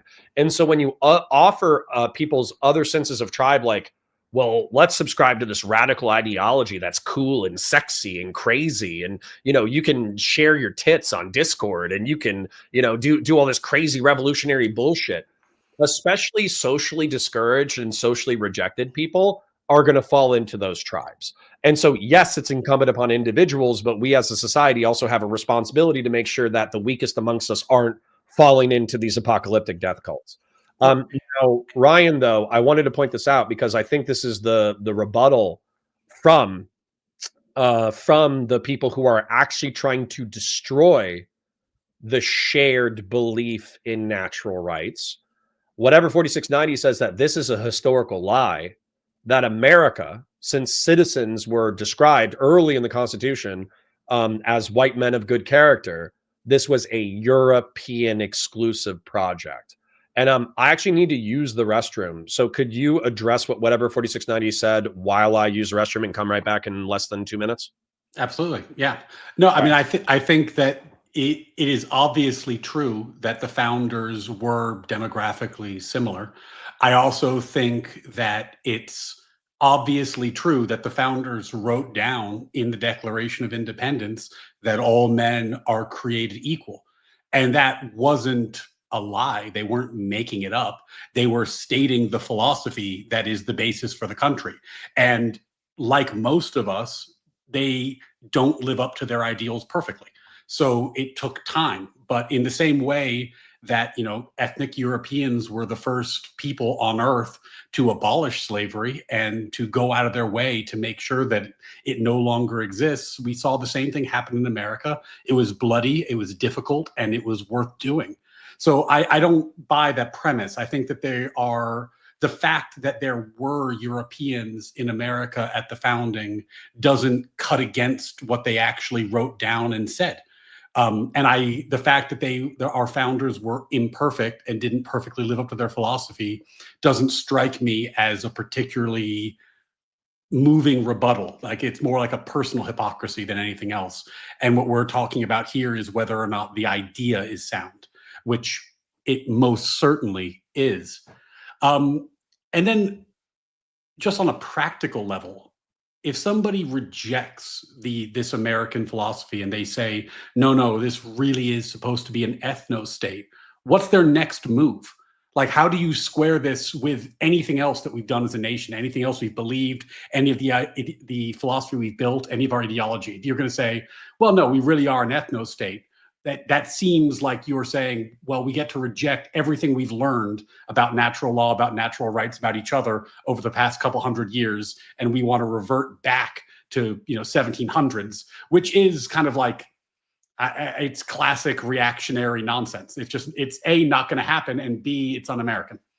That was actually going to be one of my appeals, because I was thinking about it while I was doing my thing. Was that, do we just ignore the moral progress of the past 200 years? Or do we say that the moral progress is bad? So for instance, from there were founding members who were I don't know, they were, what would I say? Not necessarily abolitionists, but they were anti-slavery in philosophy or principle. And they knew that they weren't going to be able to convince people at the time to ban slavery outright at the birth of the nation. But they knew that ultimately they felt like slavery was an evil and that they wanted to get rid of it eventually. And so they planted these seeds, I would say philosophical seeds, within the framing documents of the nation that effectively said, people should be endowed with, the right to pursue life, liberty. Wait, what is life, it? Liberty, Pursuit of happiness. Life, liberty, and the pursuit of happiness. And then also, here's all these natural rights that we're going to extend to citizens. And by the way, I think that one of the things that's interesting is citizens are the franchise. The franchise might have exclusively been extended to white men of good character. But correct me if I'm wrong. Maybe your history is better than mine in this regard. I think that white women would still be subject to the Constitution of the United States, even if they were disempowered from the right to vote. Yeah, that's true. And they certainly were subject to the Constitution prior to getting the right to vote formally, as were, white men who weren't landholders and couldn't vote in various places, at various times. So they would still be prohibited from cruel and unusual punishment and all that kind of shit. Yeah. So I think that's totally true. And I think that the phrase, all men are created equal is like a ticking time bomb against slavery. And if you look at the philosophy and the science of the era, when that document was written, not to be crude, but there was a vigorous debate in philosophy and scientific circles about whether the races were actually the same species or whether they weren't. It was not settled at that point. So, Sure. like when you think about like moral progress, and I am like an objective moralist, like I think natural law is real and we discover it. When you say that natural law is real and objective, like laws of physics or laws of math, and we discover it as we move forward, that then the next logical conclusion is that you could be wrong. And yesterday you might not have known about as much about it as you do today. And that follows. Like just the fact that like people were worse at math in the 1200s doesn't mean that like math is bad or we should reject math. We figure it out as we go. Not only am I with you, I'm almost 100% aligned. One of my buddies introduced me to this thing. So perennialism, which is effectively like this thing that like what's true in the past, but remains true under the scrutiny of society and criticism and scientific analysis and all that kind of stuff, and then is true today and remains true in the future. Like we as a species are almost adapted to constantly pursue the refinement of knowledge. And so that it's almost like worship, because I think it is a religious concept. But perennialism, effectively, I think philosophically, it's like it's the constant pursuit of logos, which is obviously like it's a Christian conception of like the word was God and the word is God, like written into Genesis, where effectively like spoken truth or truth revealed is one of like the most powerful concepts that we can interact with as a species. I do want to read Doobie's super chat real quick, though. E pluribus unum is the best thing about our culture, in my opinion. It was out of many colonies, one nation, but the modern meaning out of many peoples, one people is American civic nationalism in 6 words. Well, Doobie, you and I are going to get along famously if you're like an American civic nationalist patriot. I know we've like contended on panels in the past where you were probably playing a character, but unironically, this is what I believe. Like I don't care that my neighbor is Mexican. Actually, my neighbor over here is Mexican. My neighbor over there is gay. My neighbor next to me is a mixed race couple. And they're all super nice, super sweet, productive, kind human beings. And I don't give a fuck that we're different. I care that we're all in the same project and we're working together. And this is why the left lost the immigration debate, basically in a nutshell, right? Is that if your immigration policy is focused on we do want immigrants. We've always wanted immigrants as a nation. We've always wanted to expand. We've always wanted more labor. We've always wanted more people. But the people who come here have to want to be American. And what does it mean to want to be American? It means you believe in natural rights. You believe that we are a government founded on this philosophy. And you want to subscribe to the propositional nation. Yeah, and if you don't, then that's a problem.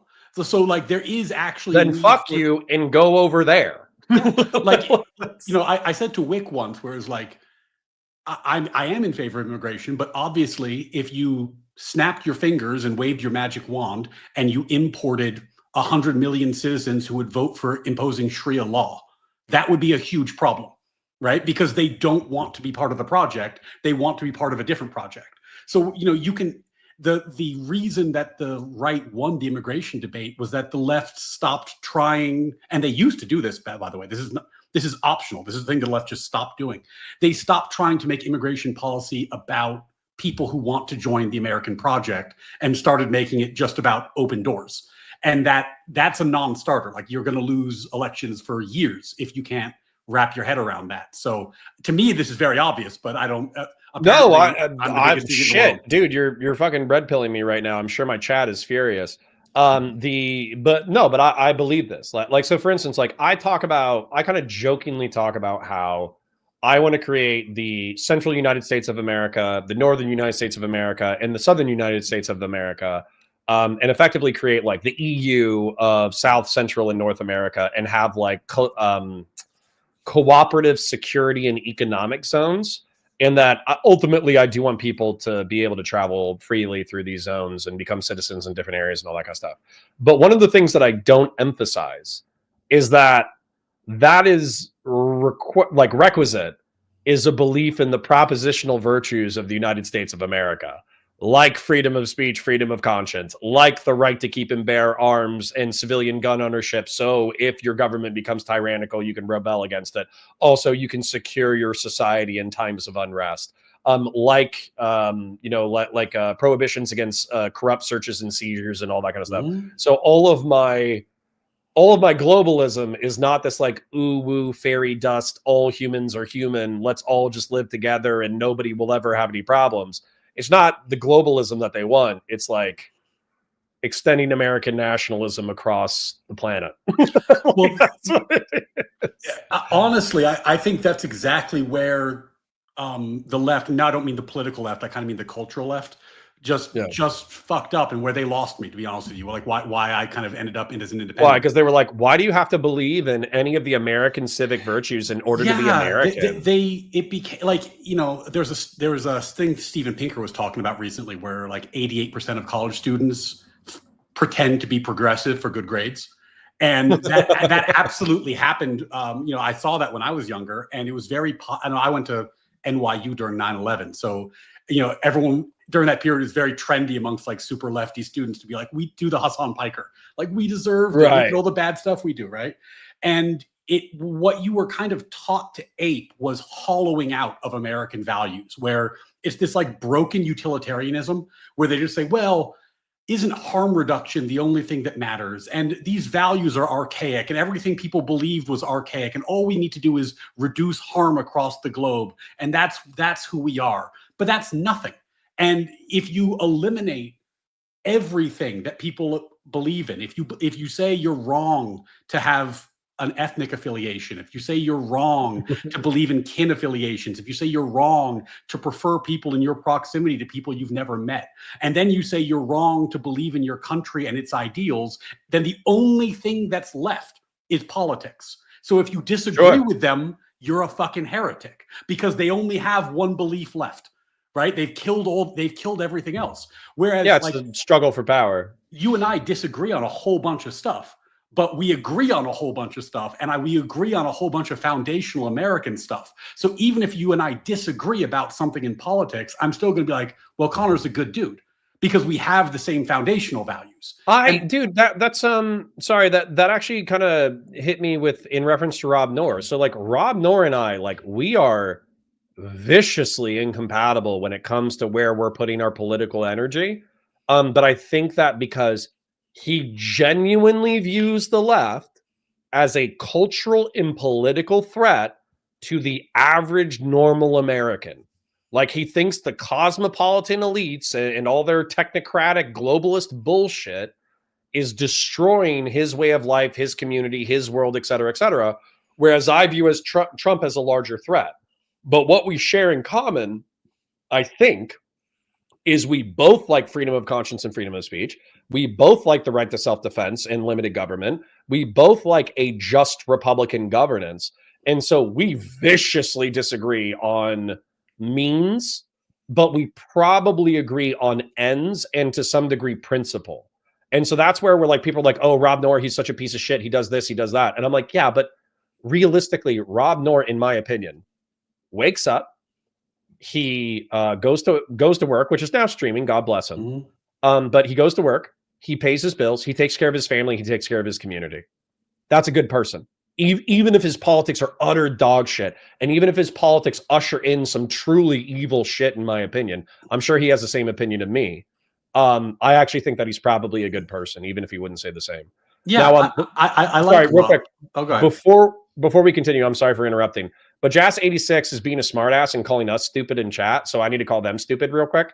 So they say, Valor Media Network, the first country to completely abolish slavery in both practice and trade was Haiti, and only during the rebellion. How does European culture get credit for this? Well, number one, I would say that justice was like imbued in Christian morality. Number two, I think a lot of anti-slavery thought and philosophy was put into the Enlightenment. Number three, the abolition of slavery in Haiti didn't do dick to abolish slavery in the United States of America. So 200,000 people that I'm descended from died, killing 200,000 people who are descended from people from the South in order to prohibit the institution. So when you say, oh, Black Haitians murdered a bunch of French colonists, including men and women and children, in order to prohibit slavery, aren't they the moral guiding light of anti-slavery? No, and go fuck yourself. And I'm not ahistorical. I know more than you. So yeah. Also, I mean, that England bankrupted itself and spent, its military and capital for I mean, I think they paid it off. It took like 100+ years to pay it off. Yeah, in order to abolish slavery. So yeah, I think that's that's a little bit of an the Haitian ahistoric Revolution end slavery in the Commonwealth. Did the Haitian Revolution end slavery in the United States? No, it took Europeans killing other Europeans to end slavery in the Commonwealth in the United States. So good for you for liking Haitians. You know, we all applaud your virtue. Yeah, and about Rob, like I mean, I think I don't know if he's still mad at me. We used to collaborate a little bit, but we got into a fight because I told him I was against political prosecutions for both parties, which is not something that he rolls with. But yeah, I always liked him for exactly the reasons you said. I think that there's a kinship in terms of core values, even if, you know, I know you're like never Trump, he's always Trump, and I'm not voting for either of these people. So I think there's a spectrum of political thought, and you can actually have friendships across a political divide if you understand what your values are. Sure. And by the way, that's another thing too. Some people are talking about some crazy ideologies. I can also be friends with people who have illiberal ideologies. Like I am friendly with fascists and communists. That being said, what I will say to them is that their ideologies are poisonous, toxic, fucking dog shit. That if they ushered their belief system into the world, it would probably result in tens of millions of fucking dead people, and that their corpse would be, you know, towards the bottom of the stack, because for whatever revolutionary authoritarian bullshit reason, they would probably be killed for a lack of purity and then thrown into a mass grave. So fuck them. I mean, A, 100% right, and B, this is kind of what I want to talk to you about. You remember that big conversation? It was you and Destiny and Comrade Econoboy and Pisco, and it was, you know. Yeah, let's do that. Let's do the normalization of socialism in the fucking politics. It was supposed, and I get that Whick, you know, he was really setting this up as the Destiny Pisco show on some level, but I thought you actually said the most important thing in the entire conversation, which was socialism is an immoral end. Like we can start debating about the economics and whether your vision is good or your model is good, but at its core, socialism is the abolition of the right to self-ownership and the abolition of the right to private property, making it immoral as a goal. And that's what I asked Econoboy after I saw you do that. I felt like you didn't get enough airtime, so I debated Econoboy on it.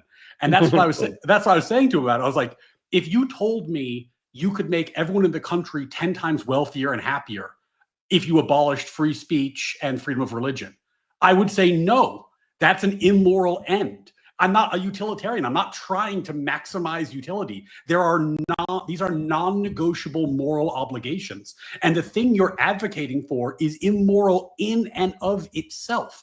And if the left keeps flirting with this, they're dead as an American political party. Like it's not going to fucking work.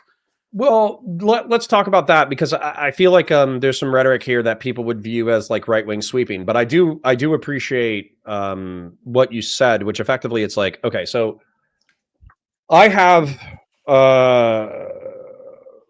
consumed way too much content, but I feel like I have an accurate understanding of socialism. And somebody sent me a 2-hour video, and in that 2-hour video is effectively, that socialism is the attempt and the understanding that there are oppressions within capitalism, and some oppressions by nature, and it's the attempt to emancipate the working class from the oppressions of capitalism. And so they're trying to make the working man not suffer, ideally at all, but but ideally at least minimize the suffering. And so there's an argument to be made that like social democracy, like the Scandinavian system, is some variance of socialism. But a lot of people view that, like, especially in the Scandinavian world, they view that as repulsive because they don't have this like broad, vague definition about improving the plight of the working class man. They think socialism is Marxism, which is the decommodification of basic human needs and workers owning the means of production. And I think the one argument that essentially gets ignored by socialists is that a state that is capable of enforcing exclusively employees owning the means of production is in and of itself, it would have to be so large that it's going to be almost de facto authoritarian. And that was one of the craziest things about Econoboy delineating his model. He was like, and people were asking like, well, what happens if you want to create a business? What happens if you want to go into an entrepreneurial venture with several people? He's like, you have to go to a state-run bank in order to apply for capital, and you are going to have to come up with a business plan that has an equity sharing agreement with all employees that the state approves. Why the fuck would I ever want that? Think about the stupidity and the technocratic gobbledygook and all of the bureaucracy that's already present, not just in the public sector, but also in the private sector. Why the fuck would I want that? And how does that not become a nepotistic cronyist fucking nightmare? I think anybody who believes that has never attempted to work with a state-owned utility or try to get a permit from a feisty bureaucrat to do some work on your home. Like it is a nightmare. And there is no reason to think like if you give a state a monopoly on licenses to do business, complete monopoly on ideas, on commerce, on the economy, there's no reason to think that the state wouldn't treat you the same way any other monopoly does, with contempt. That's what monopolies do. So it's a terrible idea. And I'm not somebody like, I've always thought that like the right blurred the definition of socialism for political goals, because it just like the word liberal became this whole other, it's not classic liberal, it just means a Democrat. And so I'm not trying to like use the expansive definition. Like when I debated Econoboy, I asked him like, in your ideal world, would it be mandatory that the workers own the means of production? And he said yes. So it's like, okay, well, I don't need to worry about the definition of socialism anymore. I'm going to tell you that that is fucking stupid and immoral, and that's a problem. And I don't know, it's so fundamentally un-American as an idea that it can only be supported by a voter base that has totally abandoned the concept of natural rights as a group. And I'm worried that the left is flirting with that conceptually. I know it's just like the fringe, it's the online, it's the provocateurs. But when you have like Mandami in New York and Elizabeth Warren endorsing him, it's not without any momentum. And as somebody who's like, you know, maybe I'll never come back home to the left, but it would be nice if I could. This is the sort of thing that really fucking worries me, because that's a deal breaker. Well, so this is interesting to me. You're a Democrat who's lost. I'm a Republican who's lost, but then we align on like 70% of shit. One of the things that's actually really interesting to me though about what you said is that I talked to a guy about Kant the other day, right? And he was saying that a Kantian historical analysis means that like, yeah, you can look at great men of history, you can look at Caesar, you can look at Alexander the Great, you can look at Napoleon. But ultimately, he had like some 19th century example of like Napoleon's grandkid who became emperor despite being a total dipshit. And he was saying like, well, this guy got power not because he was a great man of history, but because he was a product of his time, place, and context. And so what worries me is that Mamdani is a product of his time, place, and context. And so are all these fucking socialist dickbags and these dissident right-wing freaks. And I would say that obviously the internet and the democratization of media has been a huge influence on dissident voices becoming bigger. However, I think the reason why the dissident voices grow to an alarming rate is because we are in kind of like a fucked up and weird existential, purposeless, like a crisis of meaning, I think people call it. And so not only do we have like the material conditions or the material concerns that this generation of like millennials and Zoomers are not as wealthy as their parents or not as successful as their parents, which makes them resentful and angry. But we also have like a total crisis of purpose and meaning within the country that makes people susceptible to these like, in my opinion, death cults. So if we don't present a better alternative, we can't just talk about highfalutin fucking liberal ideas and expect to win. You also have to offer people a better life. Yeah, and you have to offer them a moral foundation that they can grasp onto. There has to be a shared belief in something. And this is why when I kind of like had my like freak out on X, what I was saying was I've been very critical of Trump about things like First Amendment, for example, where I said that he's been terrible on First Amendment. And I'm critical on him because I have beliefs about the First Amendment that are non-negotiable. Like it doesn't matter to me which side you're on. I'm going to be critical about you if you're violating the First Amendment. But if we don't have some shared vision of what these things are and why these things matter, how do you ever come to ground? And my concern about where the left has been leading is that the dominant conversation has been how bad Trump is for 10 years. Since 2016, that's been the primary conversation. And which hasn't done dick for the average working class person or middle class person. And this is his last term. So it's time for the left to say not who they're against, but who they are. Like, say who you are. And if who you are is socialist, that would be good for me to know so I can start voting right.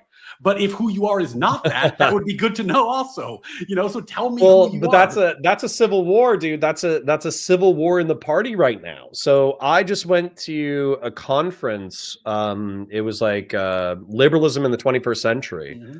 And effectively, I hate to say this, it's so fucking mean and I'm so black-pilled. But liberals, at least DC liberals, they're fucking navel gazing, bro.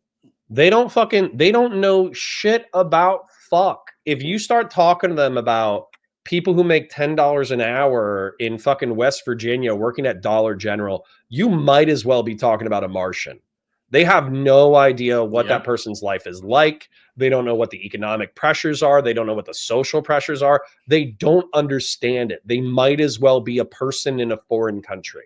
And then when you talk to them about these highfalutin ideas like, natural rights and freedom of speech, freedom and conscience, they care, at least in this conference. This might be an unfair indictment, but I actually do feel this way.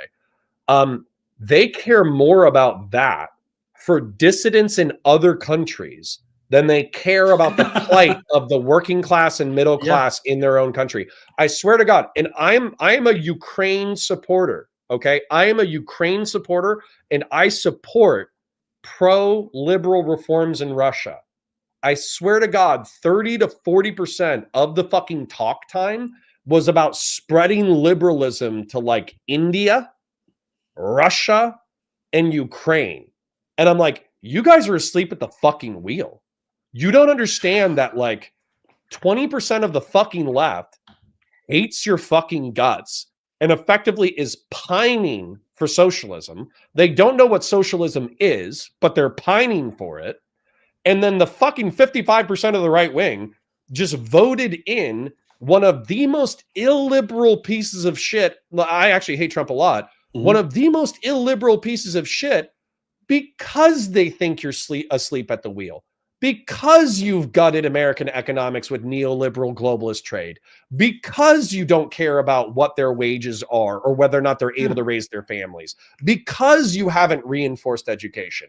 And by the way, I don't think the Republicans are fucking better on any of these policies. Don't mistake me at all. Democrats at least talk about wages and education and all this bullshit. But for me, the fact that they were staring at their fucking belly buttons for 3 days, I was like, this is the problem. Well, it's the heat map meme, right? Like, if you tell people they're wrong for caring about their lives and the people around them, you're losing a political fight. Like, that's just not how people fucking function. And, it reminds me of this, both in my conversations with Destiny and Pisco. They kind of flipped out, and of course, then their audience flipped out because that's how that goes. And my replies became a nightmare for a few days, but that's always fun. Because I made the point, like, they're like, well, what's something that Trump did that you like? And I said, like, well, Trump ended affirmative action, essentially, because when he was president, he was arguing against it. When Biden became president, he was arguing to keep it. And A, I think it's a violation of natural rights. And B, I don't want people to discriminate against my kids. And if you can't like wrap your head around the fact that I wouldn't want it to be legal to discriminate against my kids, we're going to have a hard time connecting on policy points because like, I'm not making like number one, half of these people don't have kids. Number two, if they did have kids, their own advice. And by the way, this is my advice to my kids too. get good. You know, Yeah. like I hate to say it, but like I did have a get good rant the other day. Yeah, and Number one, I get I good, haven't had a sure. problem getting employed almost my entire Mm. life. And then number two, with my boys, I do think you're right that we should constantly push for legalistic reform and moral improvement to our society, always and always. However, I do think that there's this like almost learned helplessness from some individuals where they have this like big moral gripe with the government or fairness or society or misogyny or misandry. And it's like, dude, voting in Trump isn't going to solve your fucking problems. And voting in Bernie Sanders is not going to solve your fucking problems. You're going to have to get fucking good. But I also feel like that's a semi-conservative perspective, at least it was a while ago, that like government's not coming to help you. Figure your own shit out. I have an article on my X page where I wrote it years ago, but basically the premise of it was, even if you don't believe in the American dream, you should teach your kids to believe in the American dream, because if you teach them that the American dream is real, they're going to be motivated to, as you say, get good and develop an internal locus of control. And people which means that you believe you're the primary agent of your life.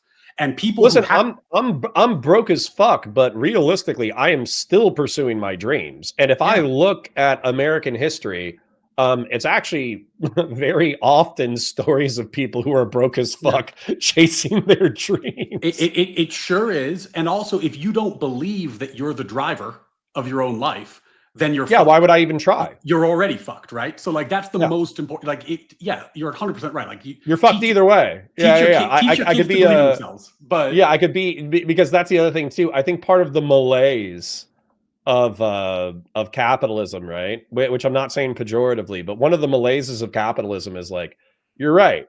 If you don't have some crazy stupid idea that you have the balls to pursue, and then you're working a shit job that you fucking hate, you don't have the hope to like push through anything, because effectively your entire life is suffering. But that's like part of a mindset issue where, let's say that you're a manager of a Denny's and you're making, I don't know, $15 an hour, $20 an hour or some shit.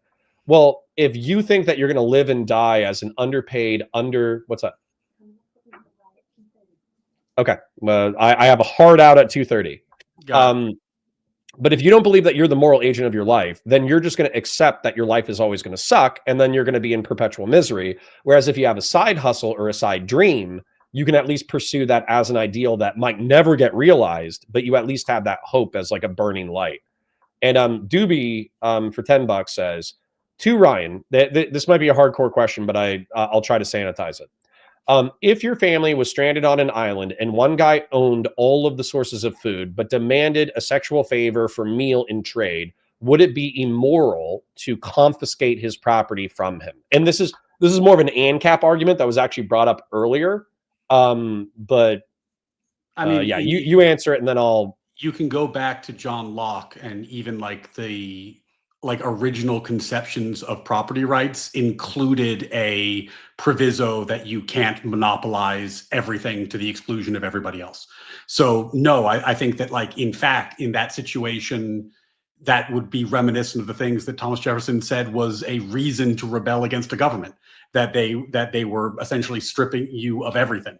So I don't think you have to be totally insane about it. And also, I don't think the reason I'm not like an ANCAP or an anarcho-objectivist is that I do think government is a necessary evil, meaning that I don't think it's possible for the level of infringement to be zero. I wish it would, but I think that actually a certain level of infringement is necessary in order. Power abhors a vacuum. Yeah, exactly. I just want the level of infringement to be as low as possible. Right. So it's like, no, that's the thing. So for instance, let's just use law enforcement as an example.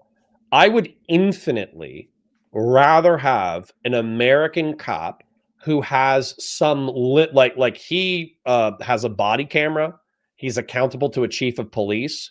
His chief of police and he himself swore an oath to the Constitution of the United States.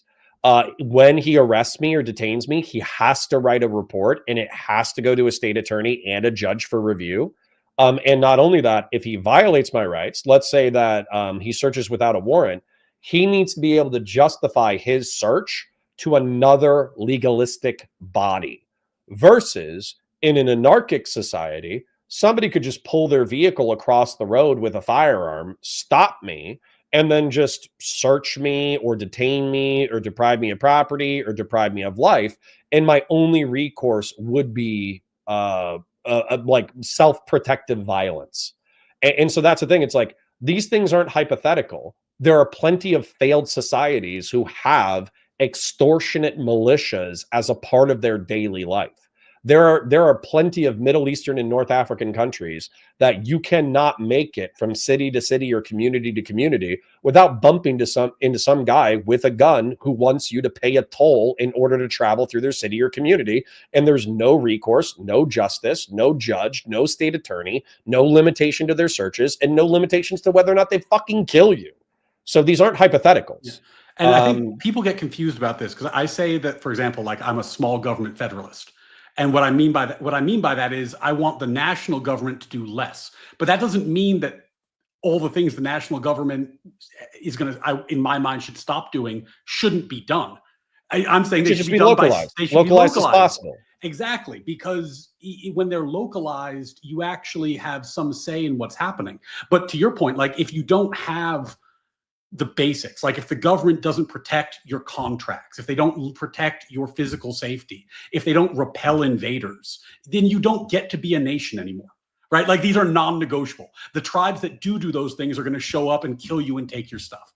That's what happens well, next. And I think answering Doobie's question directly on your behalf without the vulgarity, I think you said that effectively you would be okay with some level of expropriative force if it was a monopoly where people couldn't compete in the market in order to survive. Yeah. And yeah, that actually, not only is that logical, that just makes sense to me for the Fabian Liberty thing, because we talked about an island and coconuts and all that kind of bullshit.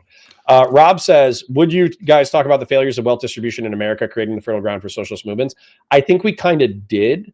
I don't want to get into the weeds, though, on necessarily economic policy, because then we're going to have like some technocratic conversation about like, do we want a minimum wage and should unions come back and all that kind of bullshit.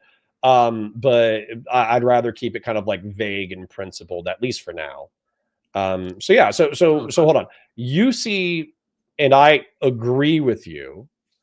It saddens me to hear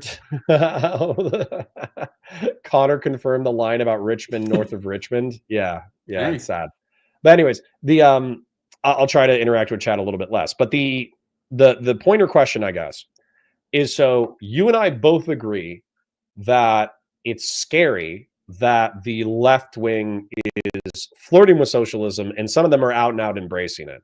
Now, what happens when you call that out and you're like, Zoran Mandami was a cab communist who wanted to decommodify basic human needs and have workers own the means of production 5 years ago, and now he still calls himself a socialist, but he's basically running off of social democrat policies, which are popular, but also wildly impractical. And the Democratic Party is having a soulful fight right now over whether or not to embrace them. And that's fucking scary. It's really scary. I don't know that everyone shares my sensibility on this, but like if I'm a natural rights theorist, that's what I think morality is. So when someone says I'm a socialist, and this is the point you made to Accountable, and I thought it was exactly the right point. When someone says I'm a socialist, I have the same moral response to that as someone saying I'm a Nazi. Like it is not an okay aspiration, right? Like it's out of bounds. Do you make a differentiation though? For instance, because I think a lot of people are stupid. Do you make an exception for a college student who has read zero collegiate papers and zero history, and they want Scandinavian, I would argue, mixed economy capitalism with a generous welfare state versus a revolutionary Marxist? Because I actually do put them in different moral buckets. They're different moral buckets. The point I was making is more about maybe less about like the heart and soul of the person, but how dumb you have to be to fucking say that. And college students can be real fucking dumb. Like I guess what I'm saying is you should have the same moral revulsion if you saw a college student with a swastika on their backpack and a hammer and sickle on their backpack. It's not like the reaction should be the same, where it's like, this is just absolutely unacceptable. Right. And then if it was, then they'd learn faster. And that's kind of my problem, is that they walk around saying I'm a socialist, and people go, oh my God, you have so much empathy. That's so wonderful. I'm so happy for you that you care about people, rather than like, get your shit together. You're a moron. Well, here's my problem though. Do you mind if I ask, you don't have to give me a specific year, but how old are you? Oh, I'm 42. Okay.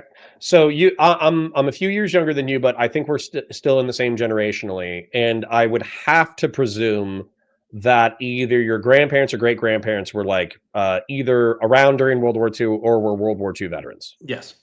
Okay.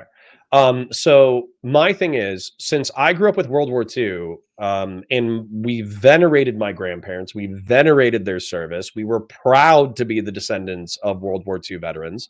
And also we were proud of America, because I think in the 1980s and 90s, there was like very rah American militarist propaganda, like G.I. Joe or Arnold Schwarzenegger in Commando and all that kind of shit. And so we kind of grew up in what I would say is actually like a pretty pro-American culture. And what's happened since then is, I would say, like a lot of like the deconstructive postmodern critique of America has set in.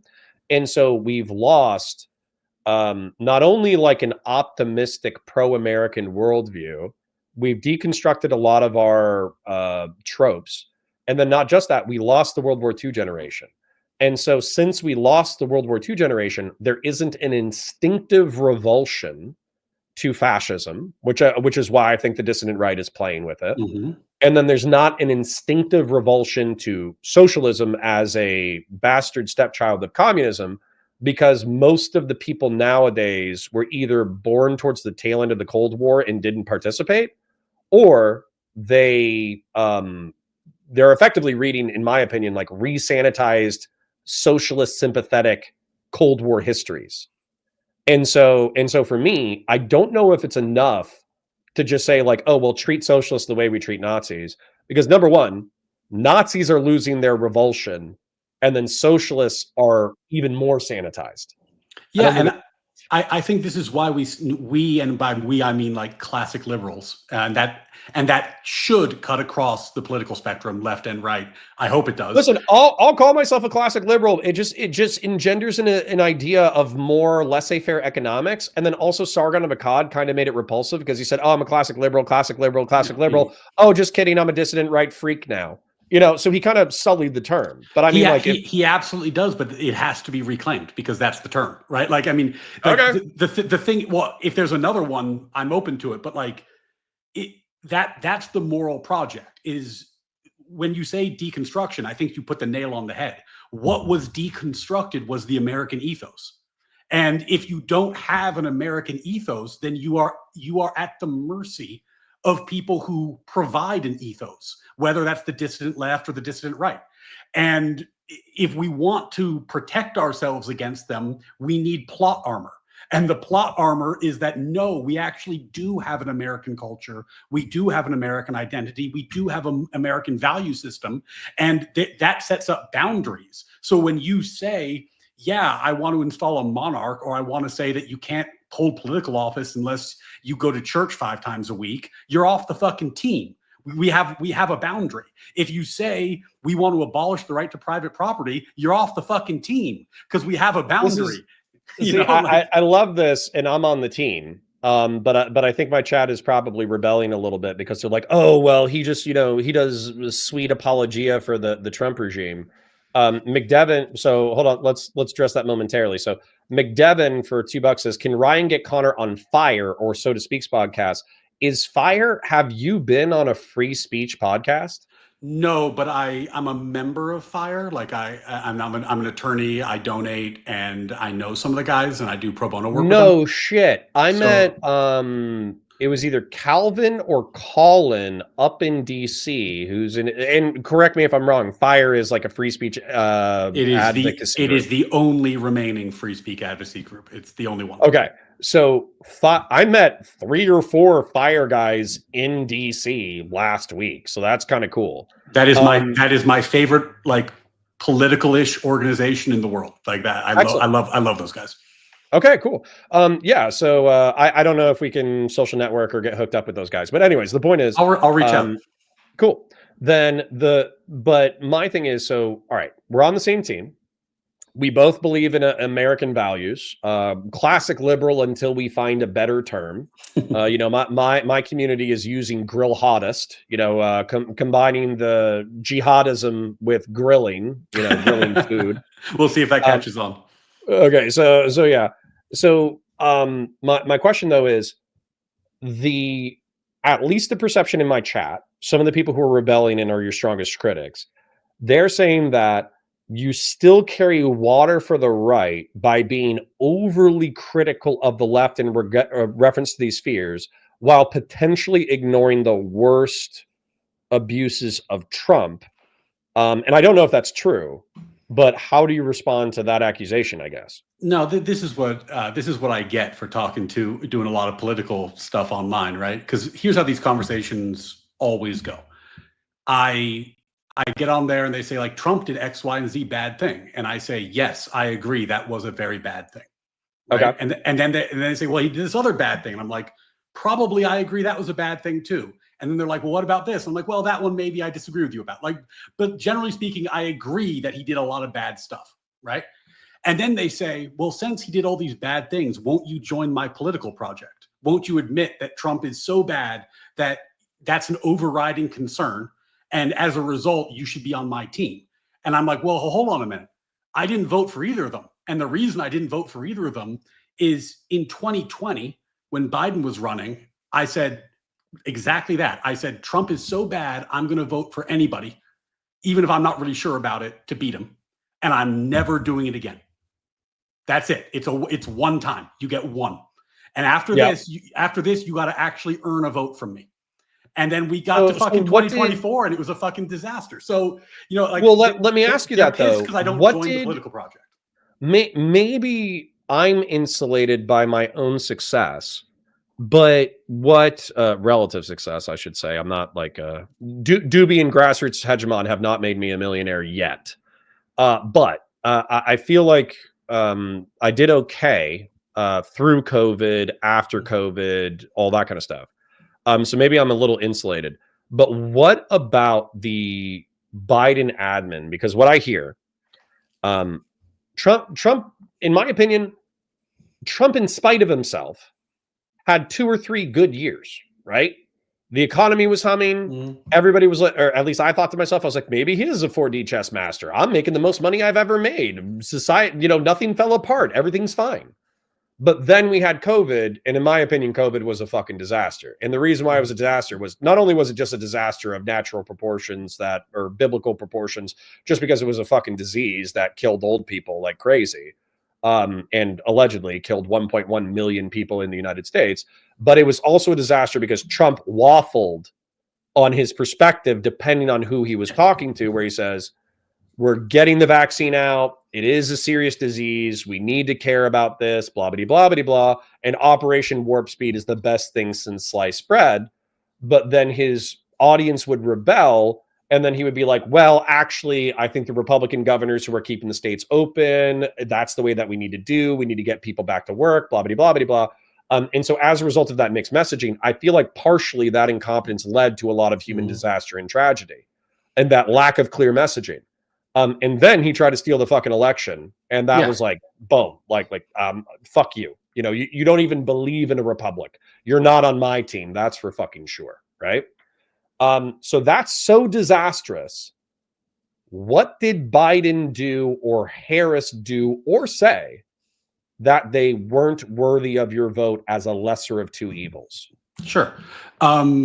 So looking at the political landscape at that time period, it looked to me as if the border situation was completely of the Democrats' making, because clearly it was under the control of the president. Nothing changed legally. No laws changed, just policy changed. The border became a giant problem. And then when it was politically... Can I ask you what state you live in? I live in like the New York City area. So Okay.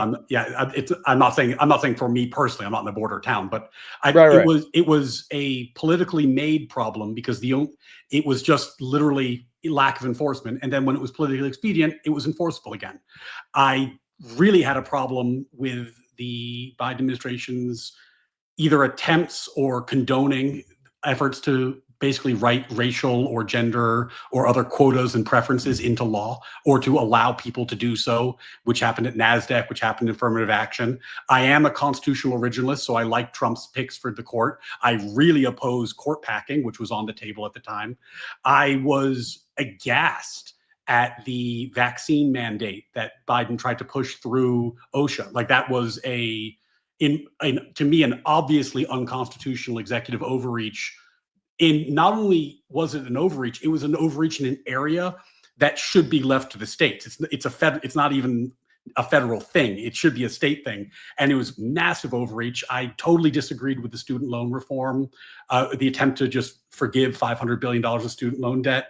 I was aghast at his debate performance. I was shocked at the level of lies about his health and well-being that came out of that, especially because if you read the Her report, there was some warning signs that he was not in a good shape. And then, when they anointed Kamala, who I thought was a disastrous VP pick, never wanted to run, and to be totally candid, was picked for express DEI type reasons. Like, that's why she was the vice president. It's not like he even liked her.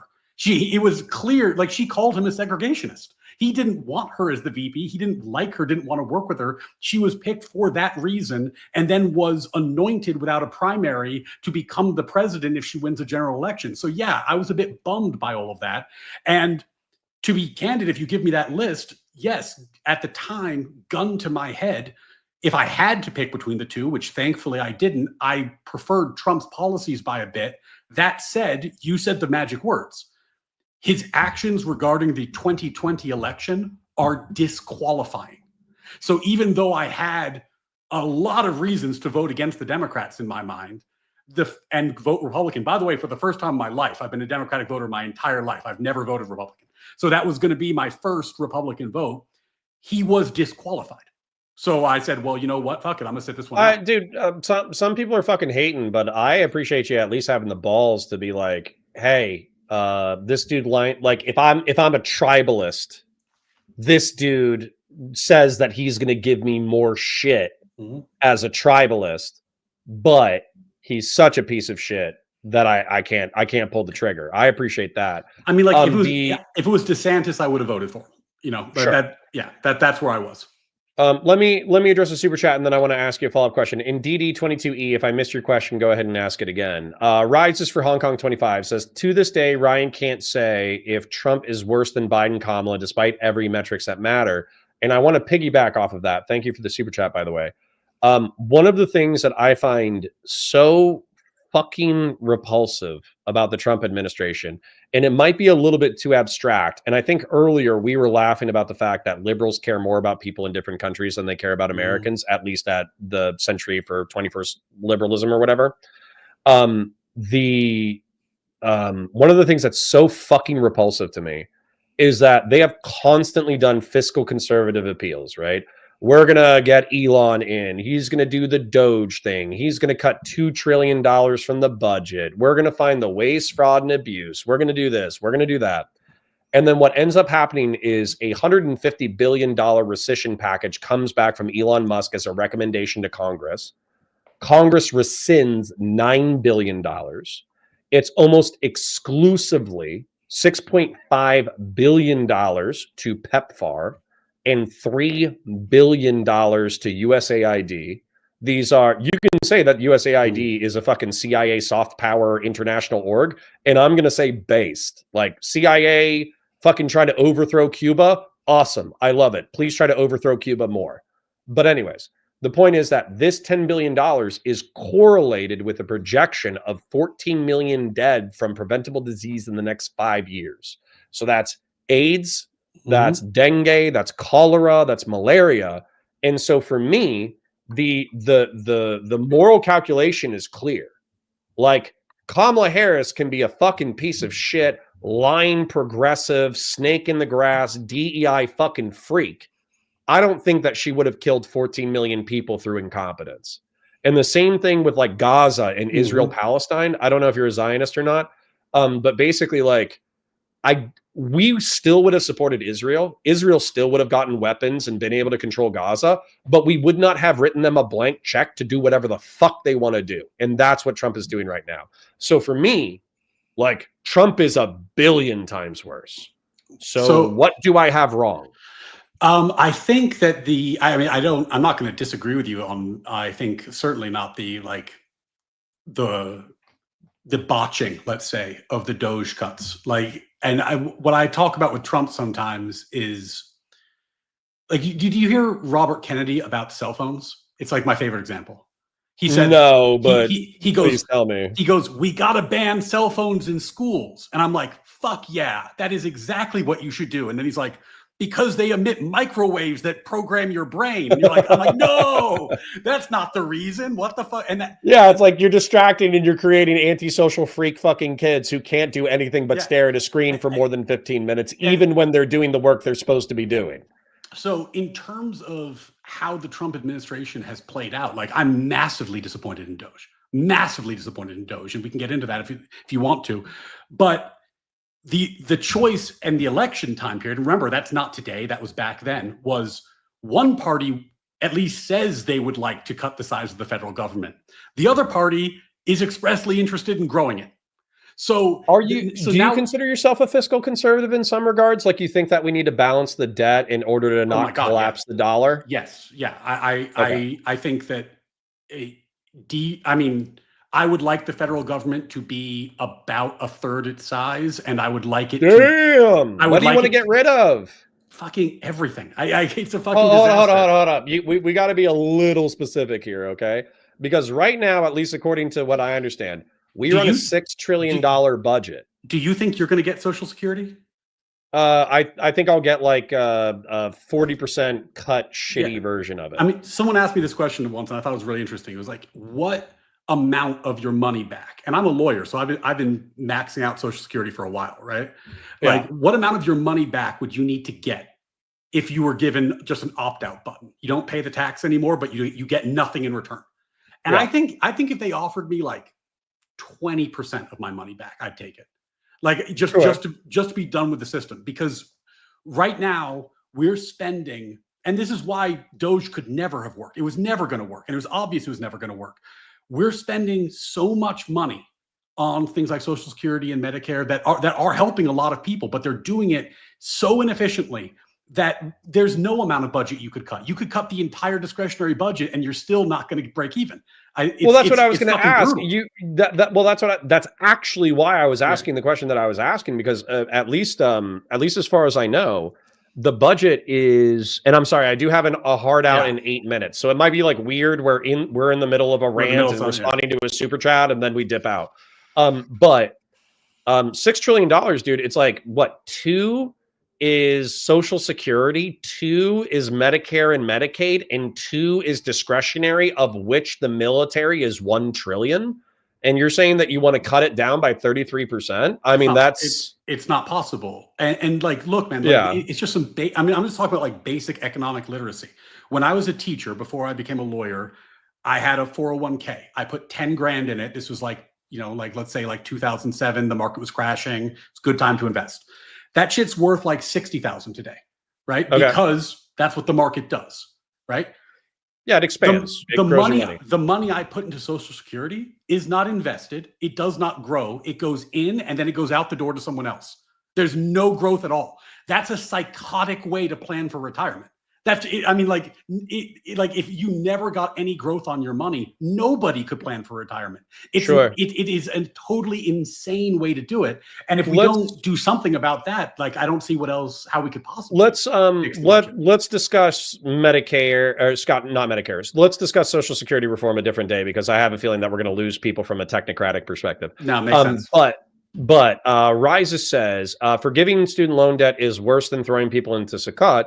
I don't think you think that, right? No, and this is a great example. But this is the criticism that you get into, is because you're saying Democrats do bad shit, and they're like, oh, well, Trump does worse. This is why people, like, if you see when I show up on people's fucking, like, the crazy captions and thumbnails and stuff, a lot of them will say MAGA lawyer or Republican lawyer, and the reason is the fact that I disagree with Trump is not, to me, a sufficient reason to join your political project. If you want me to join your political project, you got to tell me what you want to do.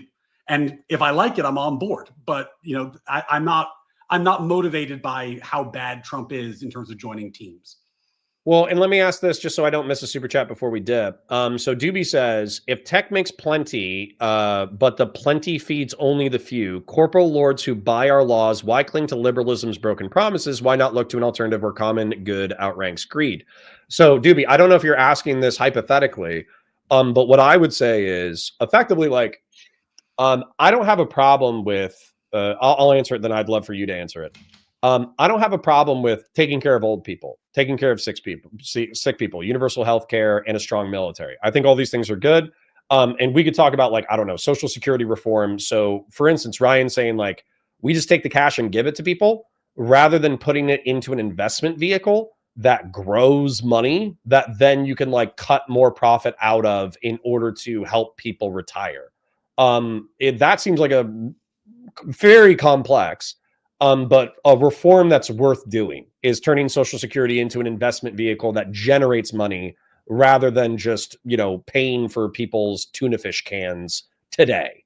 Now, I understand all the obstructions to that, but why not look to an alternative? It's because I think that these are technocratic things that can be fixed.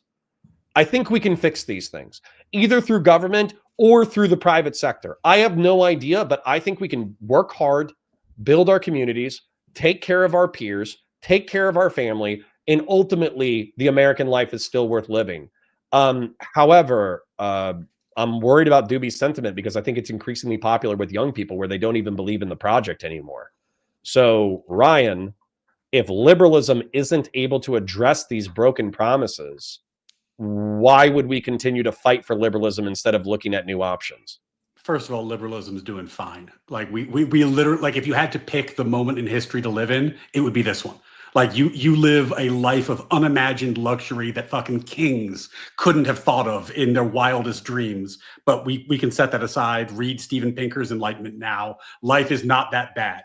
But even setting aside that, there's this misconception that people have that because it's a politician, they're more trustworthy than somebody who's running a company. And this drives me fucking crazy. Like, I can tell you, like, I do law. I walk in these circles. I go to boardrooms. I meet politicians. Like, this is what I do. And at the top of every organization, political, company, everybody, you will find someone who is ambitious, incredibly hardworking, and somewhat self-centered. That's who rises to the top of any organization. The fact that they do it through political power rather than the corporate structure doesn't change that.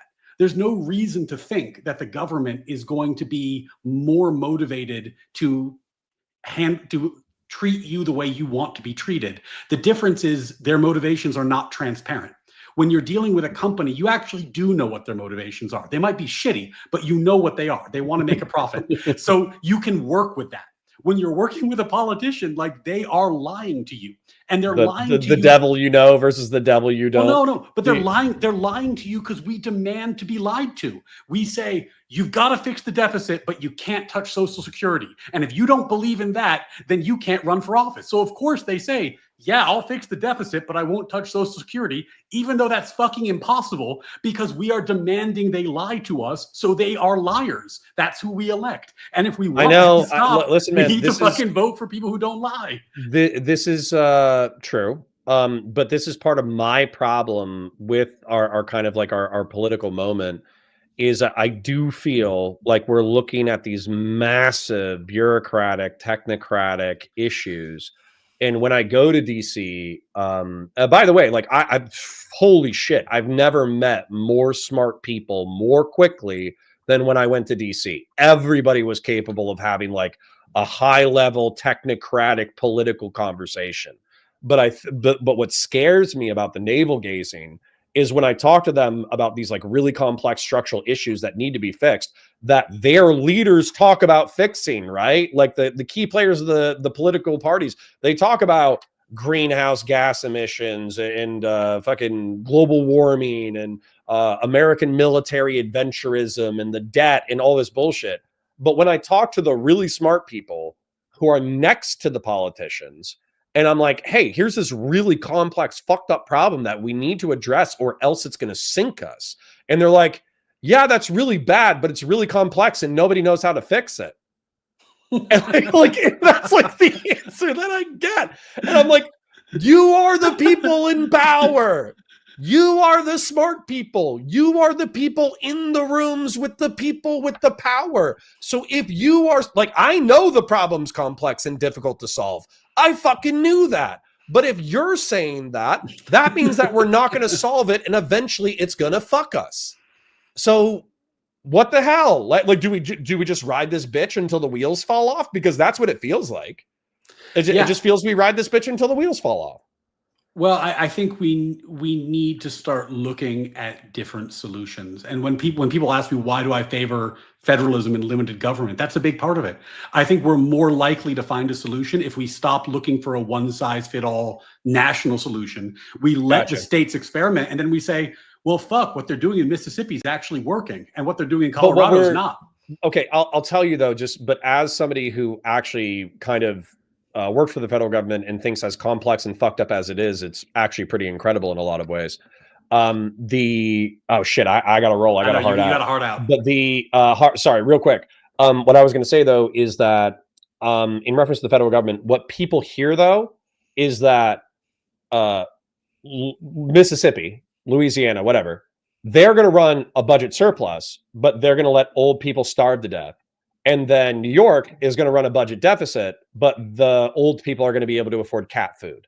And so ultimately they think it's kind of like a social Darwinist thing where more redistributive economies are going to take a financial hit, but the people in their states are going to survive. Whereas in red states that are more capitalist and laissez-faire and free, we're just going to let our poor people and our destitute and our disabled die.